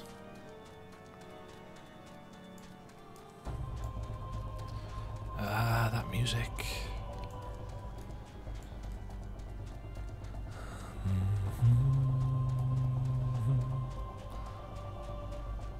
That's Noel. He's one of the level 50 hunt mobs.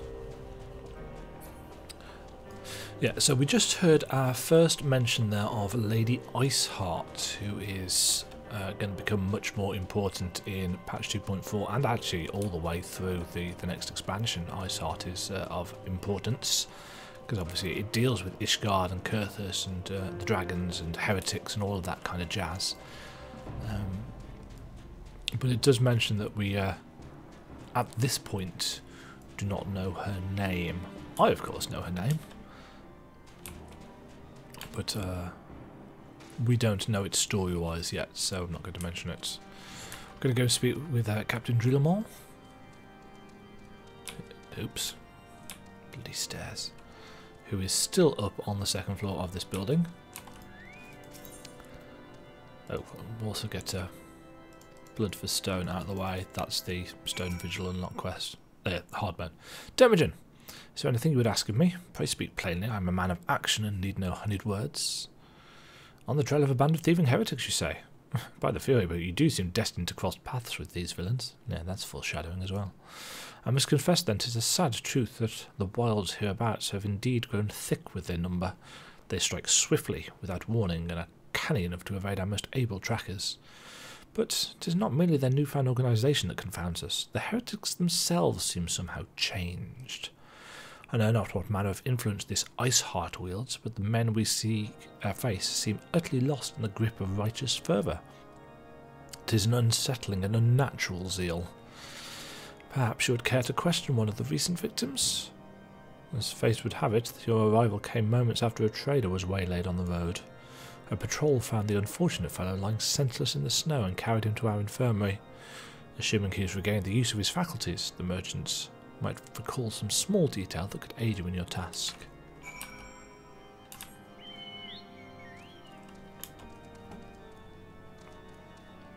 as fate would have it, or drama and dramatic writing.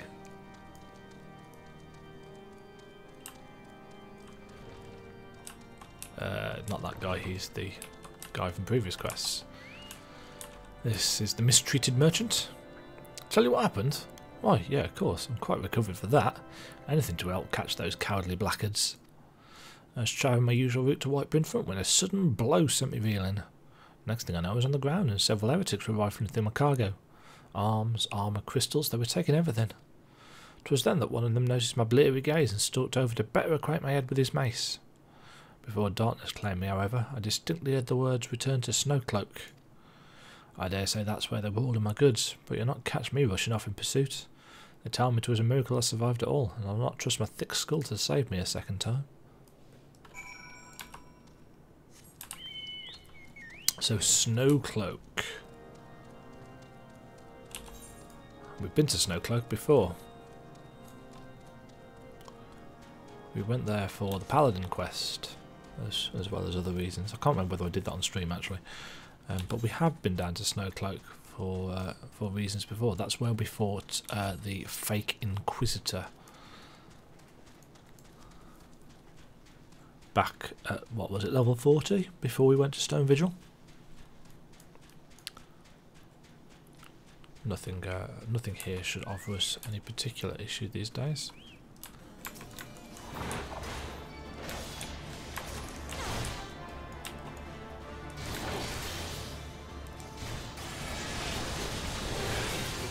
So got some heretics to kill.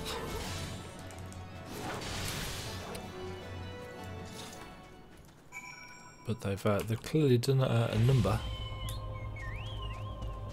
on the Ishgardians in the area.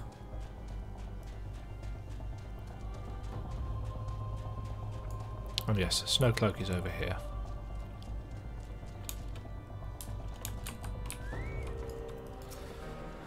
Gah, draw your weapons, foul. Wait, I recognise you, adventurer. You're come seeking heretics. Then we share a common purpose. We were on patrol when we chanced across one of their raiding parties and pursued them here. By rights, we should have had them cornered in this ravine, and yet they are gone, vanished like icy wraiths.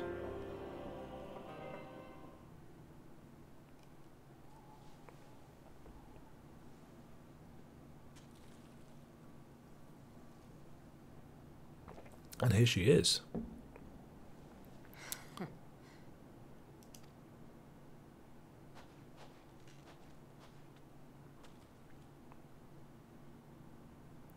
We have this tendency to look at the spot where the villain just was a moment ago. You glimpsed a woman atop the cliff. Could it be Iceheart herself come to sneer at our folly? As it happens, yes. And to whence did she disappear? The heretics must have discovered a passage through the frozen wall, some hidden tunnel that escaped our notice. We have not the men to risk further investigation. It would be best were we to return to Whiteburn Front and lay our suspicions before Lord Drillamall. So we don't get to go and investigate there just yet. In fact, I don't think we get to investigate here for a while yet. Can't remember. As I said, I skipped the cutscenes. Interesting, those stay there for the quest. Yeah, I skipped the cutscenes when I was doing this fairly recently, so I can't remember the actual ins and outs of what happened. And I did that because I knew I was going to, but by that point I knew I was going to do this series. It's almost like I had a plan and stuck to it. Perish the thought of that, eh?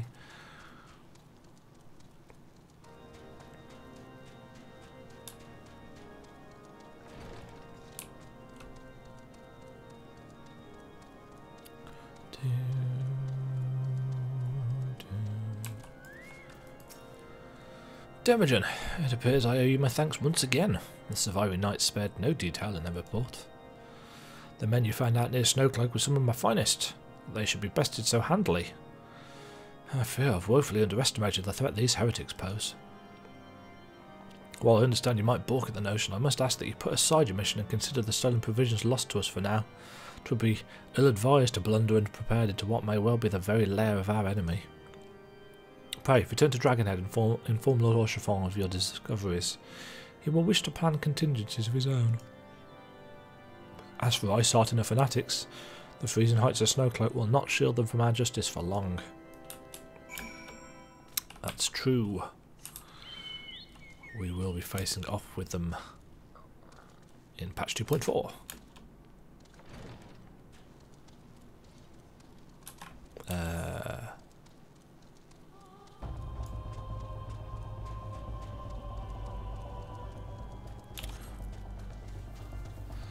Just going up here to finish. I think I'm going the right way to finish the Stone Vigil quest.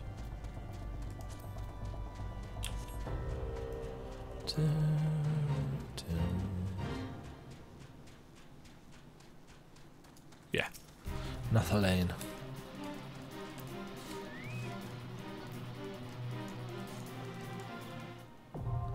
Yes, that opens up the access to Stone Vigil Hard. Sips.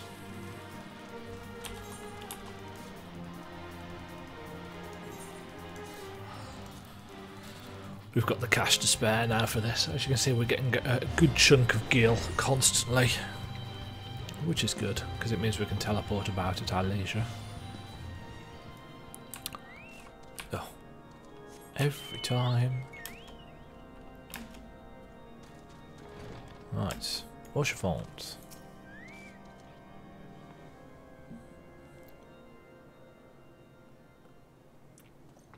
Your return is most timely. Of their own accord, my thoughts had turned to your task and the progress thereof. I confess, my imaginings tended toward the grim and bloody.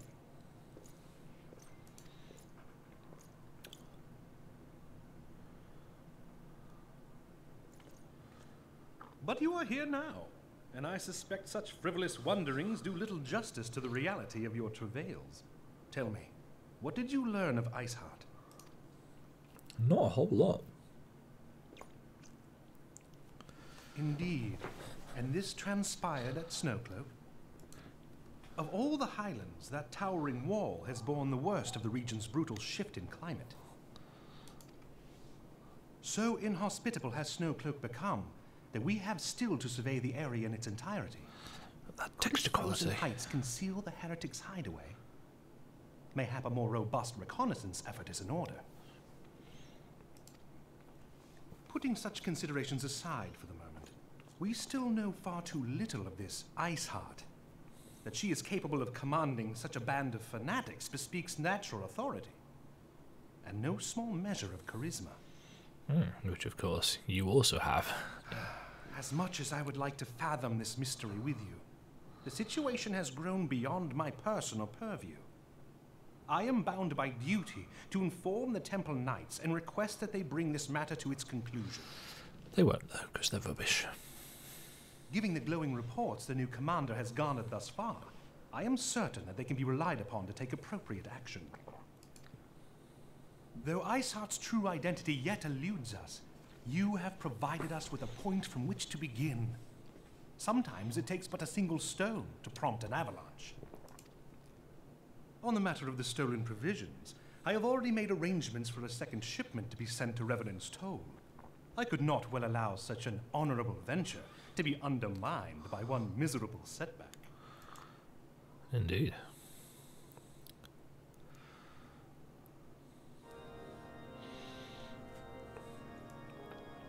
Okay.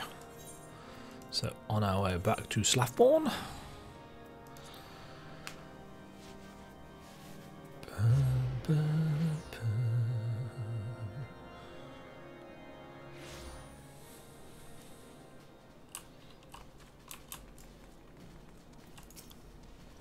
Demajen, 'tis good to see ye return to the toll. I fared you in the frozen wastes of Curthis. As for Tom's to send us a second shipment, I must send thanks to Lord Orchifont for your continued generosity. Yet, even as our town grows in prosperity, I fear it will attract even greater numbers of those who could do us harm in the name of greed or power. All of us, Alphina's new recruits included, must remain vigilant against such threats. Upgrade. It's not quite as pretty as the other thing, but there we go. And this is the final quest of the 2.3 patch, I believe. Slap us news on the process of the inaugural ceremony. While you were away in Kurthus, preparations for the inaugural ceremony were all but completed, although Totaro does seem somewhat flustered. I've taken enough of your time. Why don't you head into the Rising Stones and see if your frantic receptionist could do with a hand?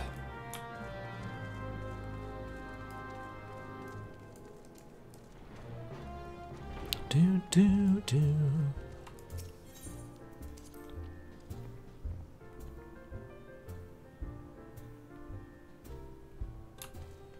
Totaro, what's up with you? These parchments need to be sorted, and these documents, why are they even here? Oh, I'm sorely tempted to file the lot in my waste paper basket. Ah, Demajen, you startled me. You wish to lend a hand? Splendid. Would you be a dear and hand these uniforms to the new recruits? They're scattered about Revenant's Toll and I haven't the time to track them all down. The recruits noted on their garb immediately and assemble here in the Rising Stones. You'll want to report directly to Alpha if you don't wish to miss the ceremony. I wonder if the Scions will ever have matching uniforms. A well-funded organisation is a well-dressed organisation, I suppose. Right, they're all outside. So we get to go and meet all of the recruits now. Some familiar faces, and some that we haven't seen for a very long time.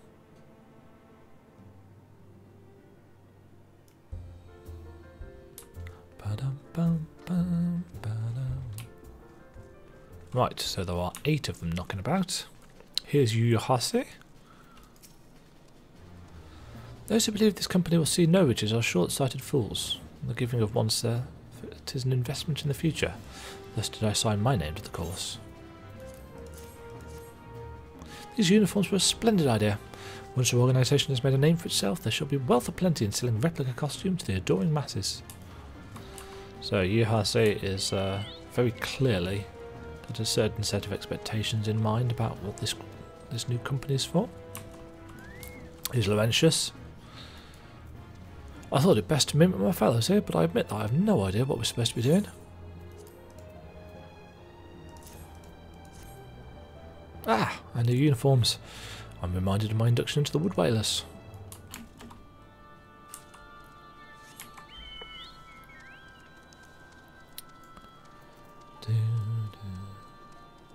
Right, this is Egmus. This scarlet garb marks me as a proud member of the Maelstrom and a hearty defender of Limsa. Yet in truth I stand for the betterment of the realm, and thought this new company a fine opportunity to contribute on a grander scale.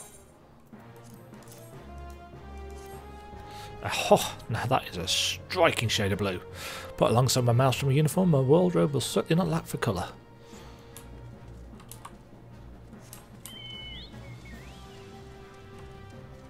Here's Wilred. Little Alamigo could learn much from Revenant's Toll, but this town can be so alive in the midst of such desolation. I've never worn anything quite so voluminous. Well, I'm sure I'll grow accustomed to a little extra cloth in time. Yes, these are very much the same as the Grand Company uniforms, but a very, very bright blue. The lass, lucky for me, was you? I suggest giving a whistle, but I'm not sure as I'd hear it amongst all the bustle. Oh, proper uniforms and all. This thing will cut off the blood to my head. Not to worry though, I'm sure I should be fine after making a few adjustments.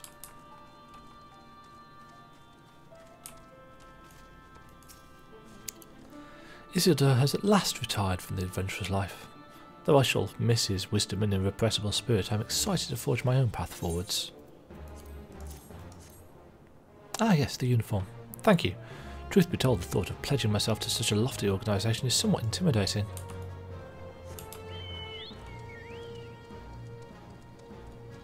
A little bit how we felt when putting ourselves into a grand company.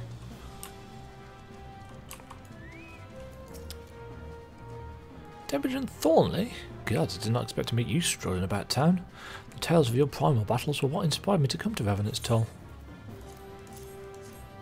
It is an honour to receive this uniform from your hands. I shall wear it with pride. I can't remember where the last one is.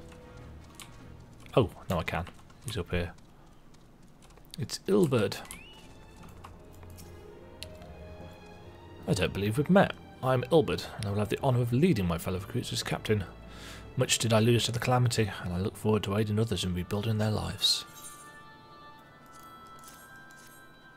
These uniforms are a shrewd decision. There is no easier method of creating a common bond among what is essentially a band of strangers.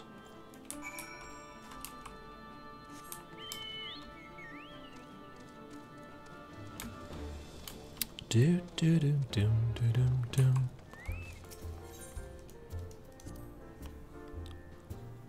Bum ba da da da da dun da dun dun dun. Right, let's go and speak to Alphino.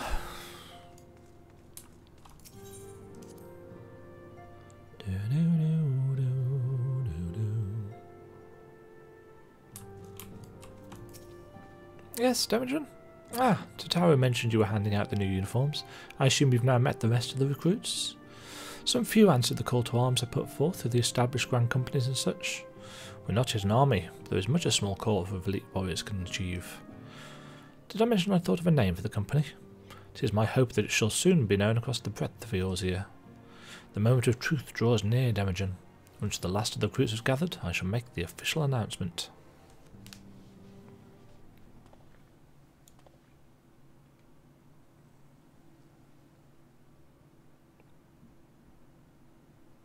Comrades, your presence here this day signifies the momentous choice that each of you has made.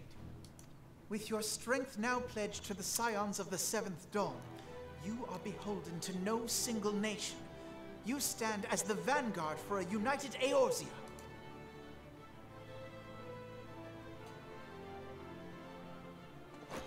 From this moment forth, I declare you Crystal Braves. Let us mend this fractured realm and face our enemies as one. Fist punching. Whether it be the Beastmen and their primals, or the conflict in Carteneau, it is plain that the nations of Eorzea cannot solve the problems which plague the realm. Thus does it fall to some few heroic souls to succeed where they have failed. Come, take your place at the Scion's side as guardians of Eorzea, and together we shall fight for the freedom of all! For the freedom of all!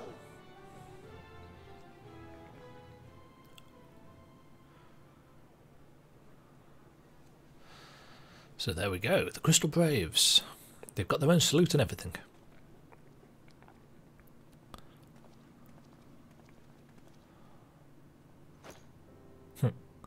A rousing speech, Alphino. Or should I say, Crystal Brave Commander Leveilleur? Please, antecedent. The title is honorary. I shall not be leading the troops into battle, as it were. We are of the same purpose. Let us join hands and do what must be done to save this land. The Scions stand ready.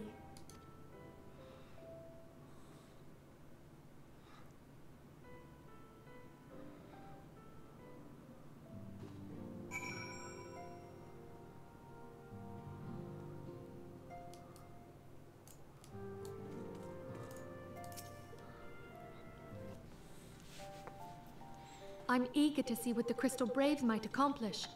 This shall prove an interesting time indeed for the Scions. Yeah. Yes, I'm listening. So our worst fears are confirmed.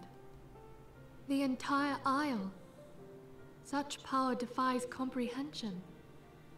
Oh, this is a callback to the Isle of Val stuff and the students of Baldician. Truly? Kryl is alive? Thank the 12. We've heard mention of Kryl before. I see. Pray, inform me if her condition changes. Yes, I shall pass on your words to Eorzea. Alive, but not in a good state by the sound of it. My thanks. I shall contact you anon.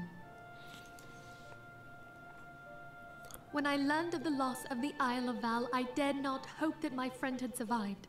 Yet, by some miracle, it would seem she has. She's still to regain consciousness, it is true, but better that than death. Putting this happy news to one side, we must now endeavor to make sense of the readings taken by the survey party. It appears the etheric disturbance which accompanied the Isle's destruction is of a magnitude alarmingly close to that of Ultima. Could the Ascians be responsible for this devastation as well? I actually can't remember whether this plotline is resolved yet. I'm sure it must be. They kind of got all the way to Stormblood without resolving it, but I actually honestly cannot remember whether it is. Have you heard aught from the Mother Crystal since the battle with the Garleans? Nope. Then she speaks to neither one of us. Heidelin's silence portends naught but ill, I fear. But as the Assassins have said, she's getting very, very weak. Louisoix, I pray you yet watch over us.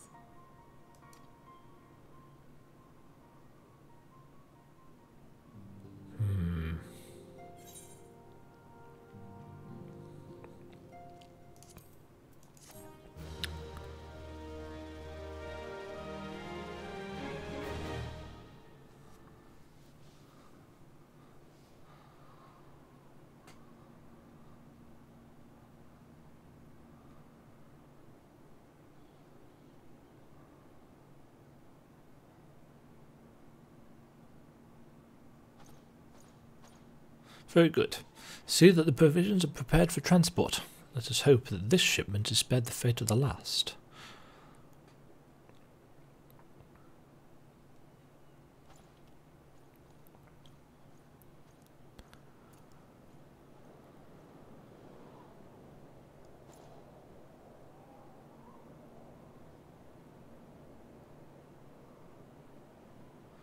The winds are uncommon fierce this day.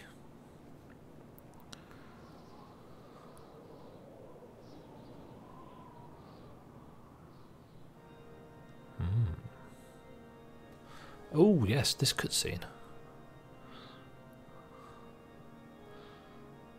Right, this is actually in Ishgard.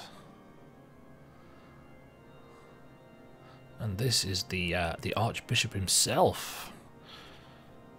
The guy in charge.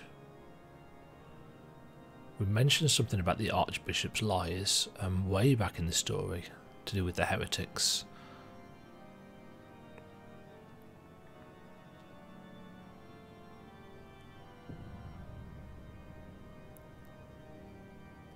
Remember, they can't see him, but we can.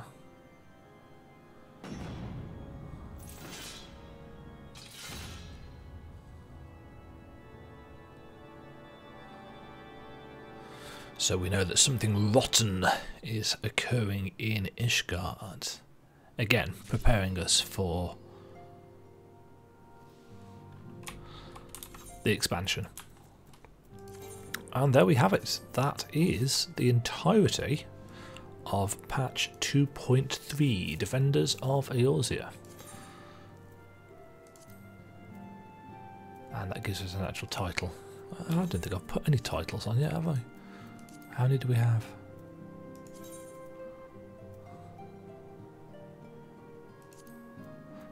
We've only got the 2. And yes, this next bit will